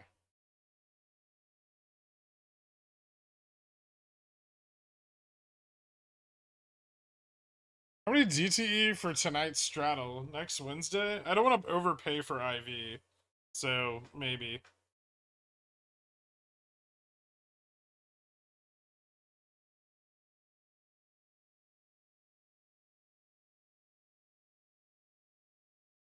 The 30, I'll probably buy it for the 31st. Yeah. I like the 31st. I think I'm gonna straddle and strangle tonight, though.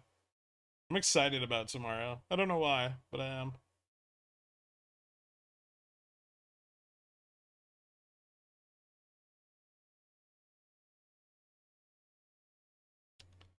Jesus, this price action. It's the worst. It's because of the fucking. It's because of the collar, right? So we're getting market makers selling off on the. Even though we're positive gamma, we're getting more sell off on the downside.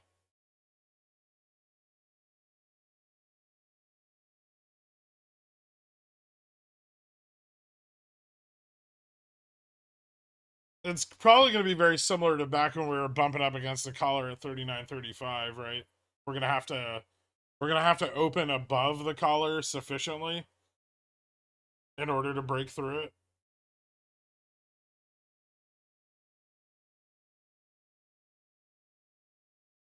Did any of the basket stocks run as expected? Bobby ran. I mean, it didn't run a lot, but it ran.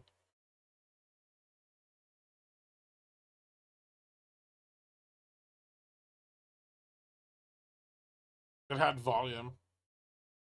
Not much else had volume.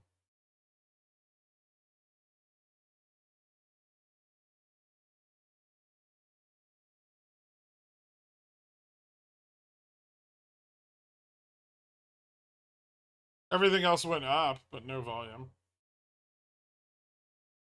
Is the strategy in selling underwater shares for a loss to bring down cost basis and sell covered calls above basis?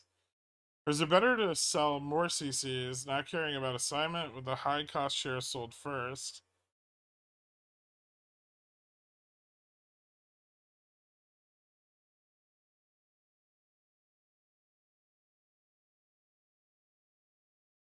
Hmm.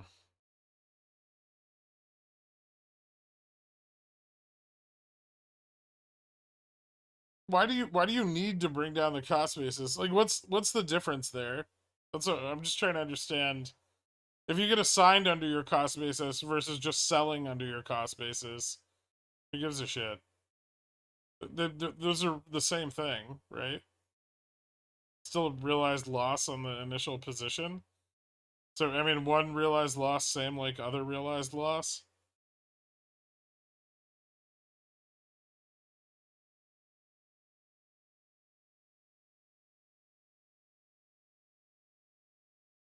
But then it's not just Jimmy. It would be odd if all the basket stocks suddenly hadn't enough obligations. It would be, especially given how much they've all been shorted. Some of the other yeah, some of the other like super illiquid like weird penny stocks ran.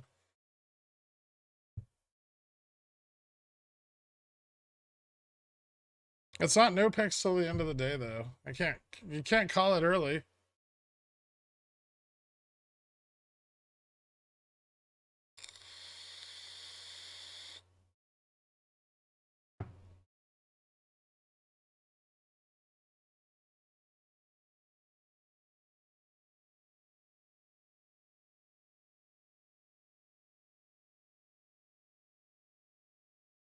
So I really want to lower my cost basis on Jimmy, but I don't want to be assigned. Is it smarter to wait for a run and sell in the money cover calls, or when nothing is expected, sell out of the money cover calls, or both? Both.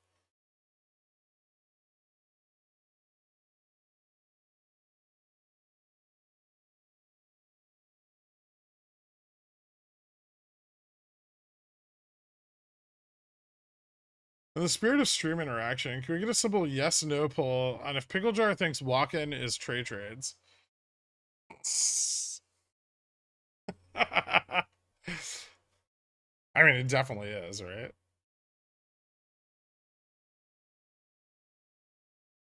Hear me out. What if these companies were shorted because they're just, in fact, terrible? They are. That's, yes.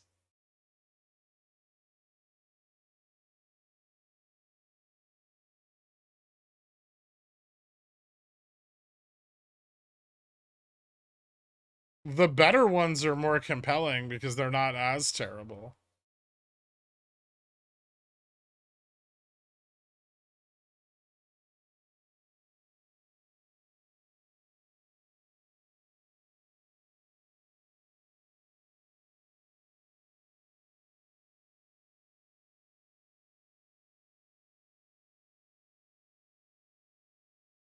Hmm.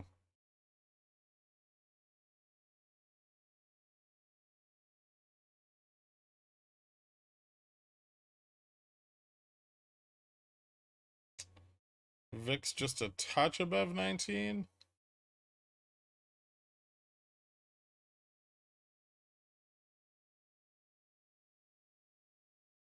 Wish we get some fucking volume today. God, this is boring as shit.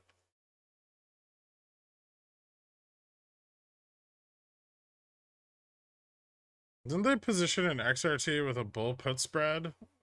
I mean, we don't know who bought that, but yeah, it's possible.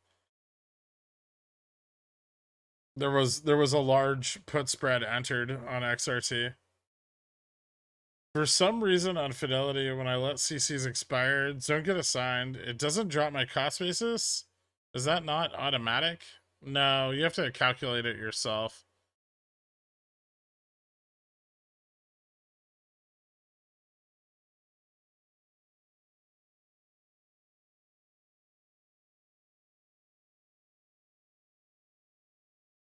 Just trying to understand gamma. It's the same as the number of is this OPEX questions that get asked as we approach the end of the suspected time period. Yeah, that's true. If we don't run, then theta on Feb 17th will eat away badly going into next week. Yes, very. Today is worse than yesterday for sure. At least we moved more yesterday. We also moved down more yesterday.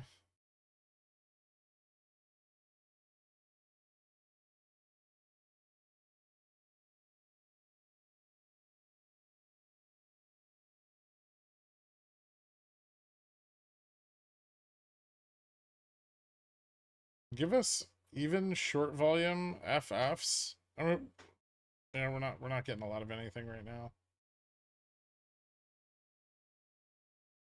Thanks, Lawrence of Arabia. What's happening tomorrow that you're setting up a strangle? PCE. PCE in the morning. I'm setting up a straddle and a strangle tomorrow.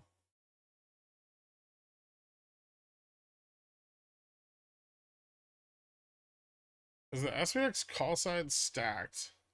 It's got some interest. It's a more stacked than the short side. I think the expectation for PCE is fairly bullish. I got a tough one for you. Would you rather be the CEO of GameStop or the CEO of Tinder with access to high-speed swiping and analytics data? Hmm. Damn. That's tough.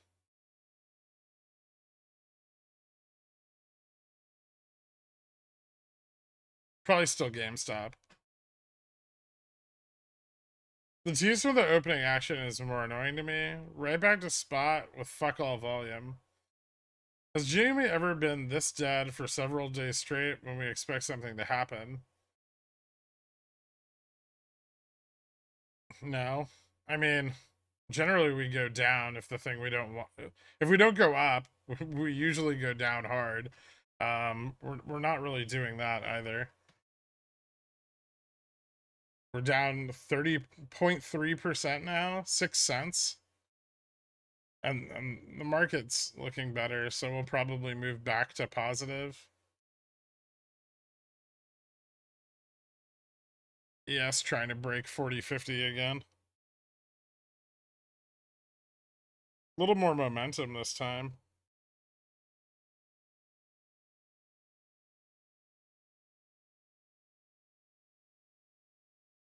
Not a lot more.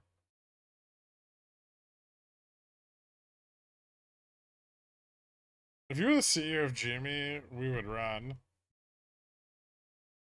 I wouldn't have fucking spent all my money on an NFT marketplace. Better company, GameStop or Tesla? I mean, just fundamentally, Tesla. But it's overvalued. They're both overvalued.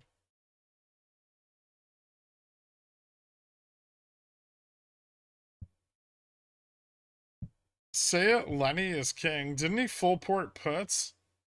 He's not even up. His puts are just burning up theta. It really feels like Jimmy is on the precipice of a big move, just absolutely dragging this dog and pony show out. So we go down and don't get paid for it. I mean, you can get paid if you have a hedge.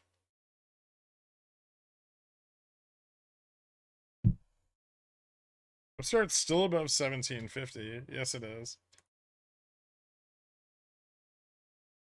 Tesla's almost up 10% today.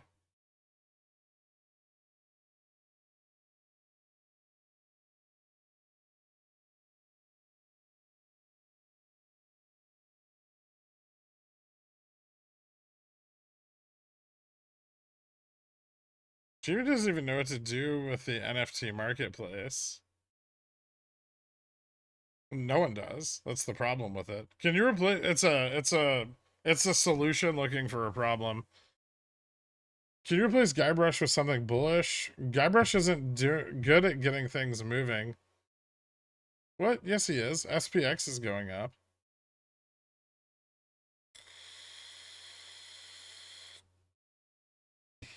S&P future contract in front, trying to break 40-50.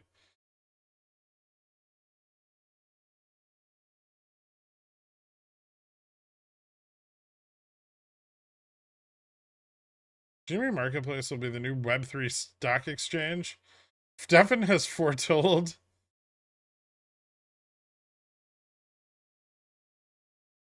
Because it's like it's at least 5 years out before it's going to generate any revenue. And by then, every other major corporation on the planet can develop their own NFT marketplace. It wasn't a good thing to focus on in the near term. It was a waste, and they chased the hype, and there's no denying it. They didn't build it for the future. They built it thinking that like OpenSea and stuff like that were going to continue to pick up momentum. They didn't realize that Sam Bankman-Fried was about to rug pull crypto.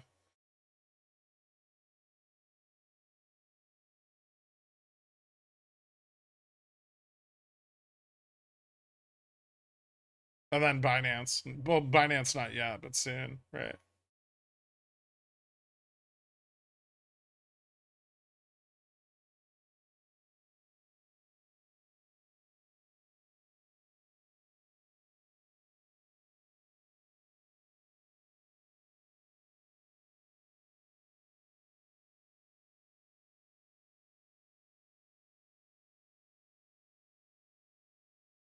All right, VIX dropping, price rising. Still looks bullish.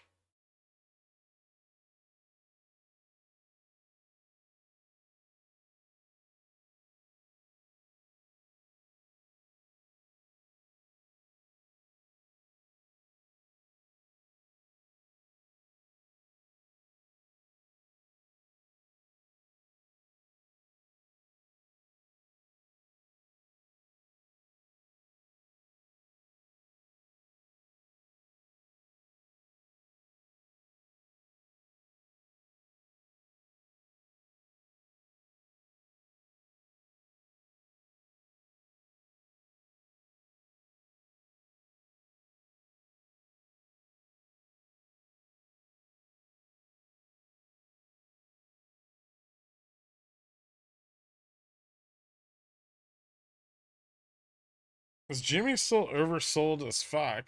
It's not oversold as fuck, but it's still very illiquid. Thank you for starting to include SPX in your dailies. Yeah, no problem. Let OPEX begin. We'll see. Why do you think Jimmy partnered What do you think RC partnered Jimmy with FTX? Was it stupidity on his part? I think they just wanted to sell some gift cards.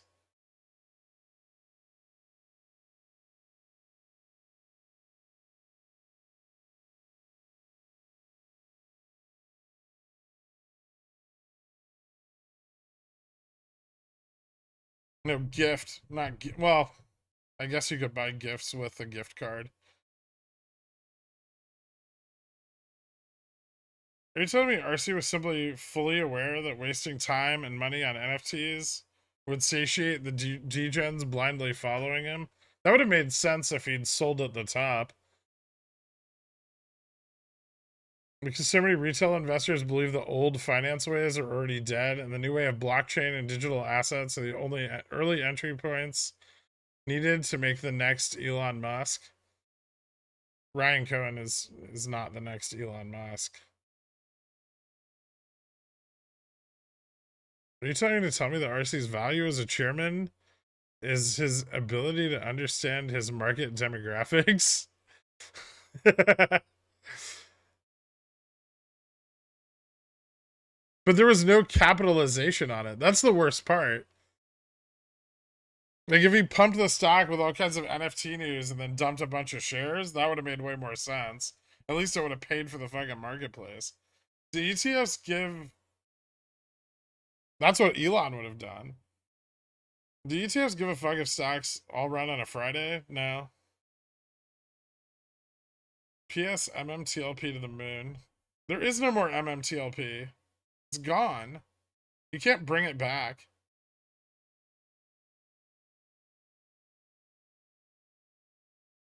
At least the C-suite is still holding with us. Yeah, they don't have a choice.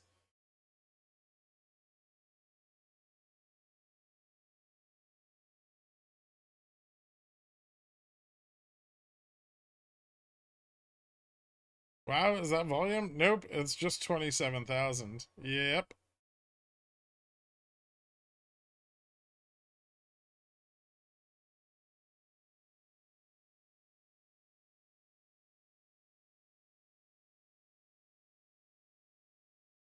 Might roll out to March. Thoughts? Probably not terrible.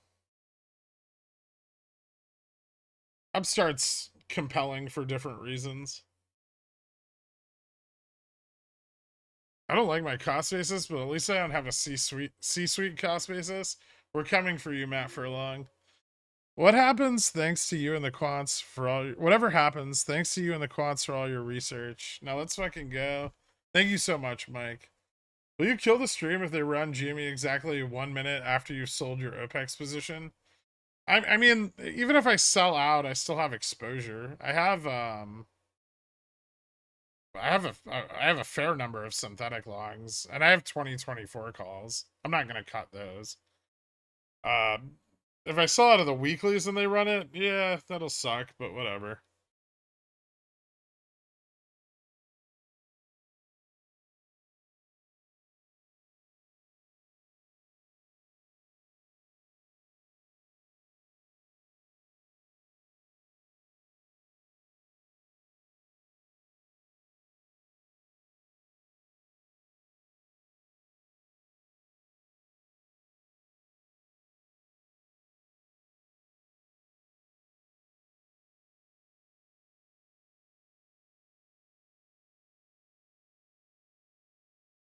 Don't talk about MMCLP that way. You don't know anything about anything. By the way, can you tell me a put is and if it holds equal value to stock certificates of business? Oh, Jesus Christ. Oh, Contra QSIP Kepi. Value as a chairman, not as an investor. He isn't trying to be the next Elon. He's trying to be the next Jobs. Elon's a troll. I mean, I know that. Jobs was a visionary. Just ask the market demo for Next computers.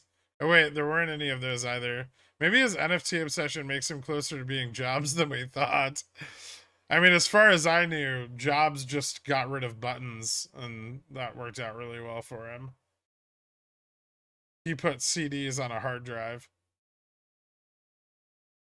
with buttons, and then he got rid of the buttons, and that was like fuck. And then he got rid of the buttons, and everyone was like, these are the most amazing devices ever. And then he died, and they've really not changed those devices since then.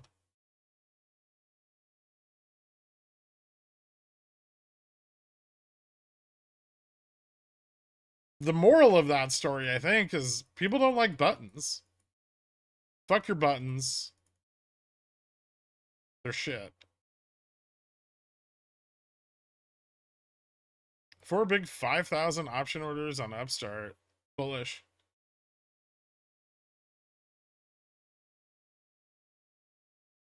But again, Jobs went on the media and talked about his company and products. There were a lot of periods where Apple didn't offer forward guidance. Jobs faked his death? I don't think so. He really thought those vegetables were going to cure his cancer.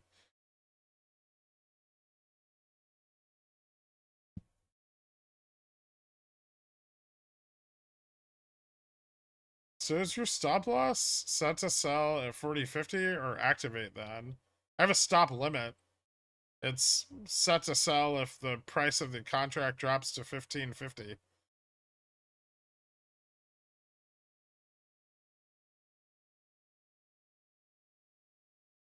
Check your DMs. What do you got? Oh, the 5,000 order. That's a lot of fucking contracts.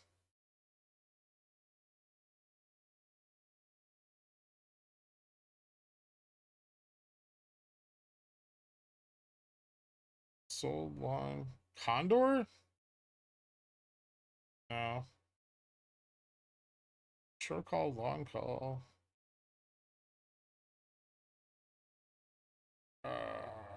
Short put.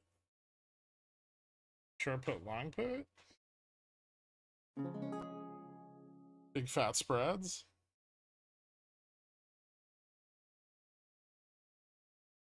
Bull put. So it looks like somebody's betting on Upstart being between $20 and $25.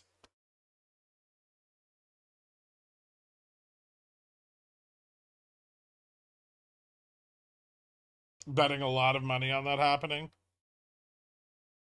And above $25 by March. Below 25 or below 20 by Feb and above 25 by March.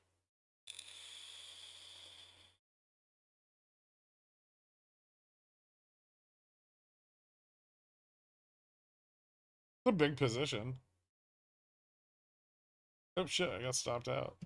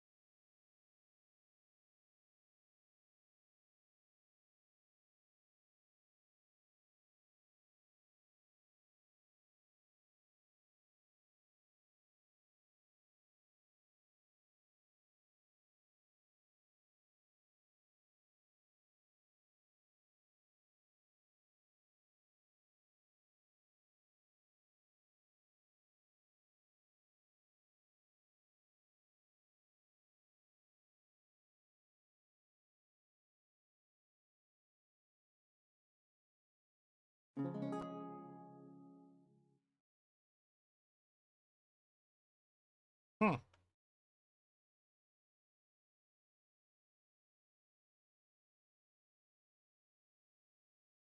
What are you on about, Carl? Quiet. Don't tell me how to trade.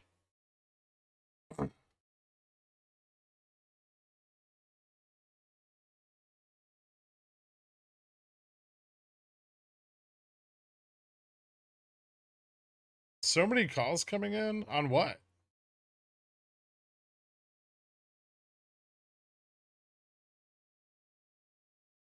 Grabbing a short position to play this test of the color? I just grabbed a long position.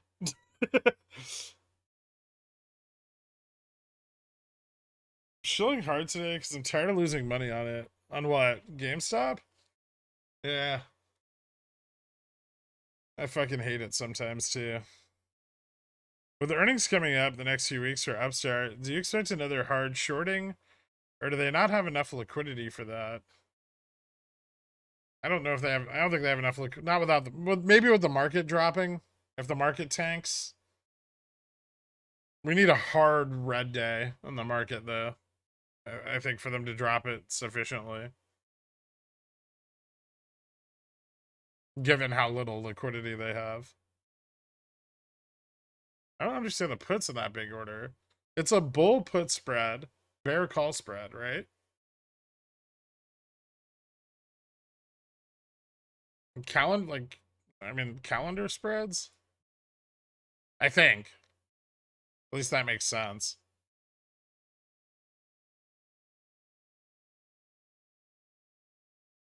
You got it? Okay.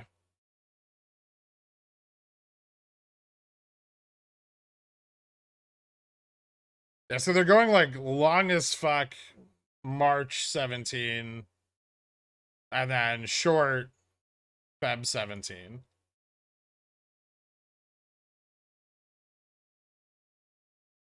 I think. I mean, I don't know, but that would be my assumption.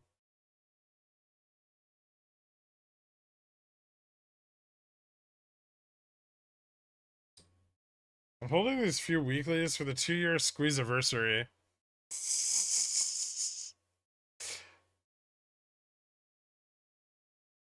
I mean, if they had any control over running it, right? If there's presumed that they have absolute control over when it runs, the last fucking time in the world they would run it is on the squeeze anniversary.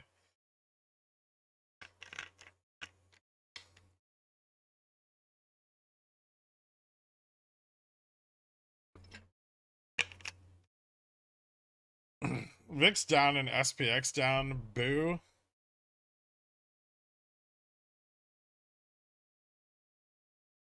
Actually, yeah, yeah. VIX moved down on that drop. I think things still look pretty good. Futures are pulling away from 40-50 now. And they look decent. We just don't want to see like a big sell off.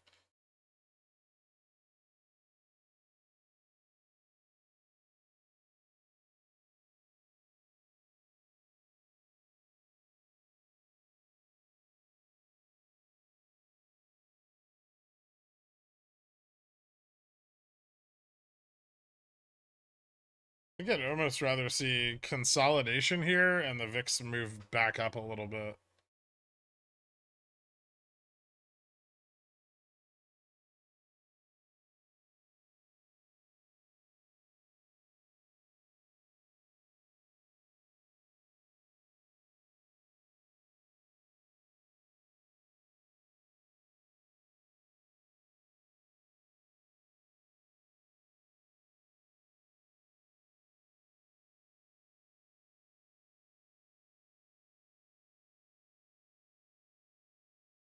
Swaps have fixed quarterly expirations.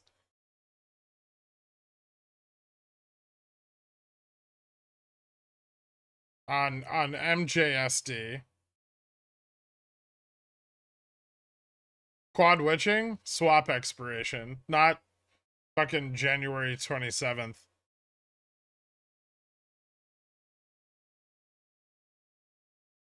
Or perhaps it is when they do it because no one would suspect it. But no, but lots of people suspect it.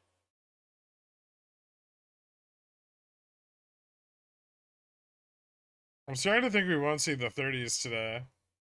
I agree.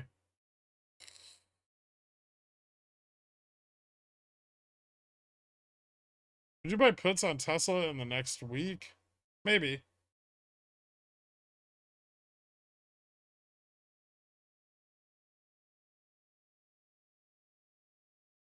I'd like to shout out loud that Yahoo charts somehow got worse.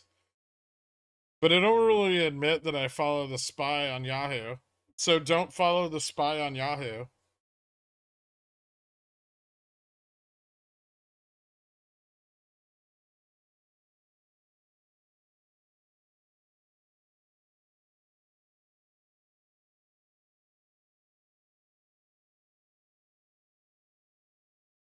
What happens if they run it into close? I mean, if it halts into close, then they can offset settlement till tomorrow morning.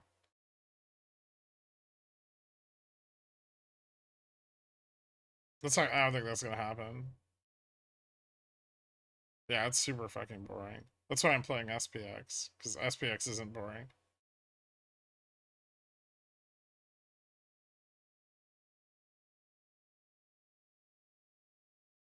You have to think about the long game. Run it on the anniversary, then every year in the future, you can rug retail on that day. That's true.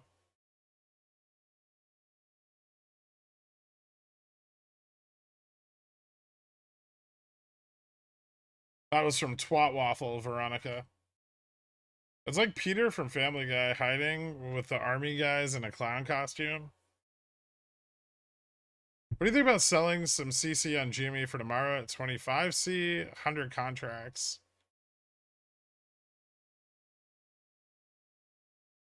25 is not terrible.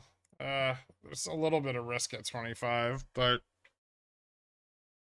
if you hold on to the credit, how long are you thinking? How many DT?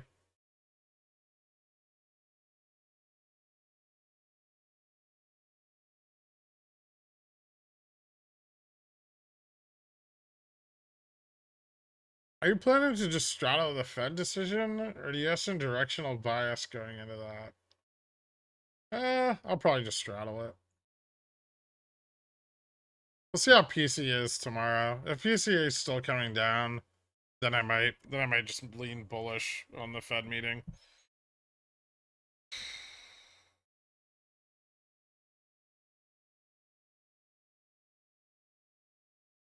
What about 2-year plus 4-day swaps? January is not a swap expiration, it's a leap expiration.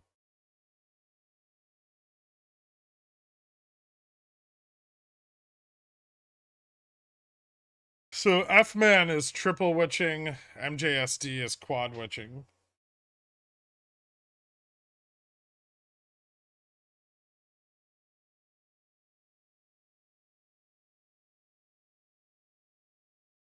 A guy named Courtesy Flush on YouTube is giving you big props in his videos. I don't know who that is. Does he have a channel about bidets? Because that's dope. With the call volume at 4050 on SPX, do you think it would be hard fought to keep it below or eventually break through by the end of the day? I mean, there's also the JPM collar at 4050, which is sold calls, right?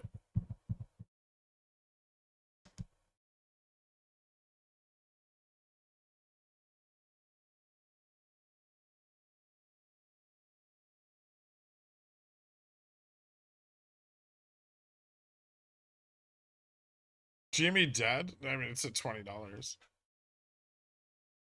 It's down 20 cents today. You tell me.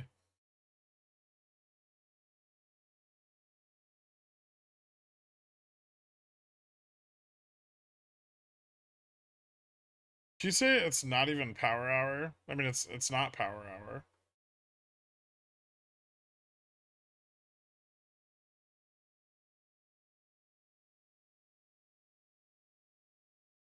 Isn't JPM collar at 4065 sold calls? I don't think so.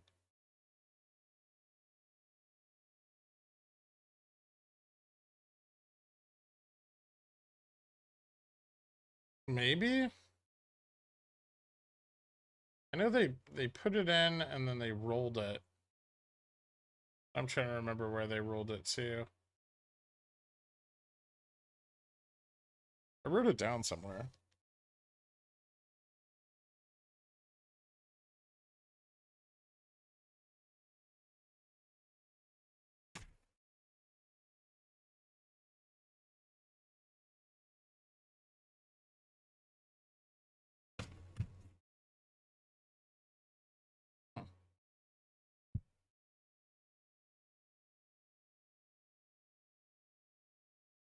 It's hard to tell from gamma because both of those strikes are stacked.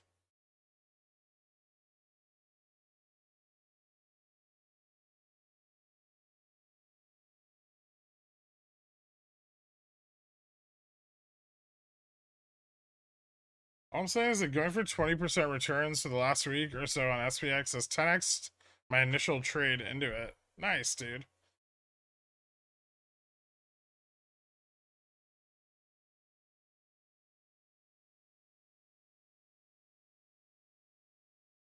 What's our Feb 20C getting tapped? 2 block orders of 5K. I saw that. Is it official? Is this now NOPEX? I mean, no. Let me check. Yeah, the day's not done yet. It's very obvious that people feel like it is, though, right?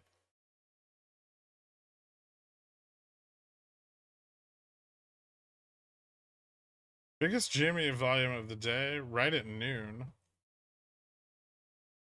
No? Biggest volume of GME today, right here. At 2:02.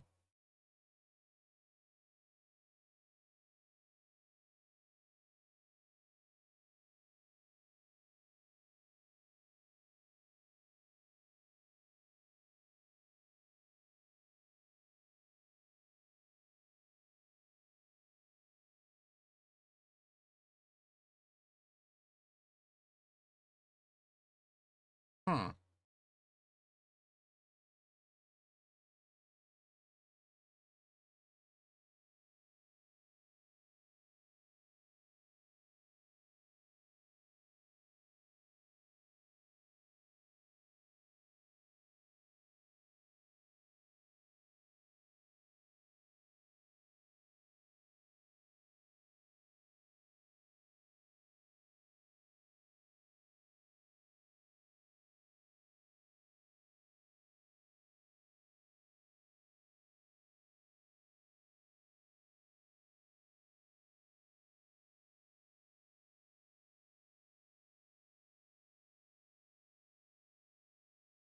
Well, if that's true, that's just fucking.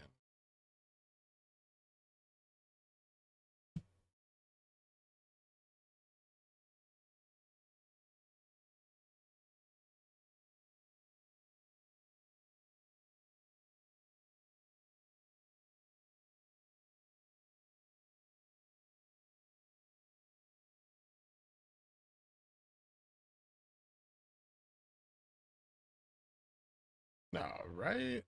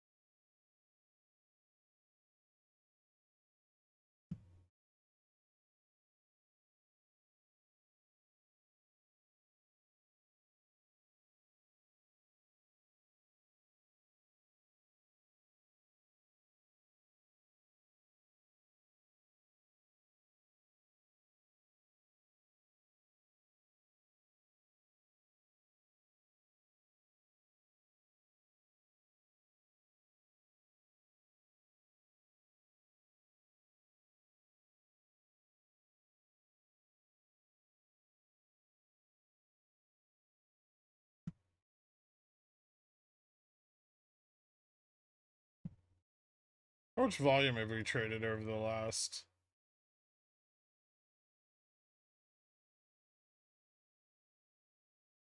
50 million volume? It's definitely not enough, right?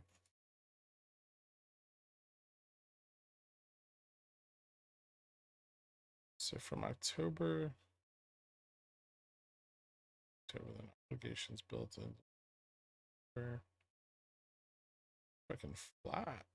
Okay.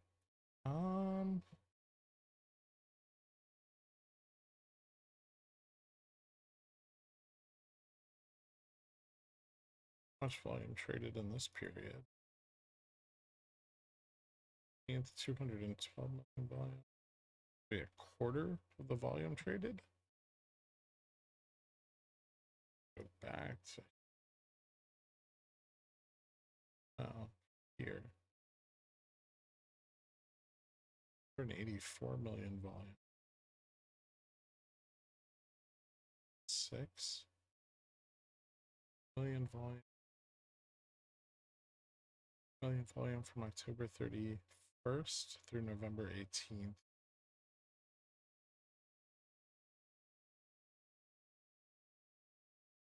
Hey, dork. What's this? More upstart calls?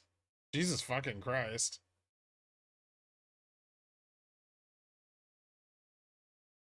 That's a lot of positioning. Those aren't cheap either.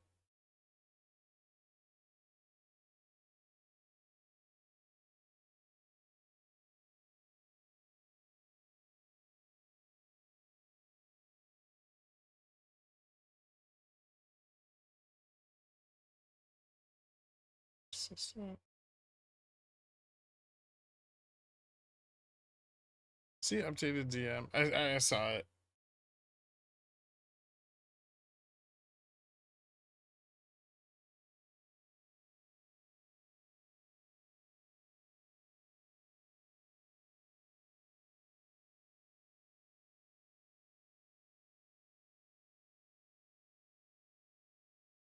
Huh.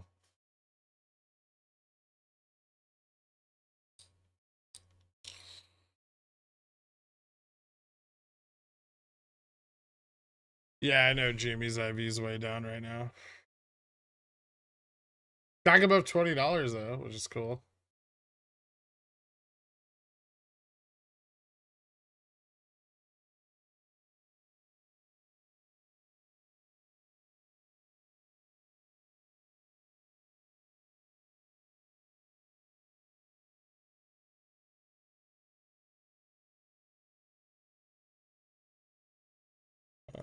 SPX bullish. Yes, doing an interesting thing.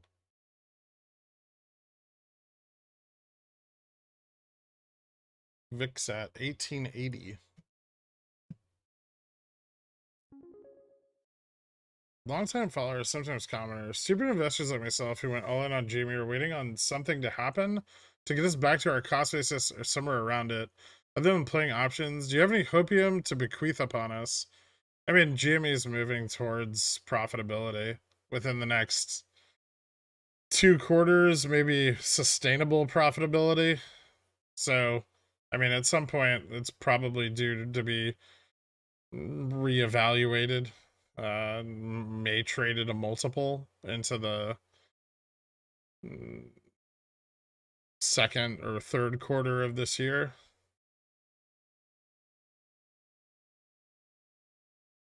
Is the MM not hedging those calls?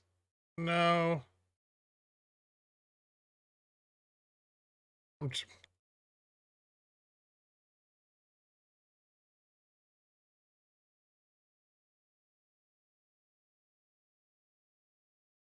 just looking at something. I don't really think it means anything significant though.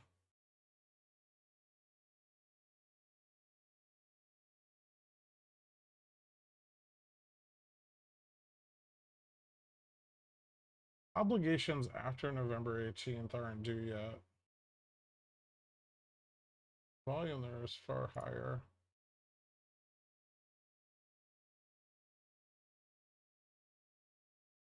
Obligations into Jan 20th.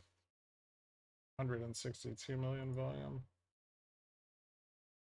Jesus Christ, Jimmy's trading so little volume. There's no fucking way that's it though, right?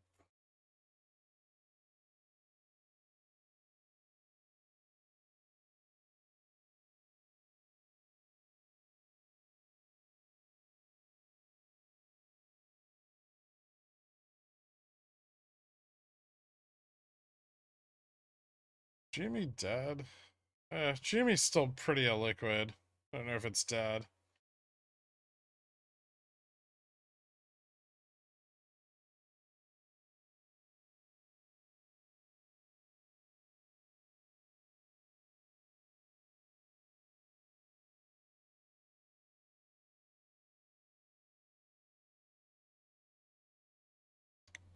Hmm.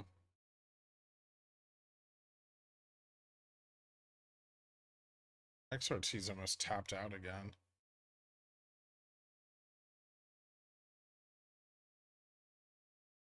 XRT's off reg show?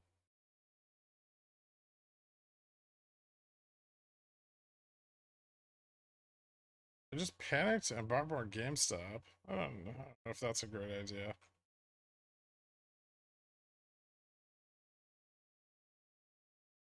Here's something. I don't know how to interpret this yet, but I really don't like it. So, um,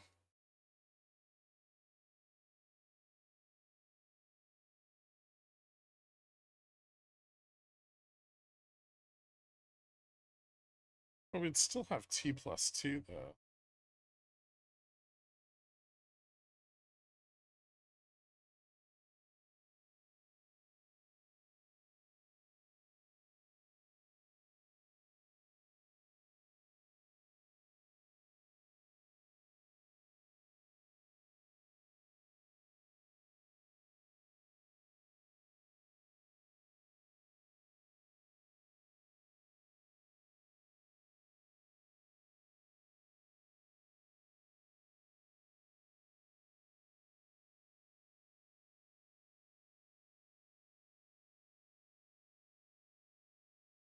Hmm.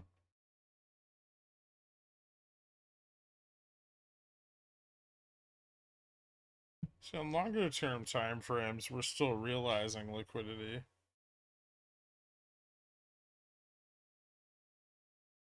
Except XRT. XRT isn't, but GME is. IJH is. Still extremely illiquid.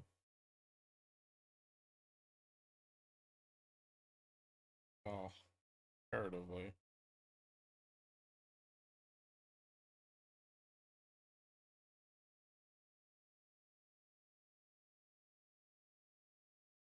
For 31st. Last day that we saw. Like XRT liquidity. GME got worse.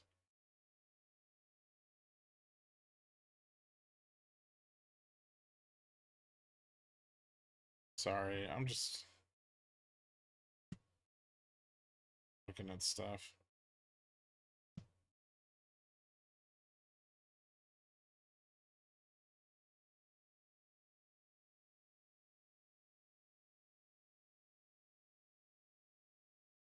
Huh.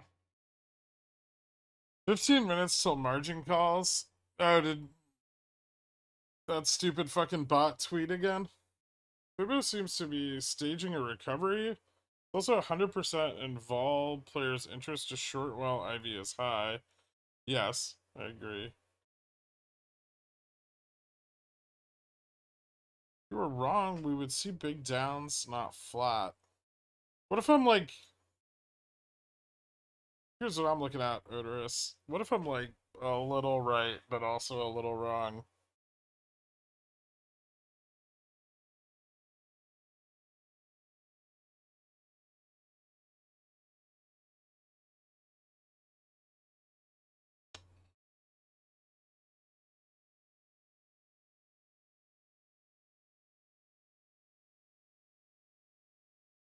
I don't know if wrong by like off a day. So this is like this is the liquidity on the daily, right? And we're becoming more liquid, but very little, right? Especially compared to like our historic liquidity levels. We're still way, way, way the fuck down.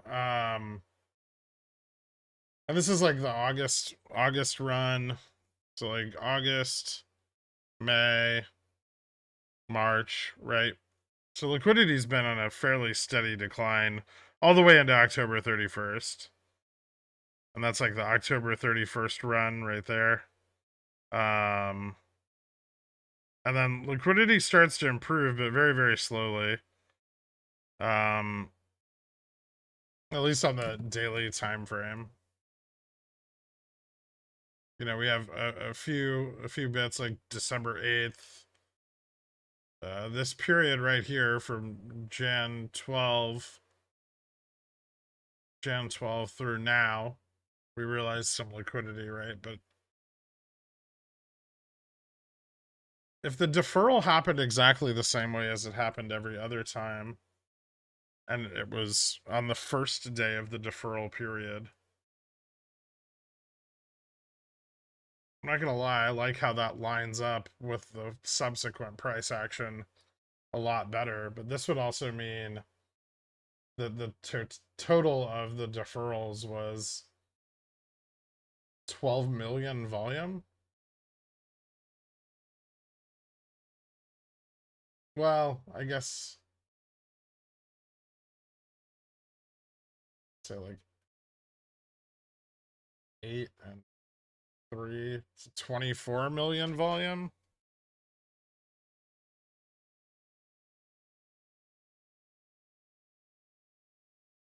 If I look at that out here on like the 1 hour,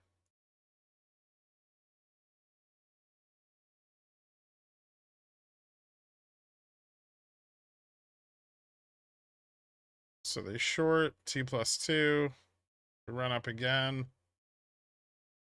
Almost no change in liquidity there though. I'll go to the 4 hour because it's what people are used to looking at.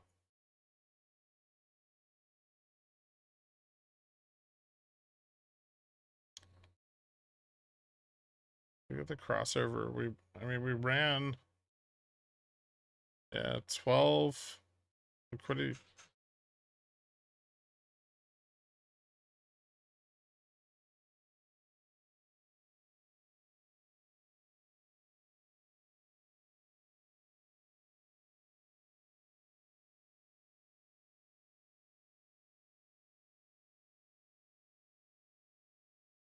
I don't know. Maybe it's just bullshit.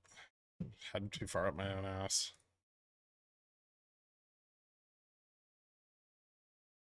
Something's off there though.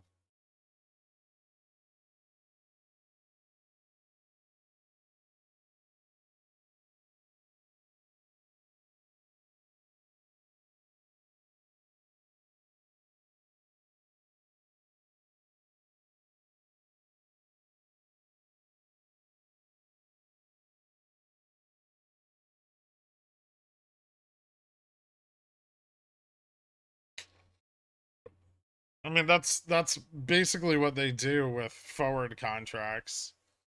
Is they use them to make the books whole. But they're limited, right? You can only use them for like a quarter. You can't write them out further than that.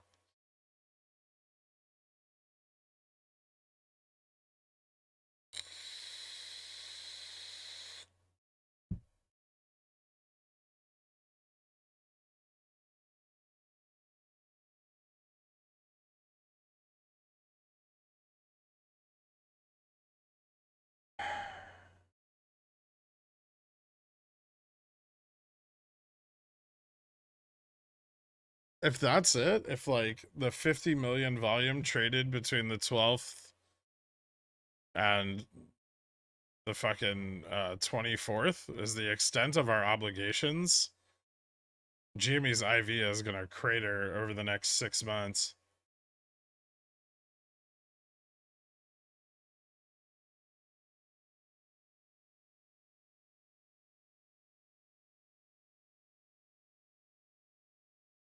You're putting a rejection on the SPX scholar? Not right now. If we test it, I might.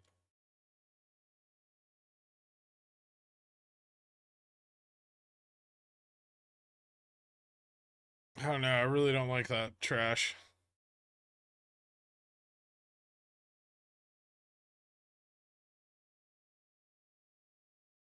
That's bullish as fuck. I mean, for long-term holding, yeah, but making money, not so much.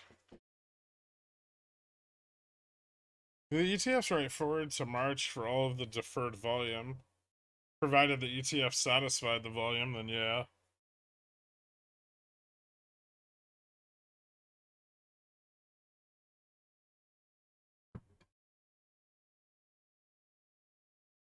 If that were all of the obligations, wouldn't the borrow rate be decreasing? True. So why lead if you have some liquidity? Maybe someone cut them off.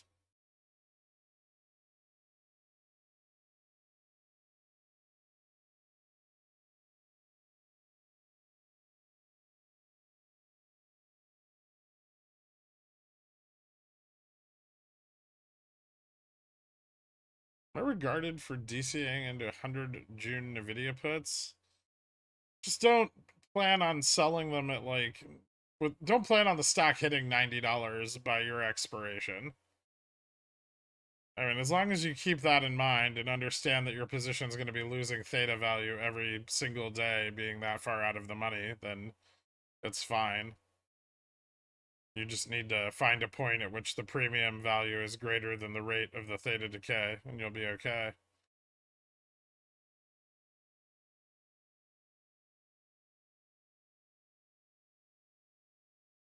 That's what I'm thinking, is because we were so flat, like where were the majority of obligations created, right?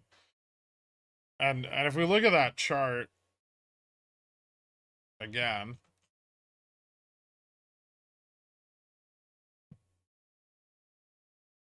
like we know obligations are created during this period in August, right? But there's also selling here because GME liquidity moves up through like the August OPEX period and then down again.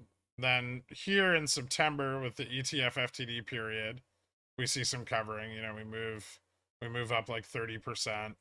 A little bit of liquidity comes back, which they then use again, right? And then we just trade flat from like beginning of September through October 31st. Then there's a tiny bump in like GME liquidity and a huge bump in XRT liquidity on October 31st, which is immediately gobbled up. And then they short pretty fucking hard, right?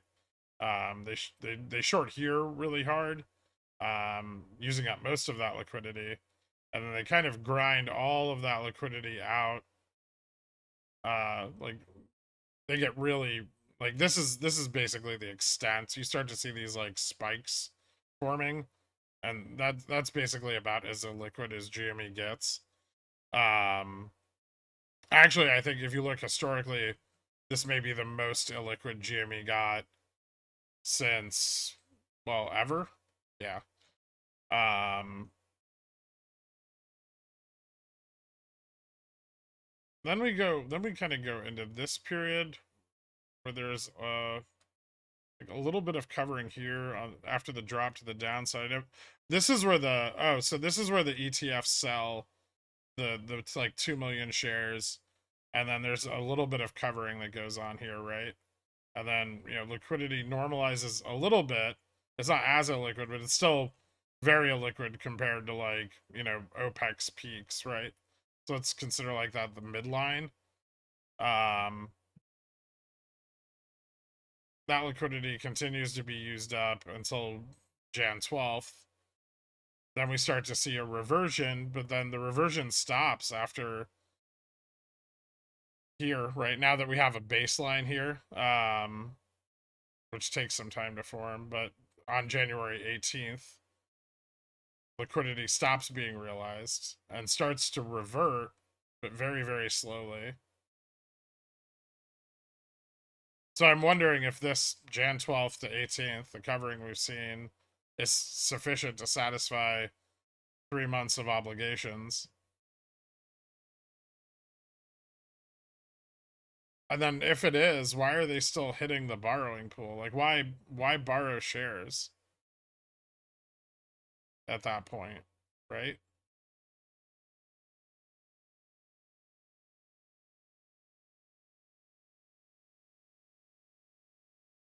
DRS doesn't create illiquidity.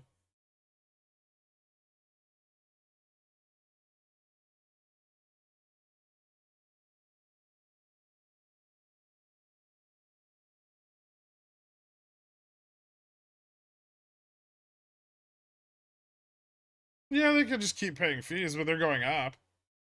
Those are like floating rate loans, right? Yeah, Upstart's in a way different liquidity situation.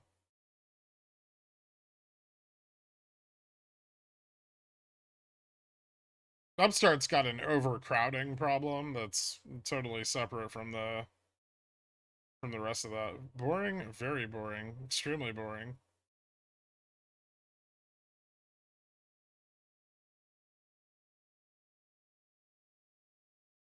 Well, yeah, I mean, we either revert tomorrow or we start crossing back over into a more illiquid environment, which is not great.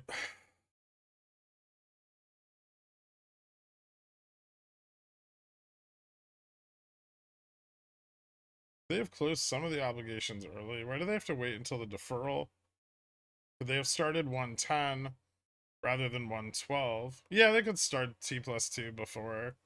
Or they could have just been positioning T plus 2 before. We don't really see a lot of liquidity improvement between 110 and 112.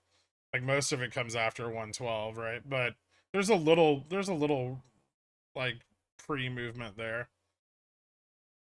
It's tiny, but there's some. GME finally runs. The FOMO will create so much liquidity. I mean, so many people fucking sell at this point that it'll create a ton of liquidity, right?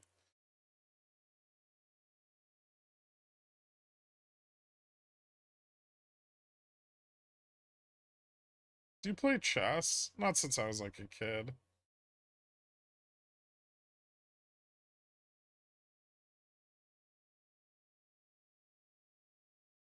There'd be another party involved in the trade as MLK was on the 16th. So if previous deferrals were covered on the 12th or 13th, MLK could defer to Feb 3rd, 6th. Maybe, but what would that mean? Like what's really getting deferred there, right? Not a lot, I'll tell you that much.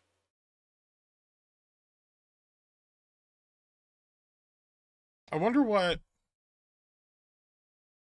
the volume is. So the volume between October 31st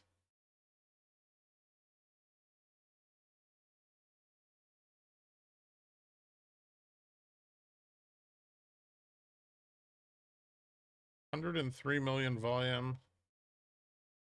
What have we traded here?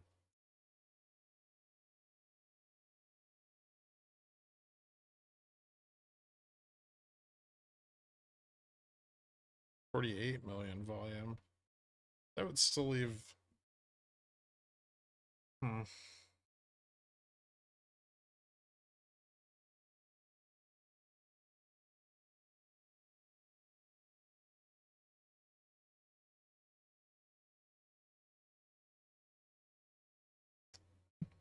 Interesting. I don't know. I gotta think about it more.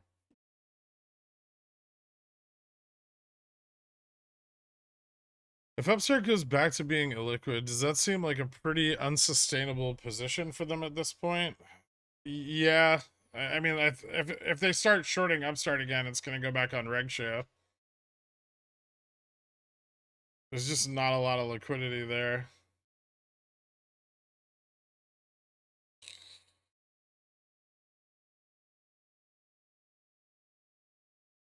Realistically, when GME above 30, I don't know, tomorrow or June. I mean, if that's correct, Chris McPherson, there's no goalpost to move. Sup, Gert? How you doing today? Just saying hi to everyone on my lunch break. Good luck trading, everyone. Thanks, Flocala. Is it really possible to drop this from 40 to 16 and only have let it rise to 21 in order to cover all of the obligations needed? Maybe you're misinterpreting the number of obligations that need to be covered. Let's not say 40 to 13. About like 28 to 13.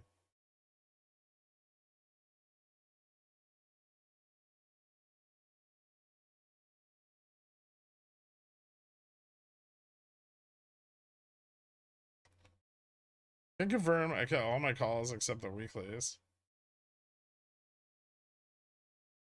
I don't know. No, I don't like hopium.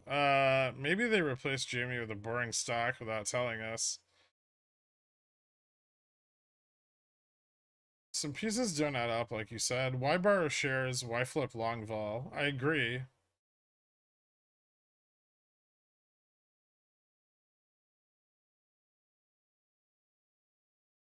Yeah, both of those still are contradictory to that.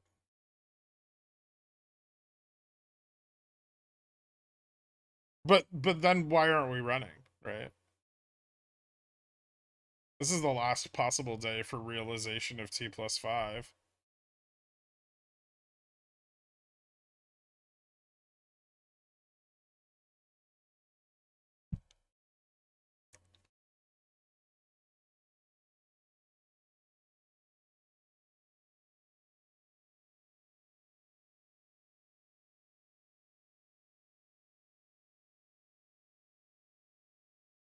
Maybe there were only 7 obligations and they covered them sneaky like.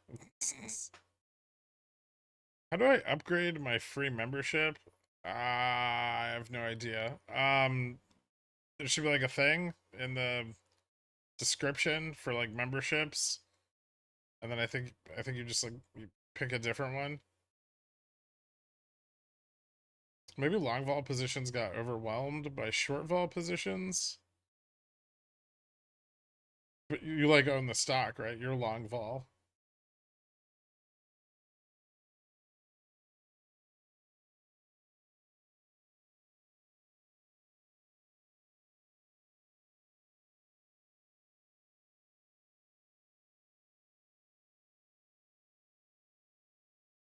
Well, if you have calls, you are.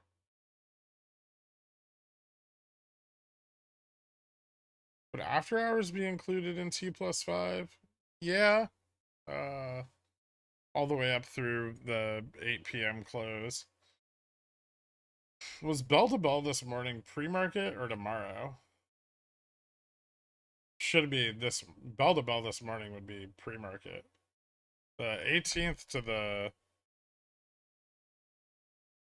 yeah, 6 days from the 18th to today. So today's the final day of T plus 5. Well, this market open this morning is the final day of T plus 5.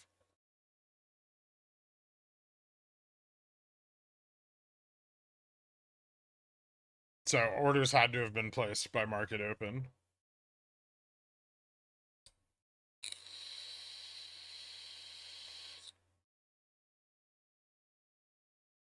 It's so easy to just say collusion or crime.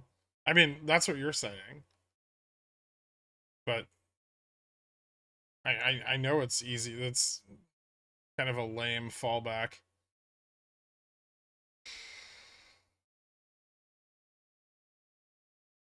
T plus 5 ends today or order placed before market open tomorrow count. T plus 5 ends today.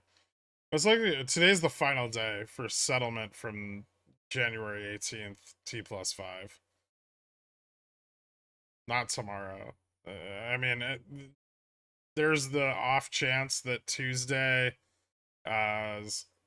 halts created some sort of additional time period in which to settle orders that were going to come in on Tuesday, but there's no proof of that, and GME didn't fucking halt. So, as far as I'm concerned, that's just hopium.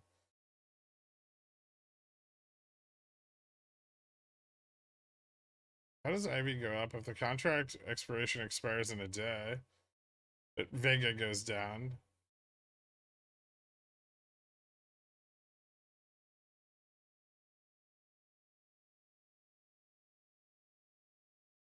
Would you roll out or cut totally if nothing happens tomorrow? OPEX positions.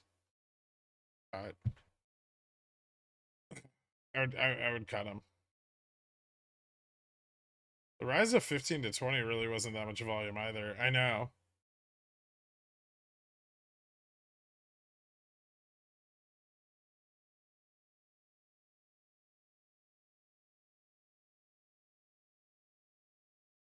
Are they going to make a C-suite compensation profitable one day? Are they bag holding forever with us? I mean, that's what they're focusing on right now is near-term profitability, right? So ideally, no, they don't pay a bar rate if the shares are not held overnight. I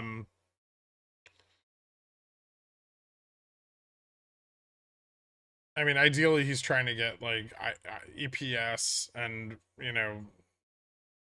revenues. Well, at least EPS and free cash flow up over the next couple quarters.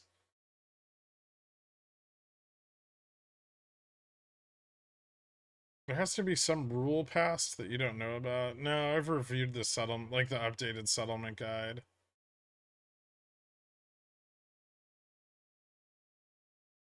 The other obligations are down with like 12 million volume, or we're ripping into close. Yeah, I mean, right now as it stands, either obligations are done on extremely low volume. It's not 12 million. It's about, I mean, there's like 50 million volume over the entire time period, but it's not a lot, right? It's significantly less than the float, which would be extremely concerning for the long-term profitability of OPEX cycles on GME. We run into close, or we run at market open tomorrow, and something happened and we missed it by a day, but I'm not particularly fond of the second two. Run into close has only ever happened once, and that was on Feb, like Feb 24. Nothing has run for OPEX. I'm aware. I mean, everything's run during the deferral period, but nothing has like had a volumetric run except Bobby and some like weird penny stacks, like super illiquid penny stacks.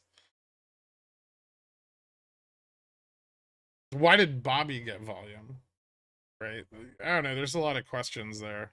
Like Bobby had a full. Have you seen Bobby's fucking chart? It fucking blew out all of its liquidity.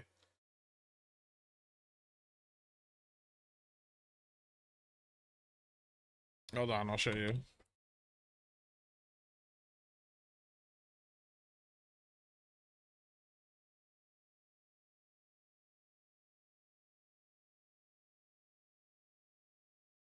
That's why I said it was gonna get fucking rug pulled.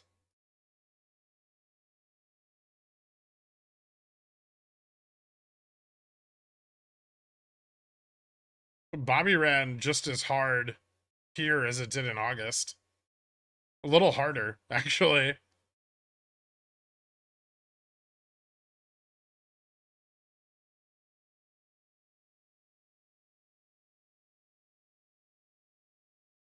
Ceremus upgraded. Thank you so much, Ceremus. I appreciate it, man. Welcome to Pigeon Whale, dude. I'll get you added to the Royal Society for the advancement of cooing and other lofty goals after the stream. Welcome aboard. Be sure to take some time and shit on the pores. The basket only ran during deferred settlement periods because the market ripped after SLD, not necessarily obligations.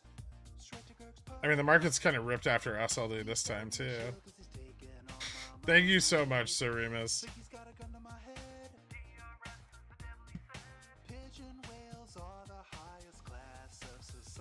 I appreciate it, dude. Guys, give him a shout out for hooking you up with Cornichon. Thank you so much, dude.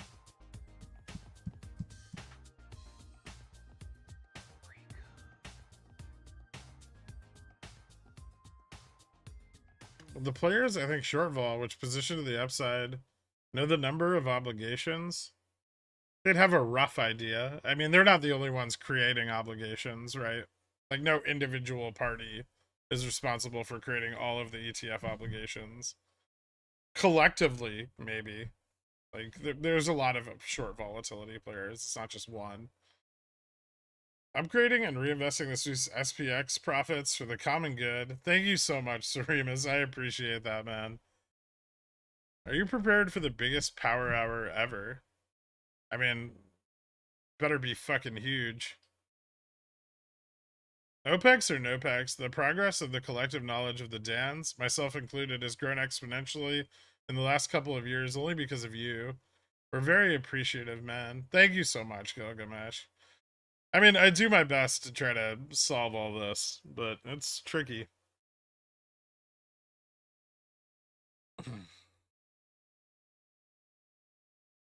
And outside of the context of Jimmy, I'd be fucking stoked if 2 or 3 years ago I could predict a 50% rise on a stock exactly within the time frame, right, that I was expecting.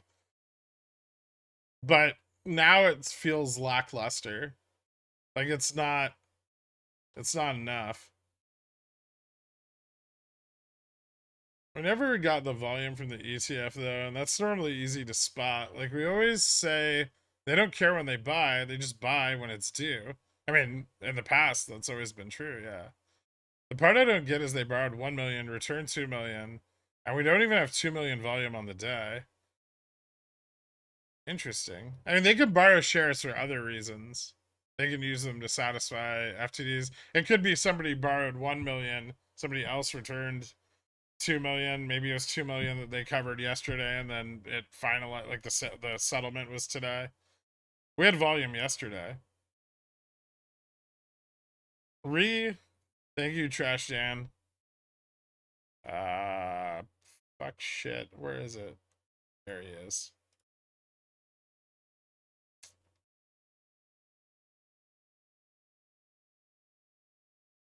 But it's 25 BBYRQ was the play all along.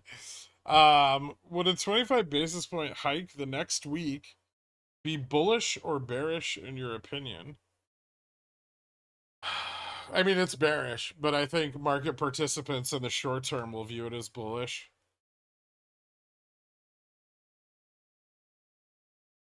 You know, collectively, market participants are pretty fucking stupid.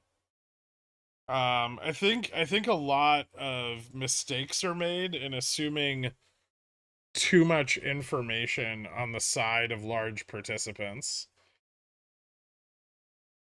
They also are inflexible. They don't have the positional capabilities of retail. So retail, like guerrilla warfare, JPM like driving a tank through the woods.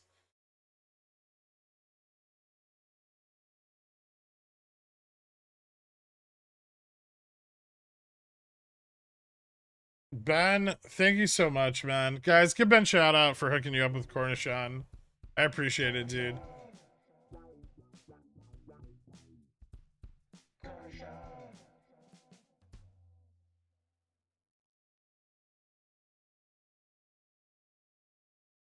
See if 50% rises. Where do you think Cat is headed? 280, 300? I don't know. I keep not getting stopped out, so.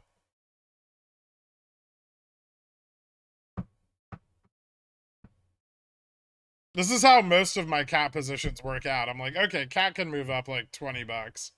And then I enter, and then it goes up 80.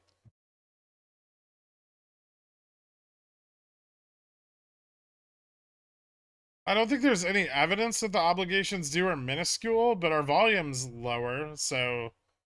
But we're also more illiquid, so the weight of that should be equal, right? What's missing is there's no surge of volume. There's no large volume event. The last one was October 31st, and it wasn't even that much fucking volume. It was like 25 million, right? And we blew right through Gamma Max.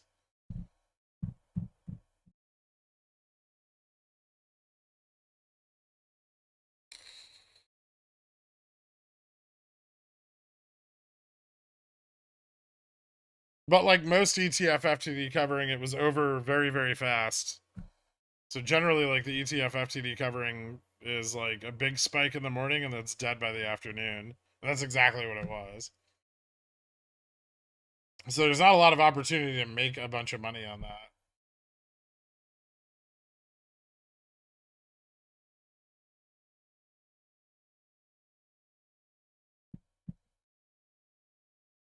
Now you're making me feel things trash. Get fucked. SPX0 DT 4050C volume still climbing. How does Gex look? Still decent at 4050. 4060 is a little light. So I think bulls are scared of the collar and shorts are trying to play it. Let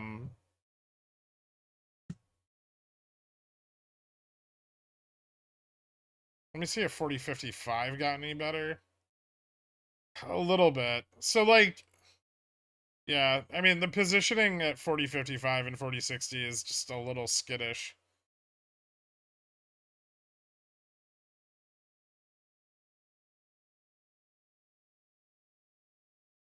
And then overall gamma, I mean I'm mostly seeing gamma flatten out to the downside.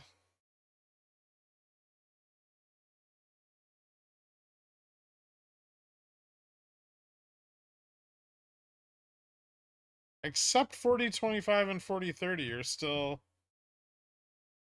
really just kind of bullish.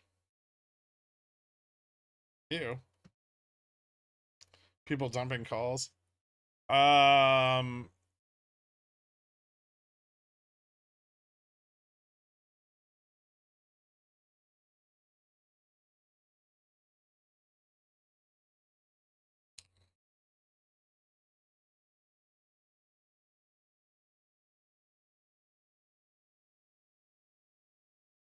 Jimmy shorted hard. Yeah. Bobby halted to the downside? Oh shit. What the fuck happened there?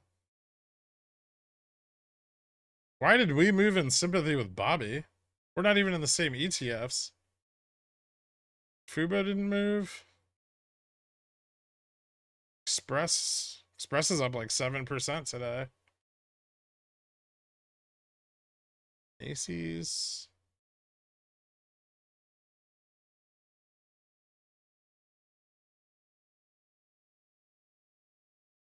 What the fuck is going on? Macy's is still up. Nordstrom's. Kohl's is up. Is there news?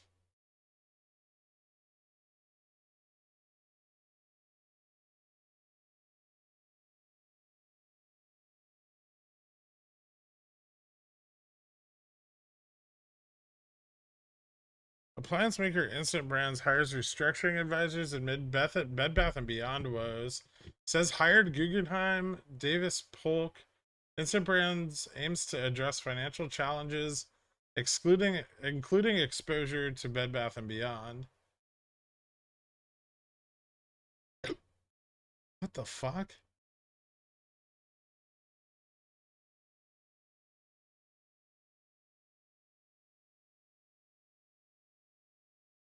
Rite Aid fucking tanked too.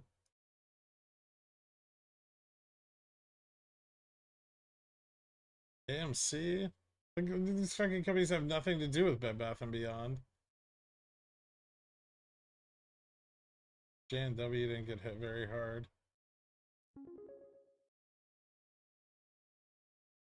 It's fucking weird, man. Home Depot got fucking smashed also.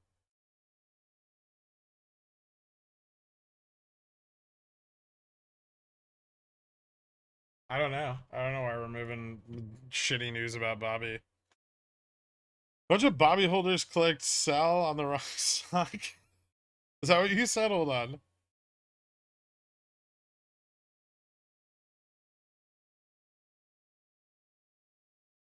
Bunch of Bobby holders clicked the wrong button and sold their Jimmy by accident. I mean, I don't even know the effect that Instant Brands removing their exposure to BBBY has.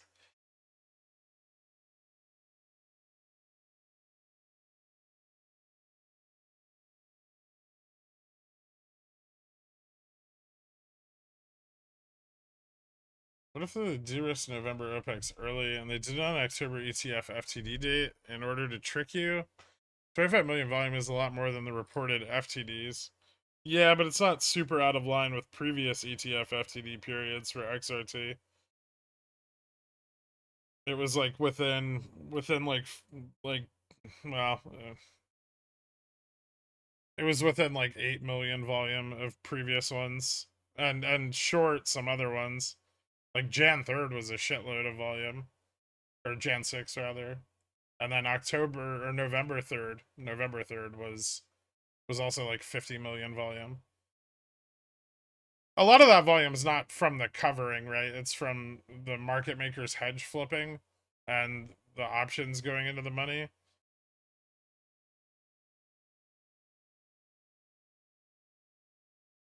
I don't know. Ivy is spiking on Jimmy. Is the borrow rate moving? I guess we can't tell yet. 7 more minutes.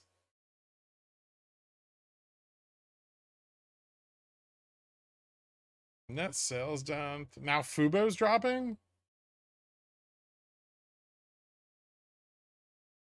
And the market dropped a little bit, but not much.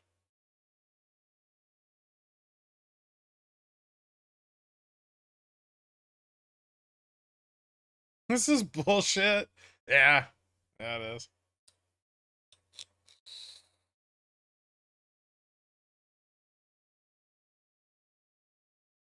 It's contagious. Fubo had a Bobby channel where folks just folded towels. I'm rugging everyone on the entire basket. I don't think so, man. I wish I had that many shares of everything. It's like Bobby defaulted on its loans Jan 13th through 25th. Fantastic. BBYRQ incoming faster than we thought. Maybe Bobby drops are volumetric. Yeah, they are. But it's hitting like other retailers, so they're hitting the ETF also, right? The Bobby execs were in on it. Maybe. I'm full fucking I'm at full mast. Nice NW. I mean, it's interesting. Didn't Bobby make a bond payment today? That doesn't mean they paid all their bills, right?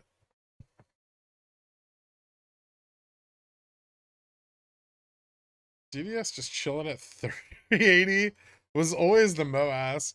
I still have the shares I bought. I feel like it's gonna hit like 410.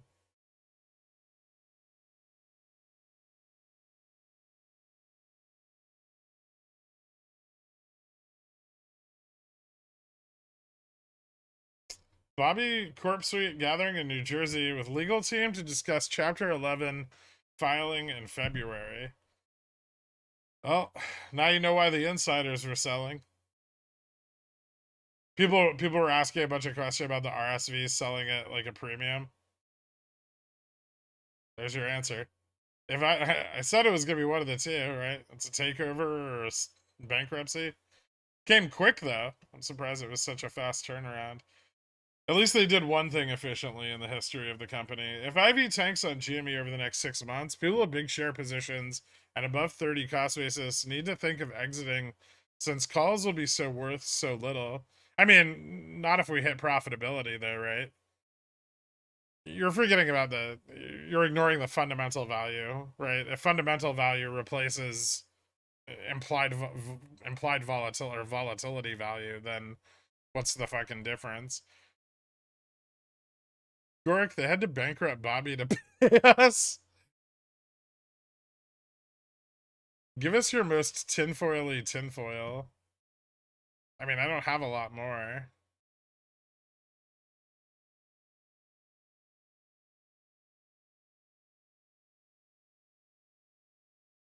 Well, DDS was the only one that has gone up. And yeah, it went up. It went up a lot. I wish I bought more, but I only bought 100 shares. I'm on mobile. They're fucking expensive. And there's like no. It's so hard to get an option fill. I'm on mobile, but check out their 10Q footnote 2. Who? Bobby's? I'm not gonna. I don't want to look it up. I don't give a shit. Clifford Fine Fabric Care. Welcome to Dillionaire, man. I appreciate it. Thank you so much. Hit me up on the Discord and I'll get you added to the country club after the stream, man. Yeah. Yeah, we might have a chance, but we ain't got ropes. Give us more than a chance, cause we ain't no coke. Get the cash in advance, cause we holding the float. If you are what you eat, that makes gherkin the go. Hoping that you read the DD, cause when the shit squeeze, we go end up with the moon, man. Racks to the 5-10 weeklies while I'm selling CCs like another fucking moon win. Praise be to RC and the VY, please, cause I need G and me to move soon, man. Got the man GG on the CNBC saying that he ain't seeing no collusion. And we might be. If your second theory is correct that Jimmy obligations are covered over the past 10 days with 50 million volume, why is the stock still liquid? I agree, it's a good question. Do you get bought out after filing for bankruptcy? Sure. Less likely, but sure.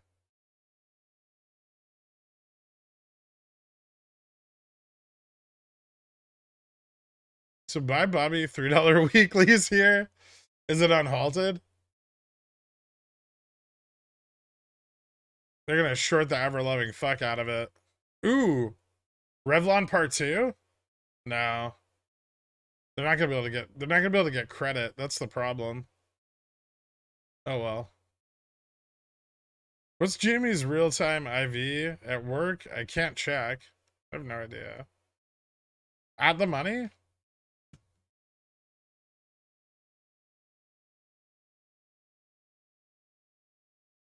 Like 95? Super fucking low.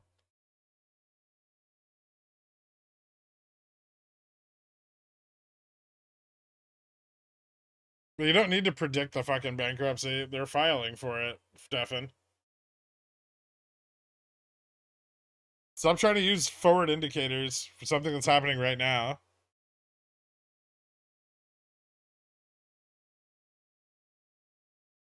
I feel like Ken is a petty bitch and saw retail making money on volatility. He would probably spend money just to make sure retail doesn't make any money. I don't know about that.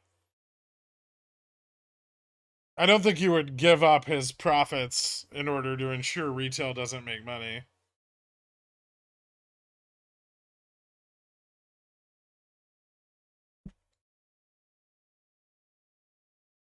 Press the like button. Oh, yeah, if you could, thank you. Did Kenny un-DRS his shares and sell us his covered calls? Maybe. You can't use quants on a manipulated stuff. Did RC get margin called? RC sold his Bobby a while ago. This is recovering. Bobby's not, but GME is. I mean, I'm guessing they just fucking slammed the ETFs, but I don't know what ETFs Bobby and Jimmy share. There shouldn't be any. I don't think they have any ETFs in common, right? VTI maybe?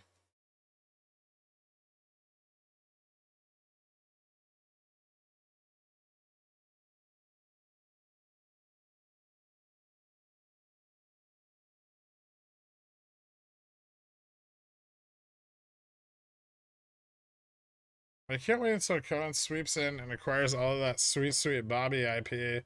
So we have Fire Towel and Dish NFTs in the metaverse. I mean, if Cohen buys Bobby, I'll probably sell my GameStop. Like no fucking joke.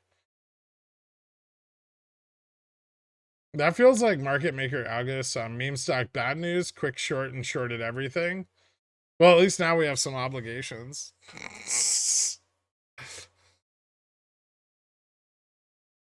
Can we get the praise B to RC taken out of that dang song? It might be its one fault. Otherwise, it's a masterpiece. But every great masterpiece has something, right? Like all the most beautiful women have like a slight imperfection.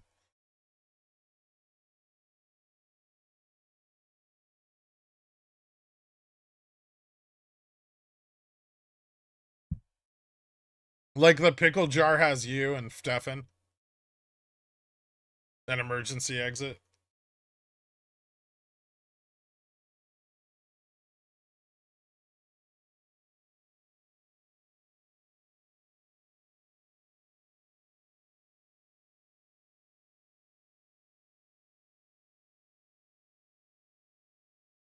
Facts, my Philadelphia wife has a club foot. All the best Cosby shows have Bill Cosby. Carl, I'm not listening, but I want to be included. Okay, Carl. Well, at least I have something to feel joy about today. Hold on. I need to go on the Bobby channel and ask a question real quick.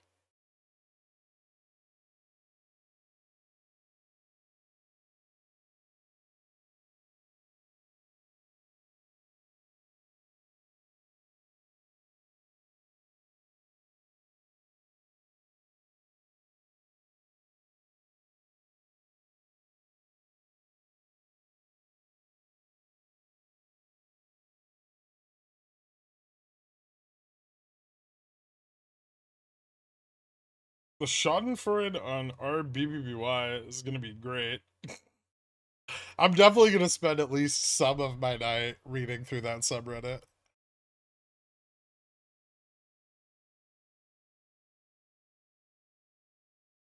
I just want to see, like, what they come up with, right?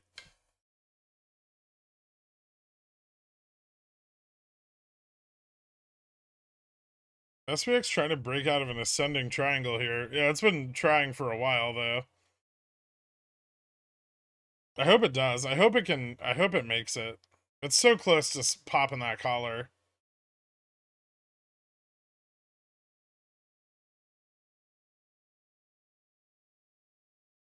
Let me see if we have enough momentum on this. Ooh, it's tricky. You know, we actually might. We might have enough momentum. Futures are pushing up at 40.65 right now. And I think we're close enough to the collar that, like, JPM's going to start hedging, which is bullish.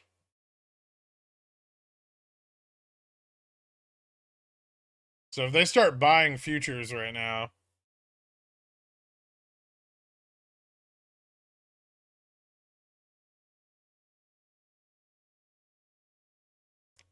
I'm not blowing the collar out today. It'll happen tomorrow. We could. Don't say things like that, Carl. You disappoint the stock ads. Bobby heading toward the beyond.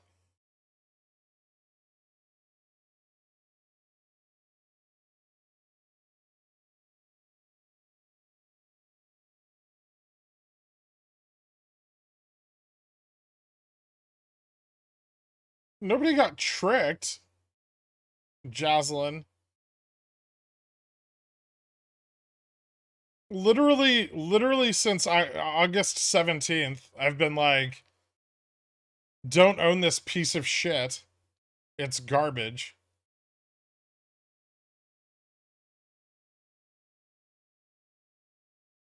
It has no hope and no future. And people are like, fuck you, Pickle Man. I'm gonna buy more.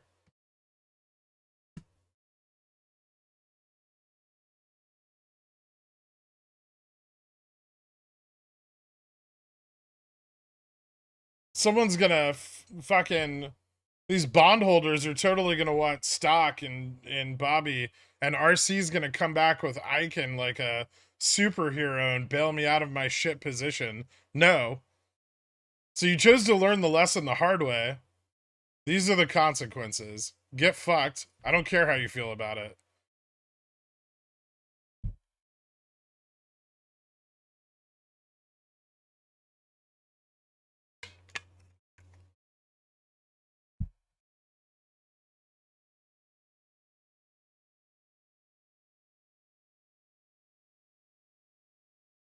Not to mention the recurring brigading of the Pi-Fi sub while downvoting everyone, trying to tell them the truth.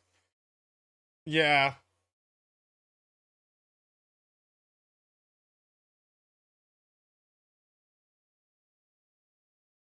Why are we talking about Bobby? Because it's dragging the price of our stock down.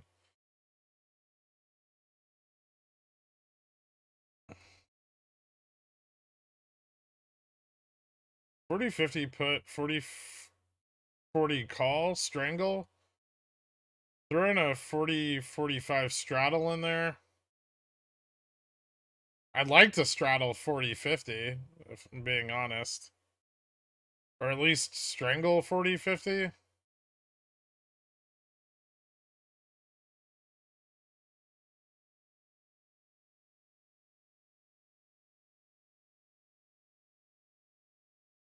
Talk about Fubo. Fall back below VWAP. I'm actually surprised at how resilient Fubo has been over the last few days. I would have expected with the amount of liquidity it has them to short it a lot harder. And the puts at $2 just gave up. The puts at 250 are still there, but they're weaker. FDIS, FNDB, HKAND, ITOT, IWV, JMEE, MMTM, PBSM. There's all the ETFs that Bobby and Jimmy share. Oh, nice. Thank you. Probably VTI. VTI gets tapped for liquidity a lot. Maybe ITOT.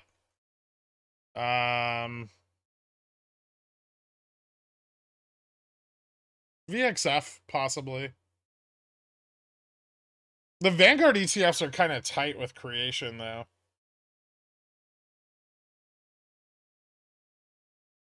It's like OPEX, but red.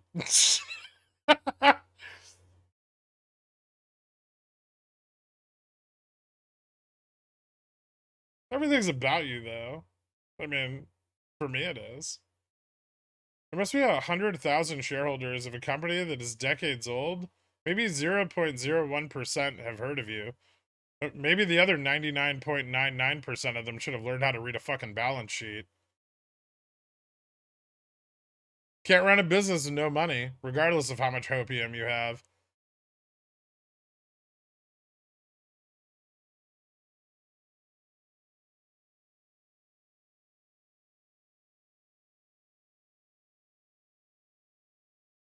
I never thought I'd be jealous of 40-50.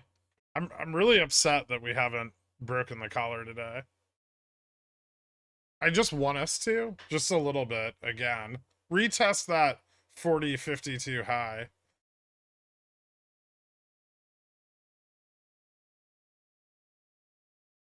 Any thoughts on upstart obligations? How could those be avoided?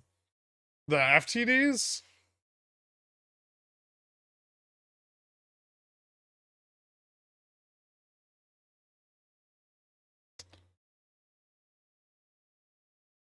Will 24-month membership badge be a thing? Maybe have us vote on it for more community engagement. Just an idea. Thanks for all the education and things to consider when trading. Thanks, Kirk's publicist. I don't know. I don't know if that's a thing that YouTube has. I'll look. But yeah, we could do a thing. I taught a putty tat. Bobby Power Hour to the ground. It's a bit rough.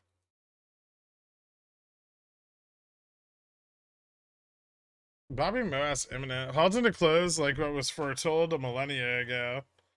It's several halts into close.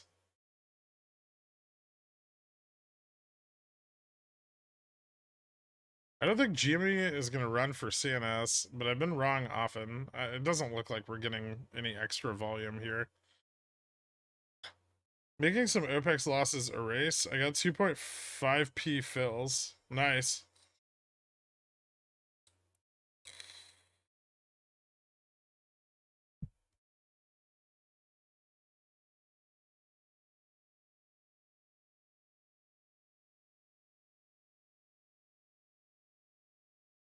OPEX has been realized every month that I've been a quant. Think about it.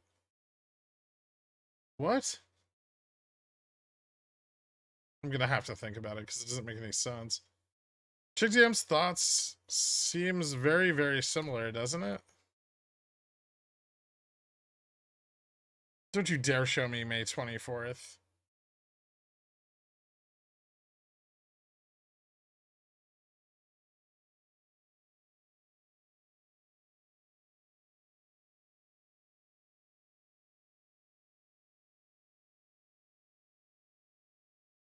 I've rotated the monitor 180 degrees. We are ripping.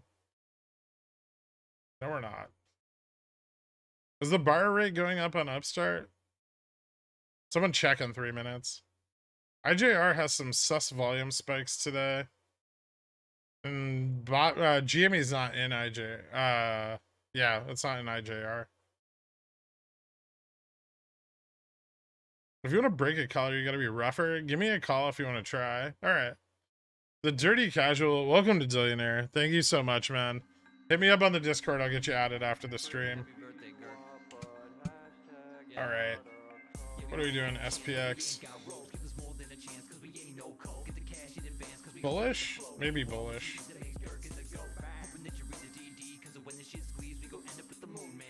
This is triple top at 40.65 for ES.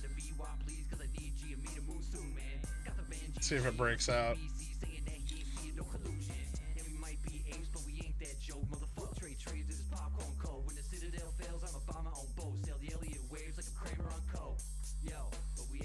Put Bobby on the stream so we can all laugh. Okay.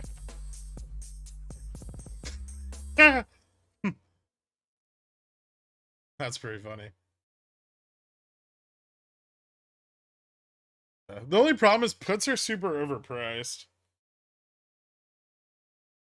For like the last month, puts have been like pricing Bobby at like 50 cents already. But Bobby was going to MOASS first, and then Jimmy was going to MOASS after, because they were going to put all their attendees from the Bobby MOASS into the GME MOASS. Has computer share crashed yet from people trying to log in to sell their Bobby shares? Does anyone know? I can't remember my password.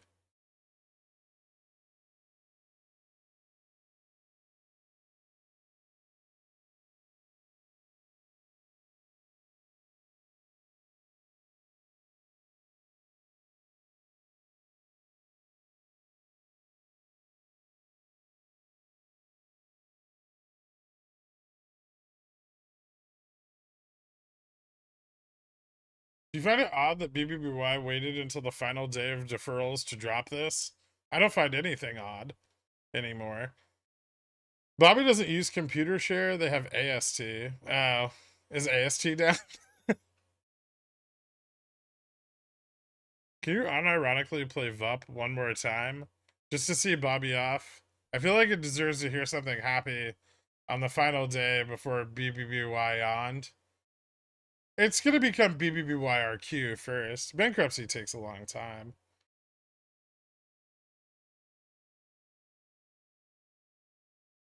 Upstart borrow fee unchanged from 1 or 2 hours ago, and this update at 13 minutes past the hour.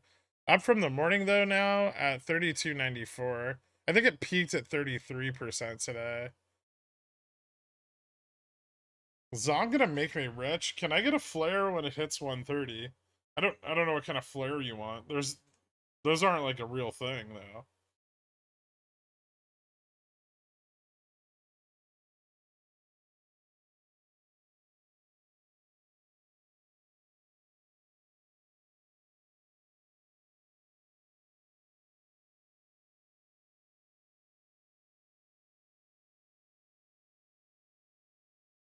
Just contact computer show. You'll have a one-time password in the mail in March.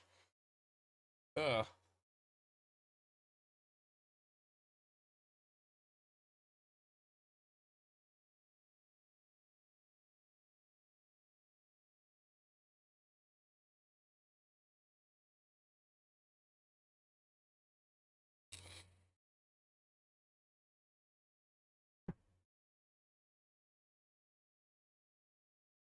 On a scale of 0 to 10, how regarded are my MSTR 130 Feb 17 puts?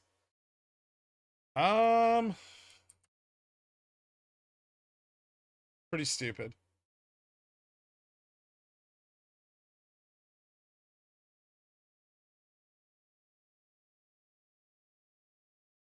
Yeah. Kind of dumb. It's basically just Bitcoin, right?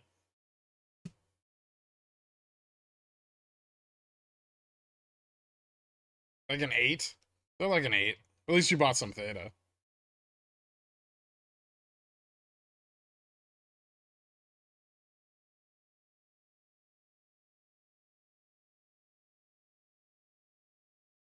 AST is down from 65k TLP holders calling hourly to threaten jihad on them.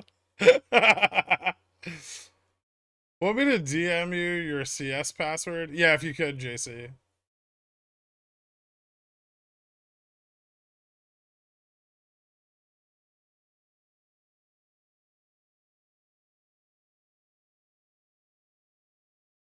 We popped the collar, Carl. Fuck you. Wait, I need to buy puts. Don't crash yet.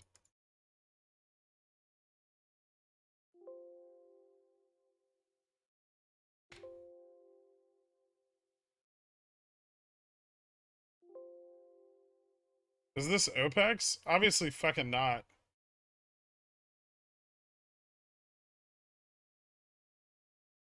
I thought all your passwords or puts cost same like shares 510 forever.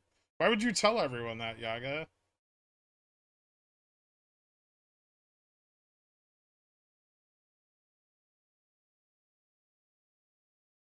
Good luck, trash.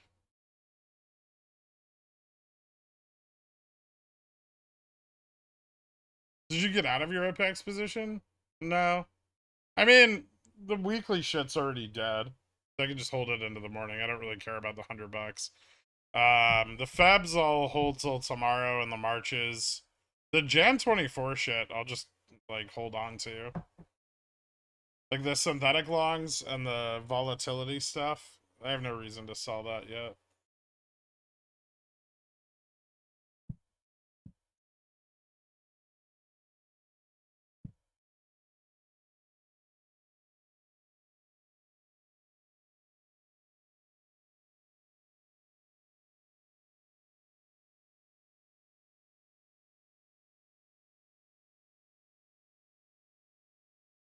Don't at me over 82 cents, you jackass. Oh shit, it's going, never mind.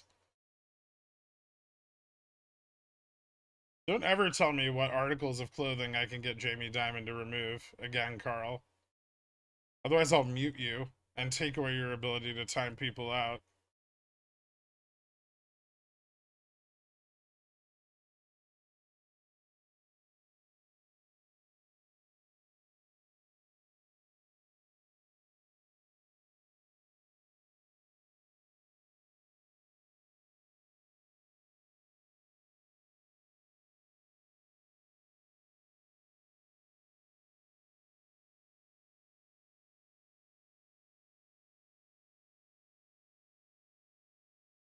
If we run hard as fuck tomorrow, you still right? Eh.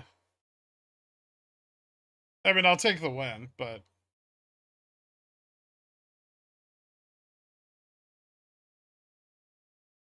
if we run tomorrow, then it'll just be like the Tuesday fucking market open nonsense, deferred shit a day. I don't think that's gonna happen. So I have to sell CCs on Jimmy if we don't run by the end of this week. Yeah, I think so. I'm gonna be selling some.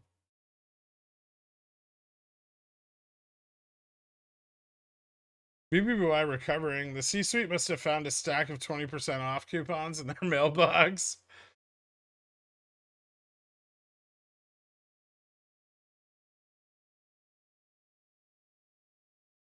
Are calls just free on Bobby now?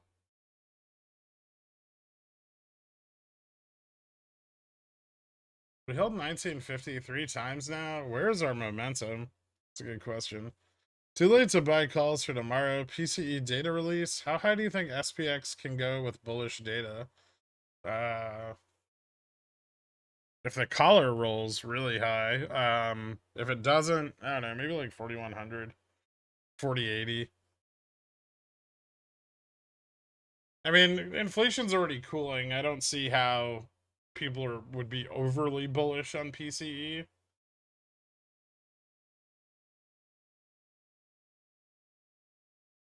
What do you got, Turd?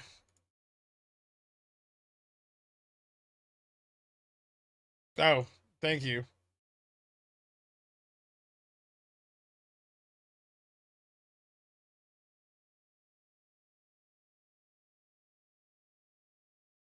Why the fuck is GME in a Russell 3000 ETF?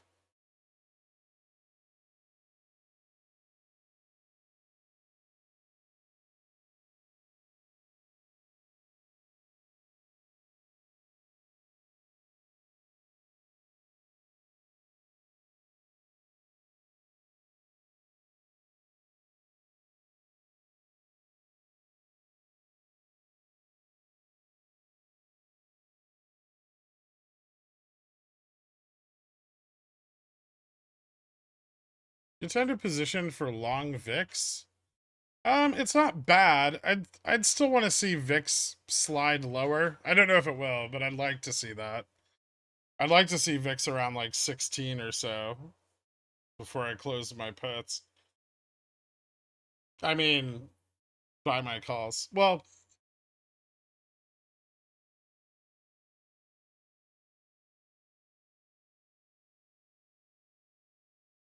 if Apple, Amazon, and Google are releasing their earnings in the first week of Feb, why puts for March?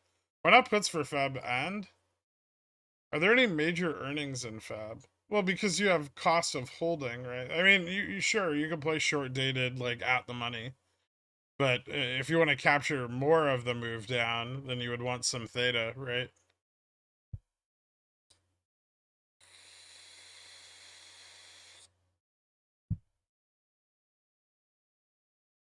It's not Linixis, it's fucking Turdferg. Maybe they knew once we ran for OPEX and they had a large fall downward that the basket would pick price back up.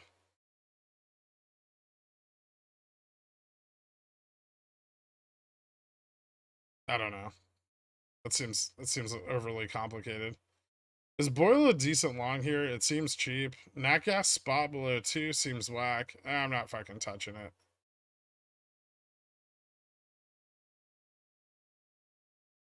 You're like betting that Europe snap freezes in the next month? 2 months? Eh, it's risky. Linux pulled a Carl and full ported Tesla puts yesterday at market close. Oh, Jesus.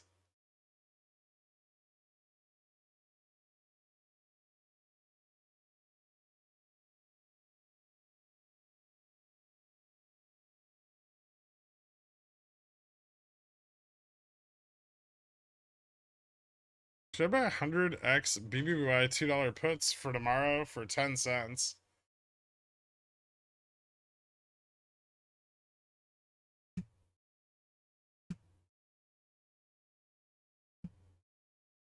You know?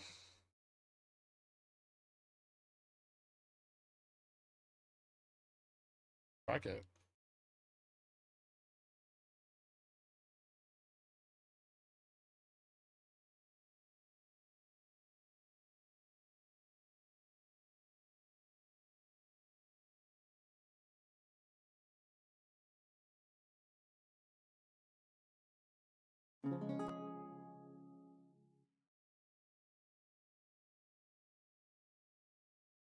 I'll buy a few.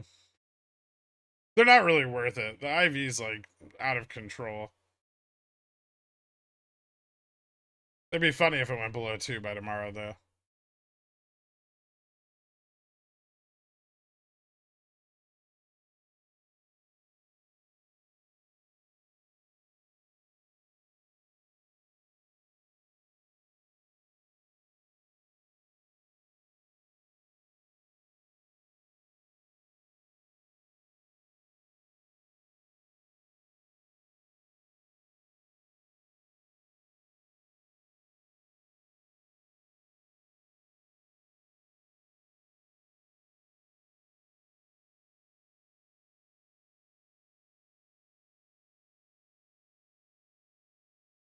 Hmm.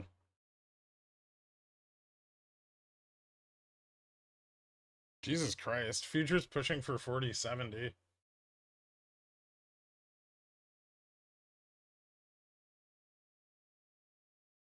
VIX dropping.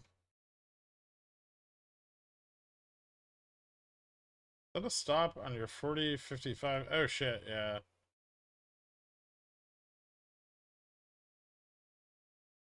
A little wild.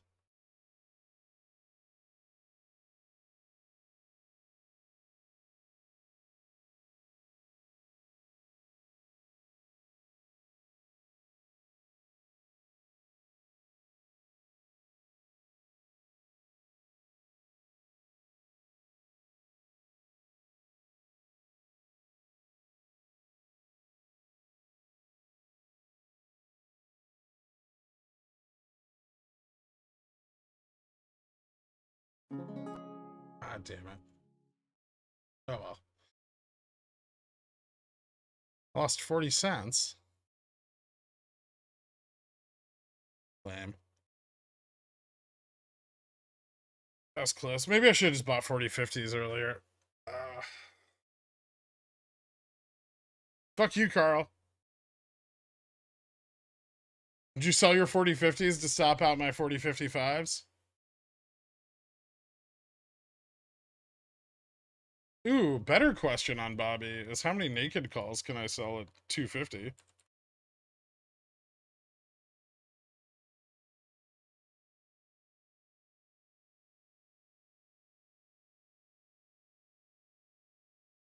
I can only sell them at $2. Dollar each, 50% yield.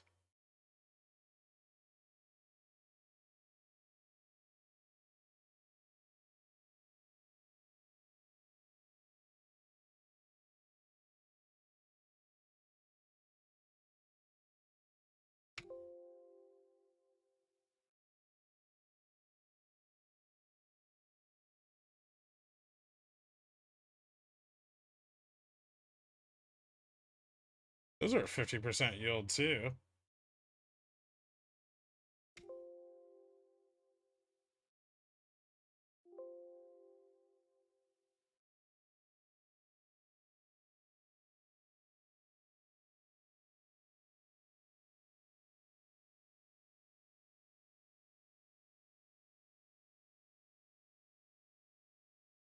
Hmm.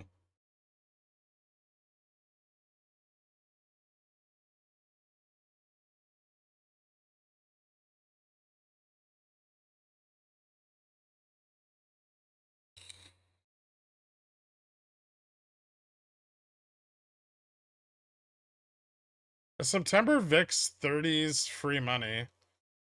Mm, no. Maybe like 20s. 22s. I wouldn't target 30. It's risky.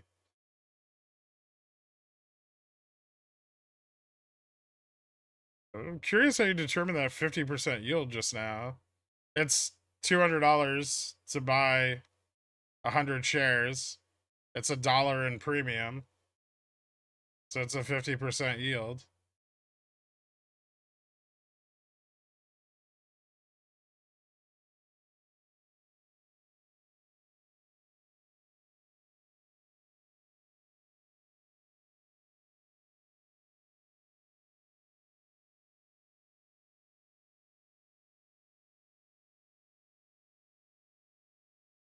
It's easier than I thought, thanks. No problem.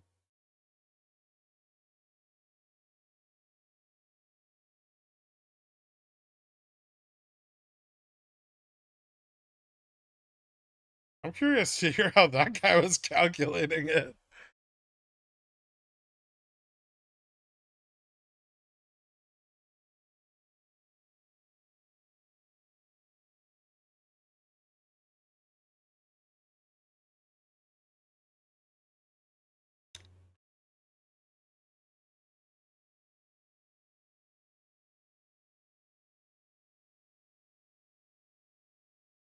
I'm starting getting shorted into close, bullish. Maybe not. It's getting slammed pretty fucking hard right now, though.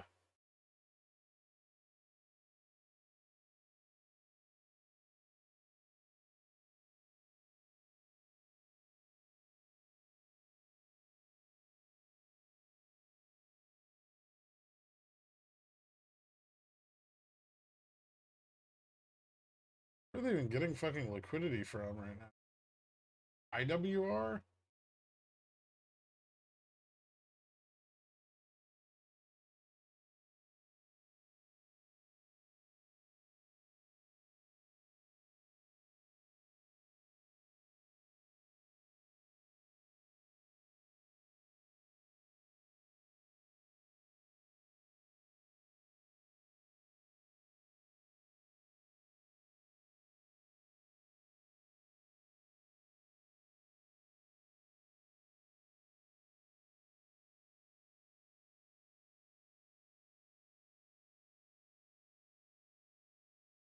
Well, no one's buying my calls, which is annoying.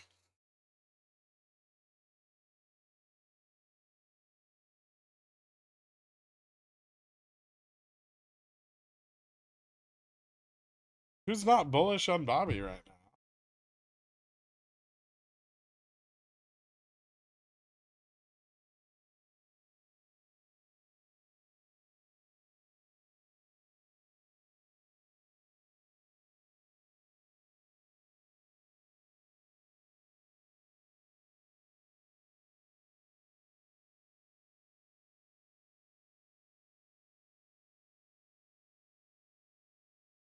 Is this PPT on Bobby?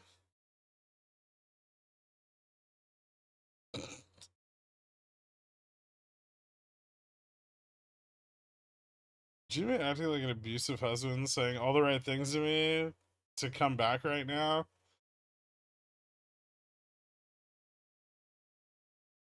I know, dork. I know.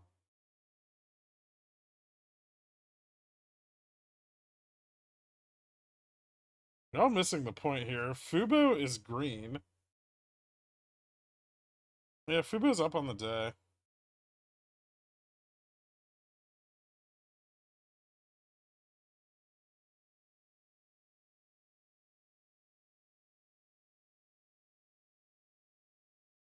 Hmm.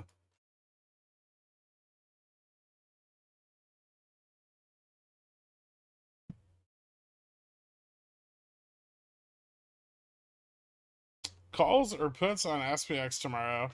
I am straddling 40-50. And I'm going to strangle 40-60, 40-40.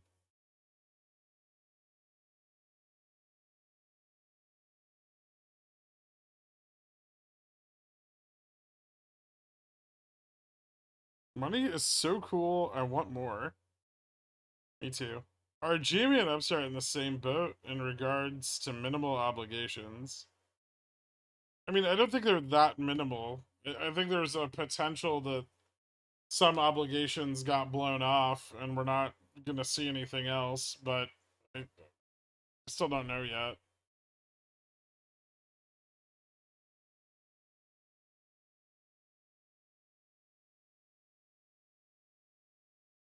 WeBull will not let me place a sell order on my 0DTE spy call. Why? It should. Is there a reason you haven't cut your weeklies yet? They're not worth anything.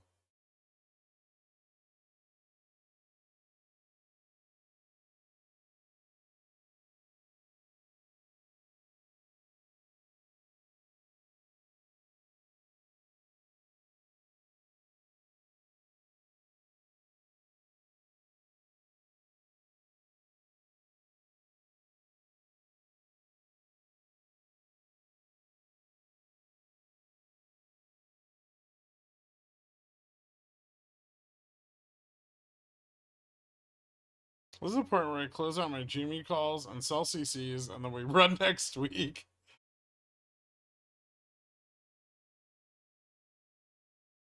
Well, if that happens, then I'm probably gonna like sell CCs tomorrow. So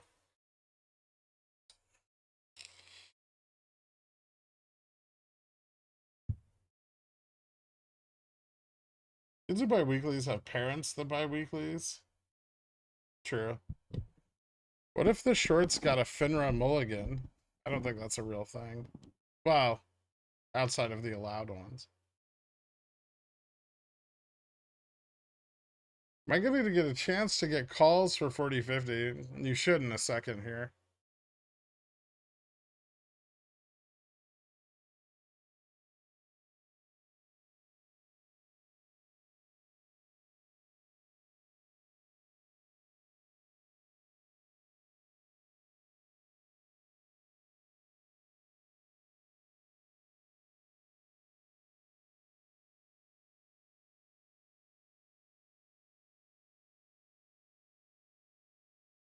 With what liquidity? I mean, I'm assuming they're getting, it looks like they're getting a little bit of liquidity from IWR right now on this short. But they must be borrowing some shares also.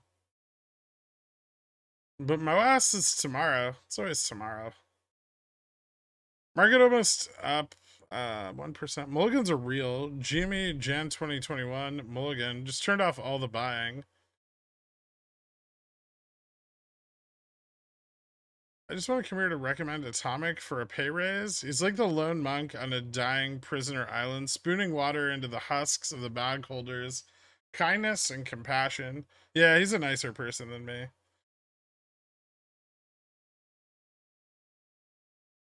If I understand the squiggles, Upstart should look even better after today, right?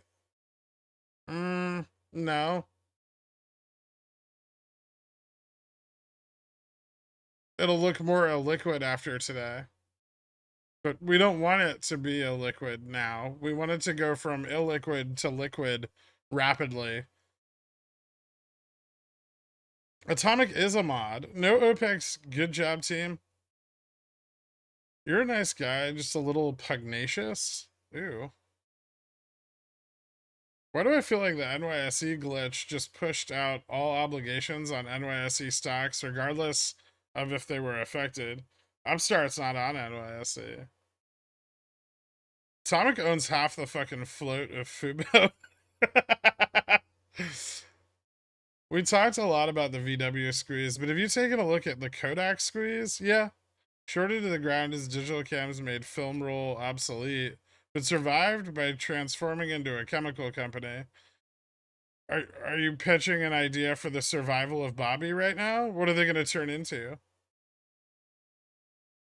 Don't forget that Kodak had assets.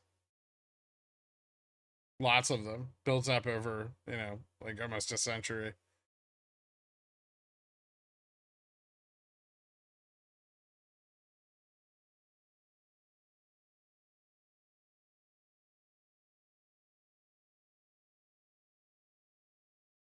Coupon company? I have shares in March calls from ZOM and CVX. All are about 10%. Do I hold the calls overnight with CVX reporting earnings before open tomorrow? It's risky.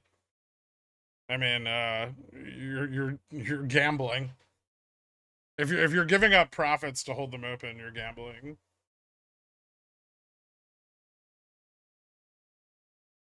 Bobby's gonna turn into an Instapot. Oh wait, no, they bailed.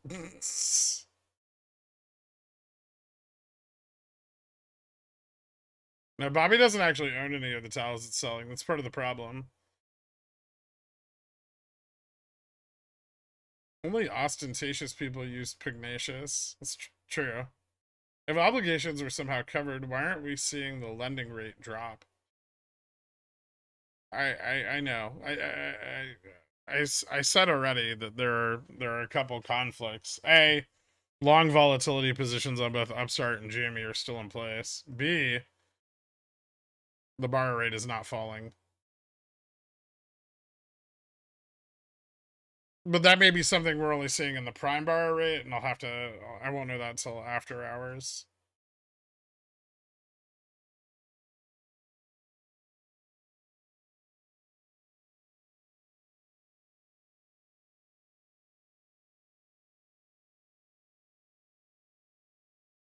Yeah, I already set up a straddle. Straddle and strangle. Popcorn trader. Let's realize some volatility.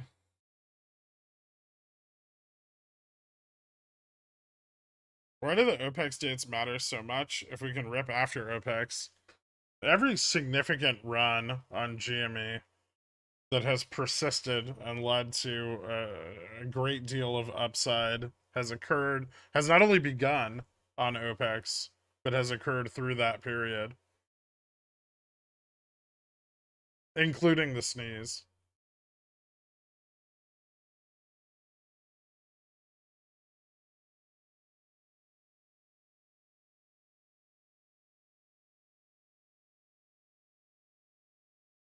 Won't the move to less liquidity make the revision to mean more violent? Yeah. But we don't but it's tempered now, right? Because some liquidity has been brought back.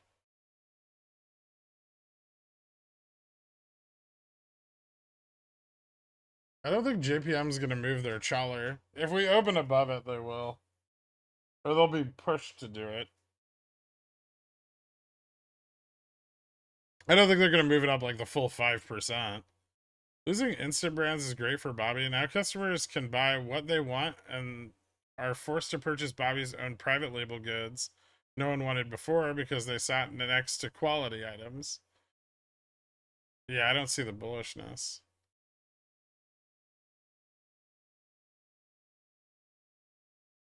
Do you plan to make more school of stock videos? It would be much appreciated. Actually, yes. I have been. I've started working on some ideas and some ways for me to do that without it taking up all of my fucking time.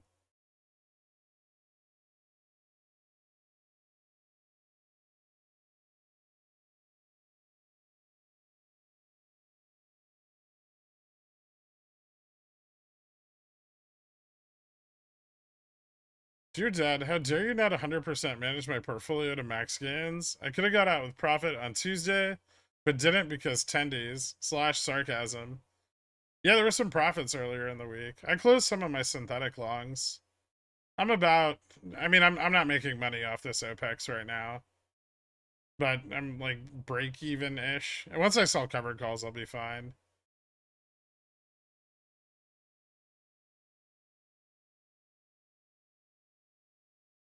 So do you think the RC came in and said, I can fix this? And the C suite said, nope. Yeah. Or did RC come in and say, I can't fix this? And the C suite said, yep. The first one.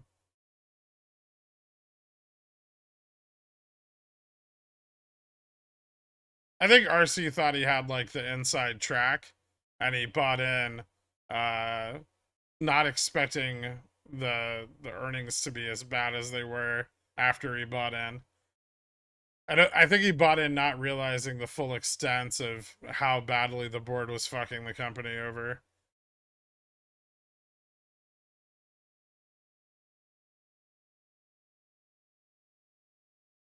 Are you seeing the correlation between a firm and upstart? I know it's the same sector, but it's uncanny. Yes, I have.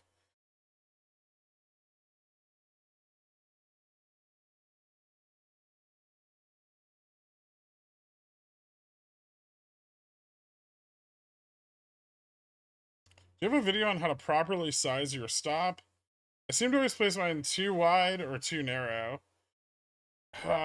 No, because it's more of an intuitive thing that comes with practice and understanding the volatility of what you're trading. SPX contract spreads are extremely volatile. So, yeah, you're going to have to practice it or be more flexible with your risk. Up next on School of Stock, master's class on asset liquidity and how market participants profit from shorting volatility. No. When you said don't take your stop, your profit, and YOLO into weeklies, I may have inversed that play. Oh, I see. Do you ever the educational videos have one basics on options videos, gone over basic Greeks, calls, puts, CCs, CSPs? It'd be an easy reference and answer a lot of questions posed to you. Yeah, I agree.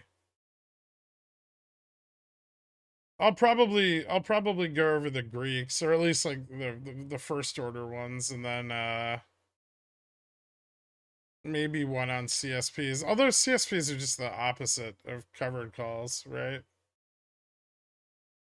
Sometimes I don't understand why the other video needs made. What the fuck do you think happened with Bobby 6-8 months ago when there was interest from outside parties? What do you mean? Like in August when it ran?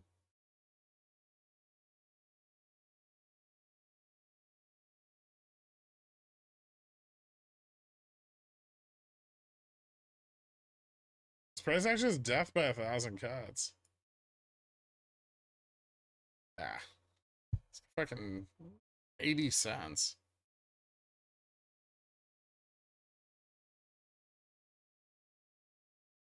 I mean, when RC bought in, half of the institutions that were in Bobby sold out.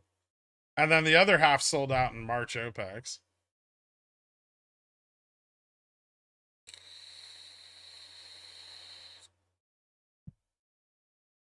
Or May OPEX? I don't remember when Bobby ran. I think it ran for both.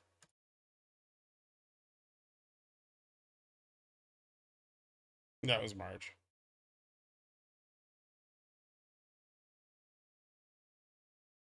Oh yeah, that's right. It like barely ran in May.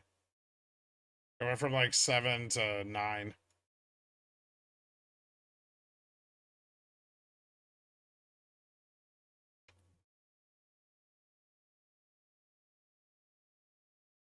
The stop is always too wide or too narrow. There's no such thing as a perfect stop. Yeah.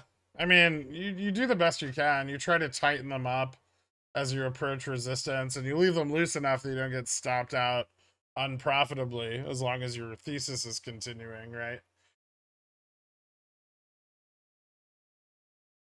It's one use, actual use of technical analysis.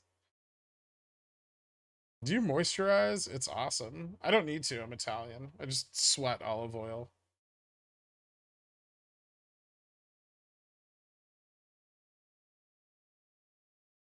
We halted to tomorrow.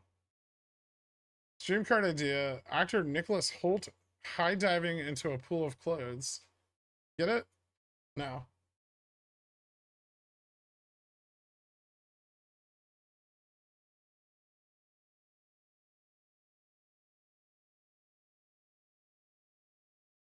You know what's ironic? In Pickles Picks this week, I did my best to not address any OPEX stocks. Like to stay as far away from the basket as possible. And they all went up. They're all like 3 baggers or 5 baggers.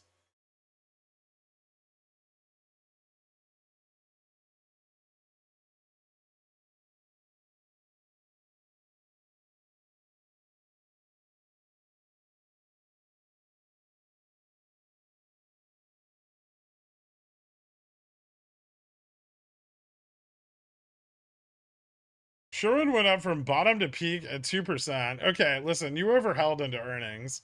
I feel bad for you, but Sherwin's kind of clawing its way back a little bit today.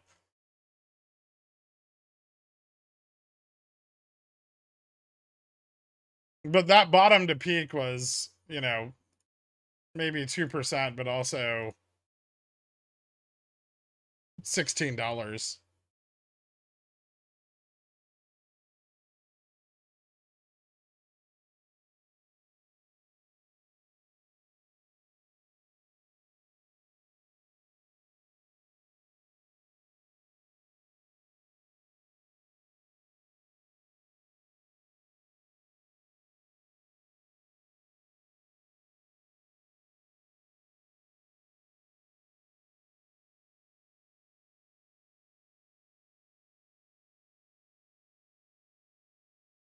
About 5 turtlenecks yesterday. I'm returning them at the moment. I'm sorry to hear that. What is a bagger? I mean, it's like 100%, 200%, 300% your option contract. I'm also playing Cat wrong. Only 40% when I got stopped out this morning. Thanks. Yeah, Cat's just been ripping all day.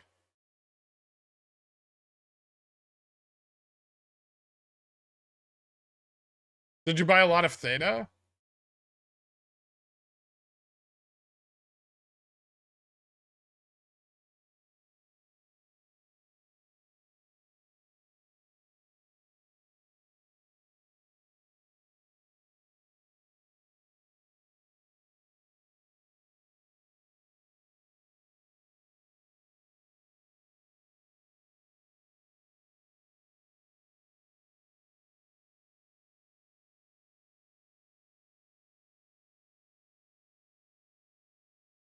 Time for international dark pool theory.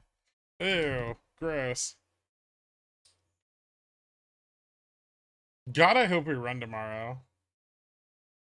Is it bad that I kind of don't?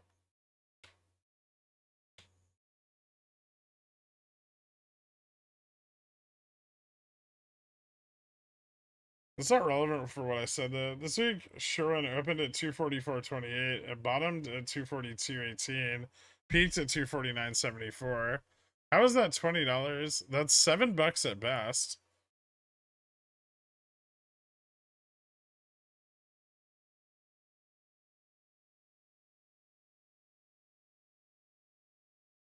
I went from 236 at Monday morning to a high of 249.74. $14? I mean, you were up on your calls when you held them into earnings, right?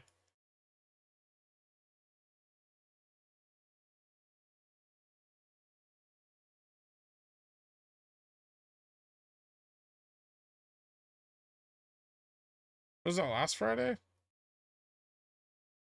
Oh. I'm looking at the wrong day. Still up. Why not hedge earnings?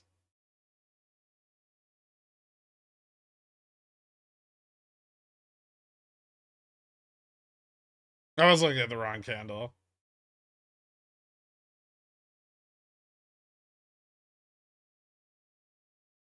Tonight would be better, so you were still right?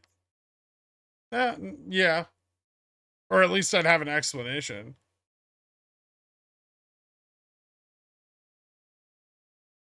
NVIDIA have any more upside left in it? Yes.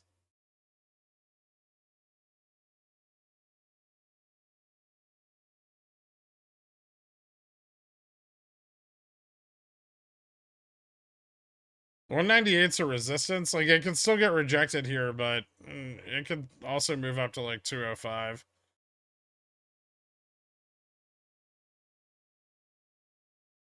NVIDIA is super index exposed, right? So you don't want to short it when the market's rallying.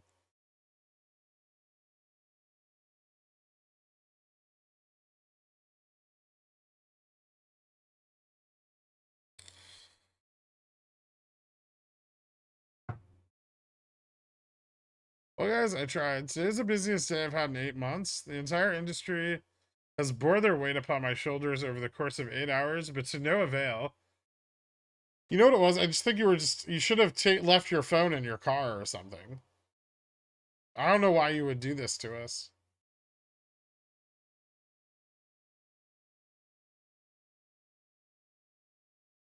Why did GME volume increase so much in the second half of the day? Cheaper to cover? I'm really pissed I got stopped out of my 40-55s now. This is Carl's fault.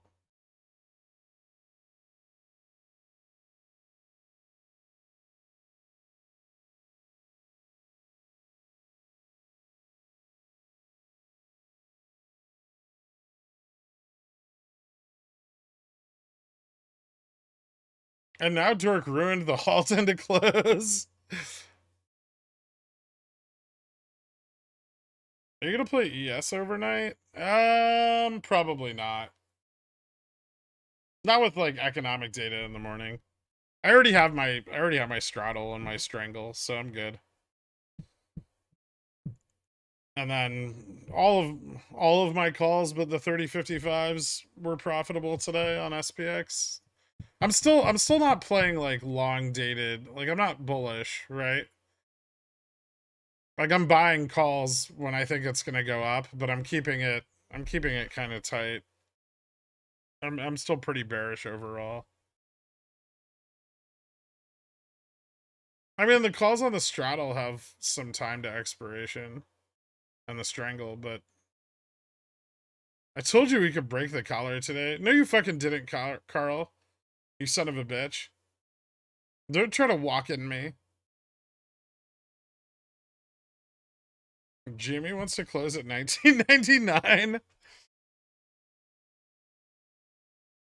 How many months of Pigeon Whale is $1,825? 18?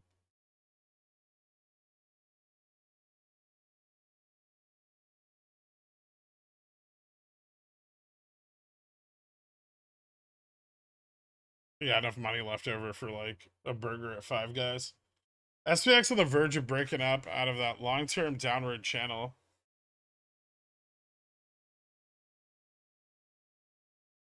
It's already above it, I think, like fairly significantly.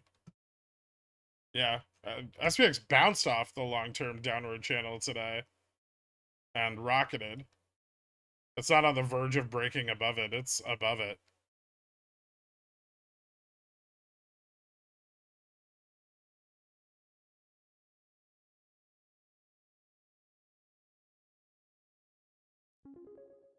It doesn't matter. No one's buying the calls I'm trying to sell on Bobby. I haven't gotten a single fill. If Jimmy OPEX runs are really over, I just want to say thanks, and it's been a hell of a ride. I'm excited to finally be able to focus on Pickles picks and SPX plays, and actually make consistent gains as we wait, and see what may come of Jimmy next, if anything. Yeah, I'm feeling like the next run that happens on GameStop, I'm going to be selling calls and buying puts at the top and not buying calls at the bottom. Unless we run tomorrow, in which case my 0 GTUs are going to Valhalla.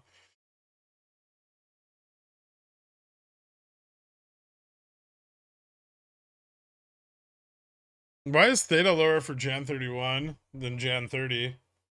AM is one of those the AM expiration that you're looking at?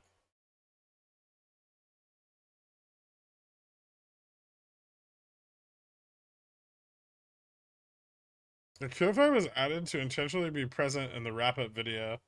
I see. Ding ding. Fubo? What's Fubo doing? I own some of that. Oh shit, they tried to halt Fubo into close. That's crazy. Upstart volume fucking rocketed into close too.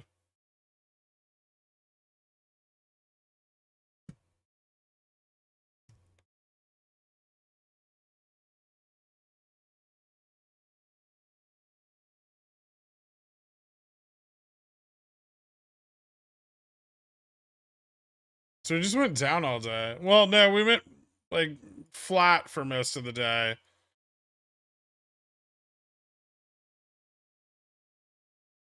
From about 10 till 2:30, and then Bobby went bankrupt, and then we recovered back to flat.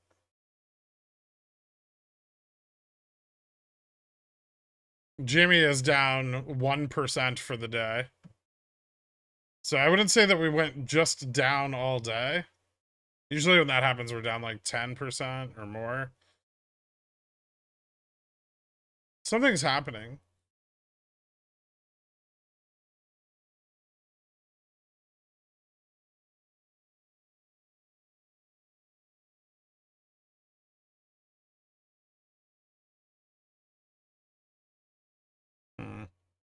That's not very interesting. Is SPY just moving? SPY's down in after hours. Curious.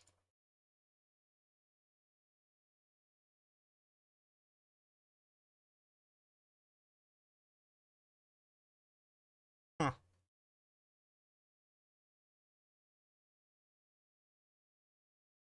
I don't know what happened there. DDS ripping after hours?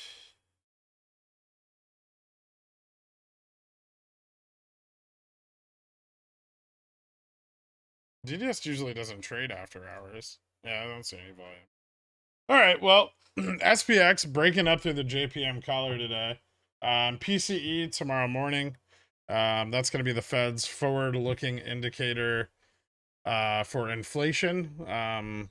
It's a pretty important data set, and it's kind of volatile. So I don't really see a situation in which it's extremely bullish, but there could be a situation where it's very bearish. I think the expectation is that it's going to be a continuation of the drop, and market participants are just still betting on the upside. SPX today fell to its long-term trend and bounced, and is now seeing the long-term trend from December of 2021 as a support for the first time in a very long time.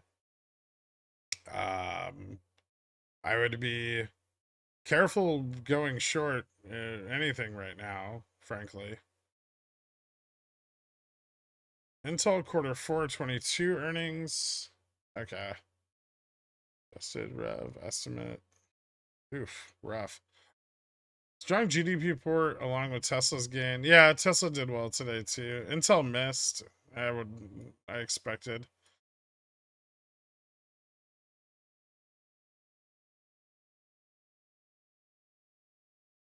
Upstart back at 1750. Yes, it is. All right. So that's about it for today. No OPEX. At least not within the time frame that we were looking at. We speculated that some of the deferred obligations may have already been covered, but if that's the case, then they weren't very significant in their magnitude, which would imply that OPEXs are not very good going into the future. Uh,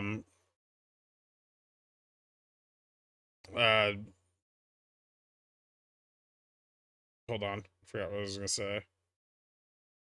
If we realize volume or something tomorrow, then there's a chance that the halt on market open on Tuesday had some sort of effect on settlement, although I think that's bullshit. It's a very, very slim chance of that actually doing anything. The next OPEX period where we should have obligations due would be February, except there's a holiday deferral during that period. So right now, doesn't look very good. I'll wait through tomorrow morning and see what happens, but I'm probably going to sell cover calls on GME tomorrow. If not tomorrow, then Monday.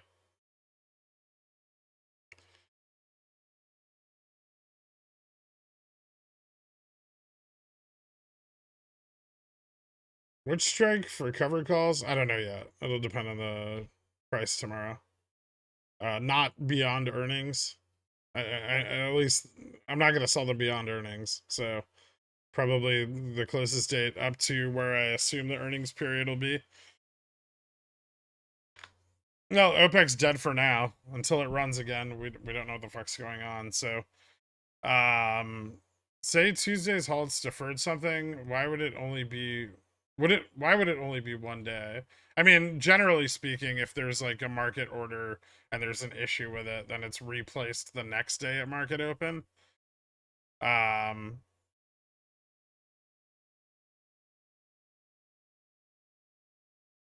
Be bussing when everyone else is sussing, right? I mean, I'm not sussing. GME's still very illiquid and the borrow rate's not going down. So I'm not overly bearish, but I don't think anything's going to happen necessarily. Unless we see something tomorrow, I don't think anything's going to happen for the next, like, at least 3 weeks, if not longer. I mentioned nothing else OPEX either. It's very sus. Yeah, the only thing that had any volume, like big volume, was like Bobby. And some like shitty penny stocks that no one pays attention to. I know the price isn't going down. Like I said, we'll see what happens tomorrow. Visa ripping, nice. Beat on earnings. Tips, touching into close.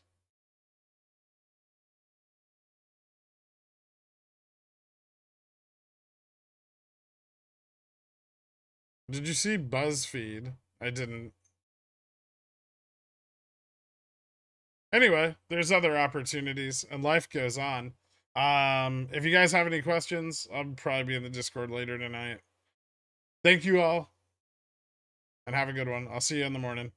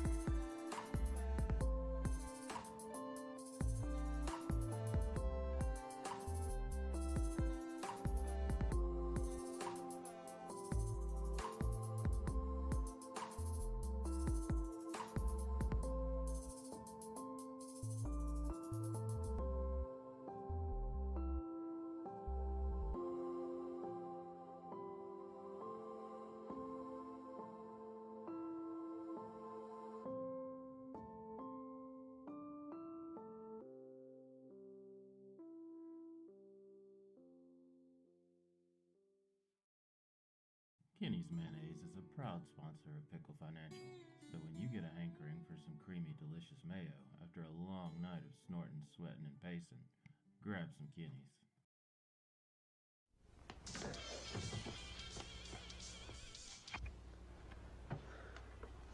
It's yours? No, My mother said she found it in your closet. I don't know. One of the guys must Must have what? Look, Dad, it's not Where mine. did you get it? Dad, Answer me. Who taught you how to do this stuff? You, all right? I learned it by watching you. Parents who buy weeklies have children who buy weeklies.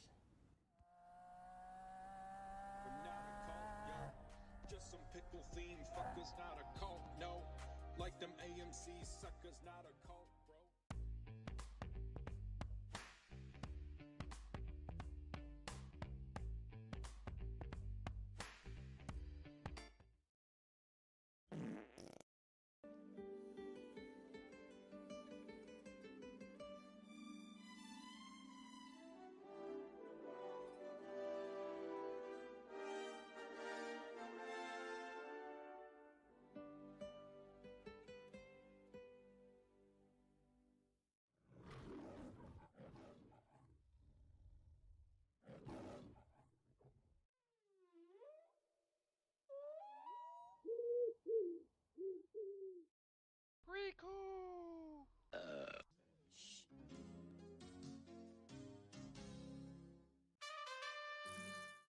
Sit, Krian, sit. Good dog.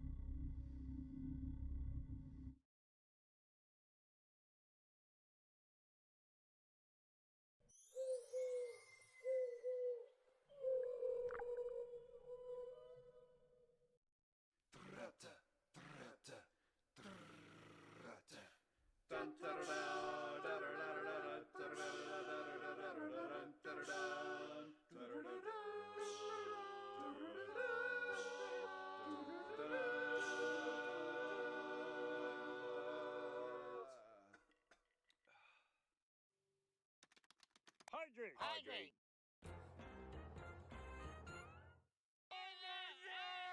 Did you get any of that? It's a good show. Not an advisor. Frigulon.